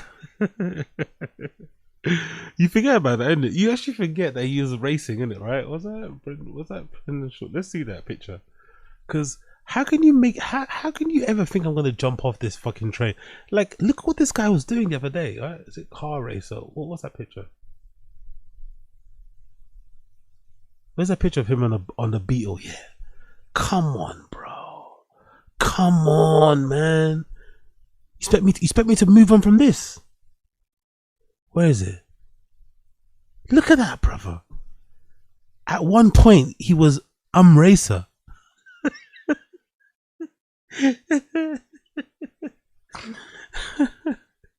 I can't. I'm too deep. I'm too deep. Now he's Mr. Archery, man. Oh my god. Has he spoken about this again, by the way? Remember, he was taking lessons. He's supposed to be taking lessons to actually race legitimately. Has he spoken about this ever again? Have we heard him speak about racing again?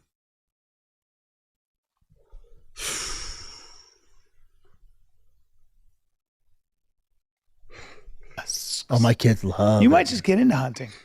Yeah, bow hunting. Now, you might get into it. To bow hunting because again, when I went and shot the gun, It's a physical I've never thing. been. Yeah, I like physical shit. You got to harvest the meat, put it in a backpack. You also can't, like, Adam was like, you got to do it the proper way. He's like, you need to like go out and hunt. He's like, what you did wasn't a hunt. What you did was a murder. That's right. You sat there, they showed up, you shot them. He's like, you got to have a bow and arrow. There's nothing like it. I'm telling you. And he goes, you're gonna love it.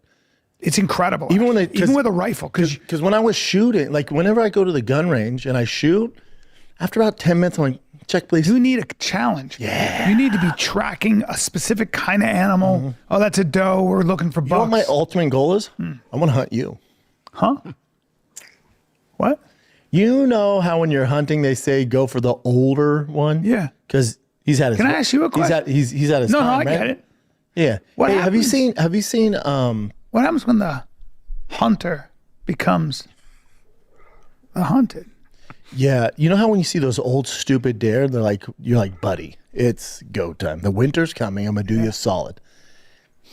You know what That's I say? kinda where though? you're you at, know what right? I say? Because I'm Hey, so you're good. kind of like that, right? I'm so good at being I'm so good. You're skinny, so you hide behind the tree. I'm so good at staying hidden. And I go like this. I go like this. When I see that you're hunting me with your team, I go like this. I go, I've been waiting for this moment my whole life. To die? No. When the hunted becomes the hunter, and your friends start falling all around you with gut shots.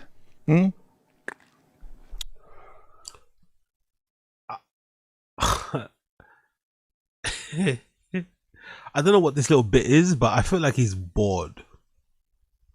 He doesn't have to. I'm surprised he's not just like railroad, because I think with Brendan, when he has conversations, you can't just wait for him to ask you something. You just have to just talk about your own thing. It's a bit of a strange way to communicate. Most of us don't do that, but because Brendan's so like, you know how he is, you kind of just have to just say your thing. You can't wait for him to ask you a question like a normal person, you know. So I don't know what's going on here, but this feels like a strange bit. Like, what's going on here? Is he bored? Are they trying to be funny? Are they trying to what's going on? I don't know. Well, And then you just hear this. Should have stayed home, Brendan. Should have stayed home. You haven't seen my boy Adam shoot a bow and arrow yet. You ain't going nowhere. What is that? Because I want one. Dude, this is this is an Olipop. I'm not sponsored by him. I don't work with him. Buddy, when I say fucking refreshing, I know I sound old right now, and I'm a hunter. Dude, when I say refreshing, their ginger ale, well, fuck me sideways. Well, I'd like it one. is the, have a sip of that. Dude, this is the Chris Apple. When it's ice cold. Was that on purpose? Have a sip of that. Actually, one more. Let me describe it to you before you drink it. Have a sip of that. Let me describe it to you before you drink it. What the fuck was that? It is the, have a sip of that. Dude, this is the Chris Apple.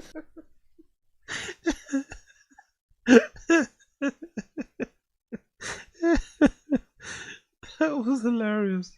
That was actually good. Fuck me sideways. Well, I'd like it one. is the, have a sip of that. Dude, this is the Chris Apple. When it's ice cold, it is. Hold on. Is he trying to say crisp? Crisp apple. What did he say there? Have a sip of that. Dude, this is the Chris Apple. Chris apple. You mean crisp or crisp? What the fuck is crisp apple? When it's ice cold, it is the best thing that will touch your old crooked teeth. Go ahead and get you. Now remember, it's not ice cold. Imagine that ice cold. The ginger ale, the classic cola one, buddy. See, that ain't it, is it, Chen? That's Simply Pop, bud. Is it Ollie? Olipop. That's very nice. Imagine that ice cold. And I think that's real apple, right? yeah, dude, 3 grams of sugar. That's got something to say. I feel good drinking it too. No, that's got something to say. Don't they have something to say? Yeah, a little Olipop. $3 a can. $3 a can. I saw our boy Eric from Virginia in Naples. He says hi. I love him. He's the best. The best. He's the best. Those 3 right there. Fuck me, dude. You For sure, Brendan's already tagged himself in the story with this fucking can, hoping to get into his DMs. For sure, you already know that you're probably gonna see a whole table full of these fucking tins of drinks on the table soon. For sure, we're gonna see a whole table full of these ads. Oh yeah. Want fucking crisp ale? shit? Gee whiz. That ginger ale? Really? This is gonna sound real stupid, and Reddit's gonna make a thread about it, dude. I just figured out. I tasted. He's leaning into the Reddit stuff. He's mentioning Reddit now. Reddit's gonna make a thread about it. He's just trying to lean into the Reddit. Oh, this doesn't work. It doesn't work. It's too late, man. It's too late. Somebody needs to tell him it's too late. He's wearing an archery t-shirt too. Oh my god. I went, holy fuck, this tastes like ginger. My girl goes, well, ginger's in the name. It's ginger ale. I went, holy shit, you're right. It's actually impressive he's done what he's done in his life, in it being this dumb. You have to admit, it's somewhat impressive that he's been able to do what he's done in his life being this dumb. I didn't know ginger ale had ginger. Like, what? What do you think it was then?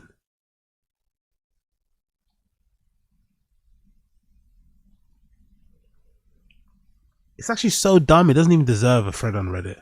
Well, fuck me sideways. Well, fuck me sideways. I'm a ginger loving. They have to be cold because this one's a little lukewarm, so it's not as good. Those the fucking things, buddy. You're living, bud. Yeah. So you saw our boy? Let's take a little break here and talk about Aura. Here's my holiday pattern. Tell myself I'd be thoughtful. Then I panic because I waited the last minute. I buy a terrible gift.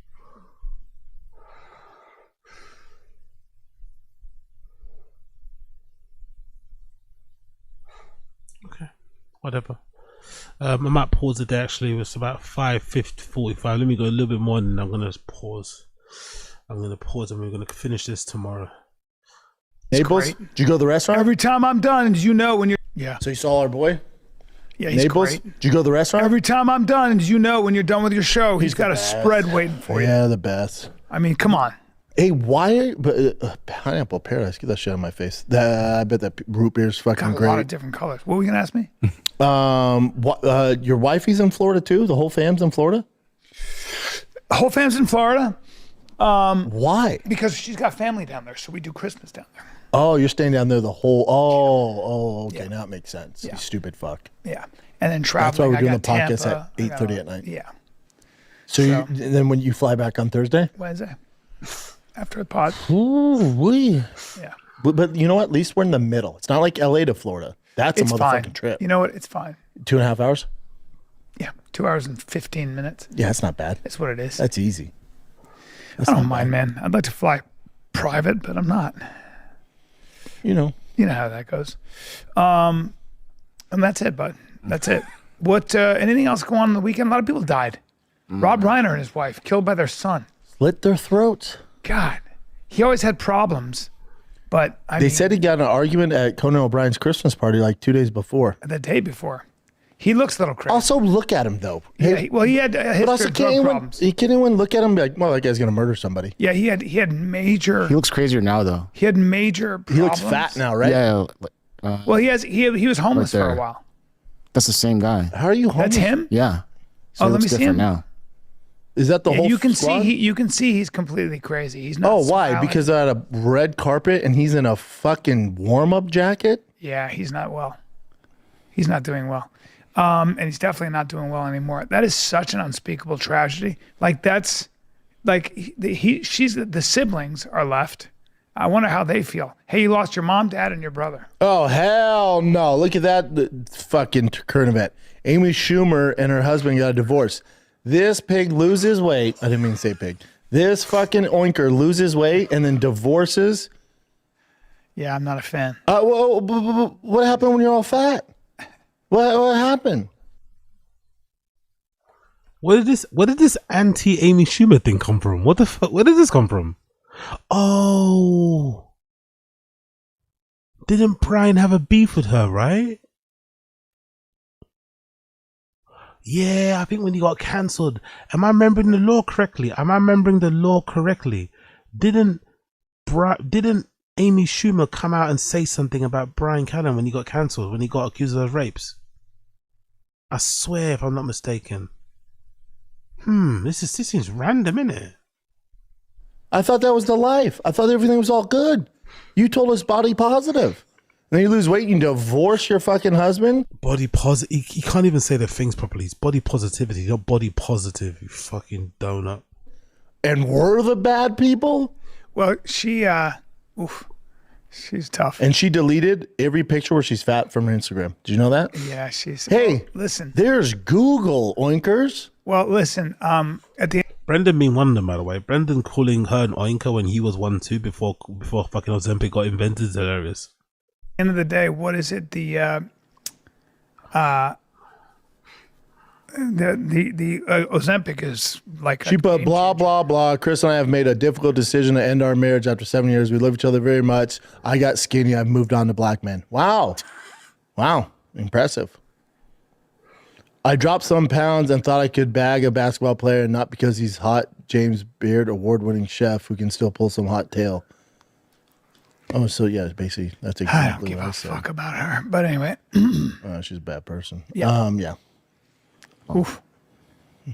She's just. Look at him. He's exhausted. Yeah. He's like, I'm a fucking chef, and you eat all the goddamn food. Yeah. I bring it home every night. You fucking devour it. Nobody gets to try it. Imagine getting skinny and then fucking divorcing. That's like you getting jacked and then divorcing your wife. Yeah, and I'm gonna get jacked. Well, we'll see. Well, there you go. You know what? He's probably better off. You think? Look at his face in that. You Go, think? Doesn't scroll look up, very Jim. happy, yeah. Look at his face. Or he's happy. Look at her. They look miserable. Yeah. It is what it is, man. It is what it is. Yeah, she's gotta look like that. Hey, you know what? You know when we were thinking about moving here, everyone goes, "Get ready for the summers, dude." Interesting, isn't it? What a weird reaction to them. What an interesting reaction. Hold on, let me see if I'm right here. Amy Schumer, Brian Callen. Oh, sorry, my bad. Not Brian Callen. Didn't you say something about him when he got cancelled? Yeah, she did. Amy Schumer publicly supported the women who accused Brian Callen of sexual assault and misconduct. Yes. In a response to the story, Amy Schumer posted a statement on Instagram. You are... Okay, that's why he hates her. Okay, this makes sense why they went so hard on fucking Amy Schumer. Wow. You are saving the women who may have come after you, who have come after you, and the comics who are annoyed with me standing with these ladies. Who are you afraid of? Available on my number if the buyer wants to talk. You want to talk about Brian or anyone. She named him by first name. Oof. And one who sexually assaulted you. Brian Callen, have a nice day. At Brian Callen, have a nice day. Wow. Okay, cool. That's why. Okay. Now I understand why they went so hard on Schumer. Because she went hard on. Oh my god. Pick up Amy Schumer. Oh my god, that's fucking brilliant.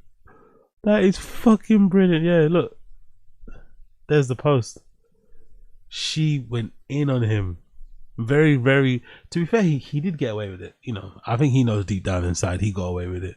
So he shouldn't be that mad, really. But god damn, the LA Times just published an article by Amy Callen about repeat offences of Brian Callen. Thank you to the brave women who came forward sharing the stories. You are saving the women who may have come after you. And to the comics who are annoyed with me or standing with these ladies, what are you afraid of? Available on my number mobile if you want to talk. Brian or anyone else who sexually assaulted at Brian Callen, have a nice day. Wow. Wow. That's brilliant. Big up Amy Schumer. Big up Amy Schumer. We stand with Amy Schumer. We stand with Amy Schumer. Cool. Anyway, guys, I want to bounce now. Thank you for tuning in. That's been 4 hours. Do me a favor if you like the show, like the stream, please. Do me a favor, like the stream. Before I leave, actually, I'm going to give some memberships before I leave. But do me a favor and like the stream. Let me give some memberships. I've got 5 to gift this month. So let's gift those. Enjoy. And I'll see the rest of you guys again tomorrow, yeah? I'll see the rest of you guys again tomorrow. Thank you. Thank you. Big up, Diana. I appreciate you.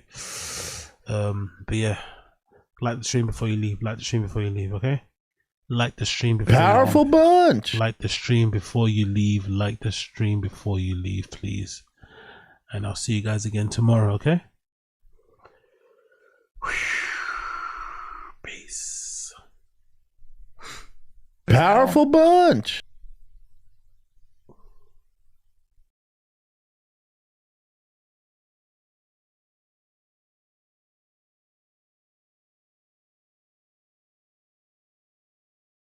Powerful bunch.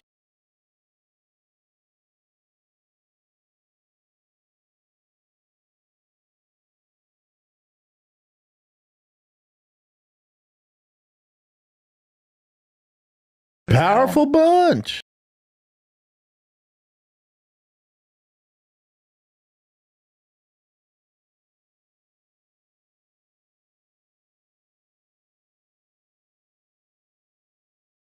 Powerful bunch.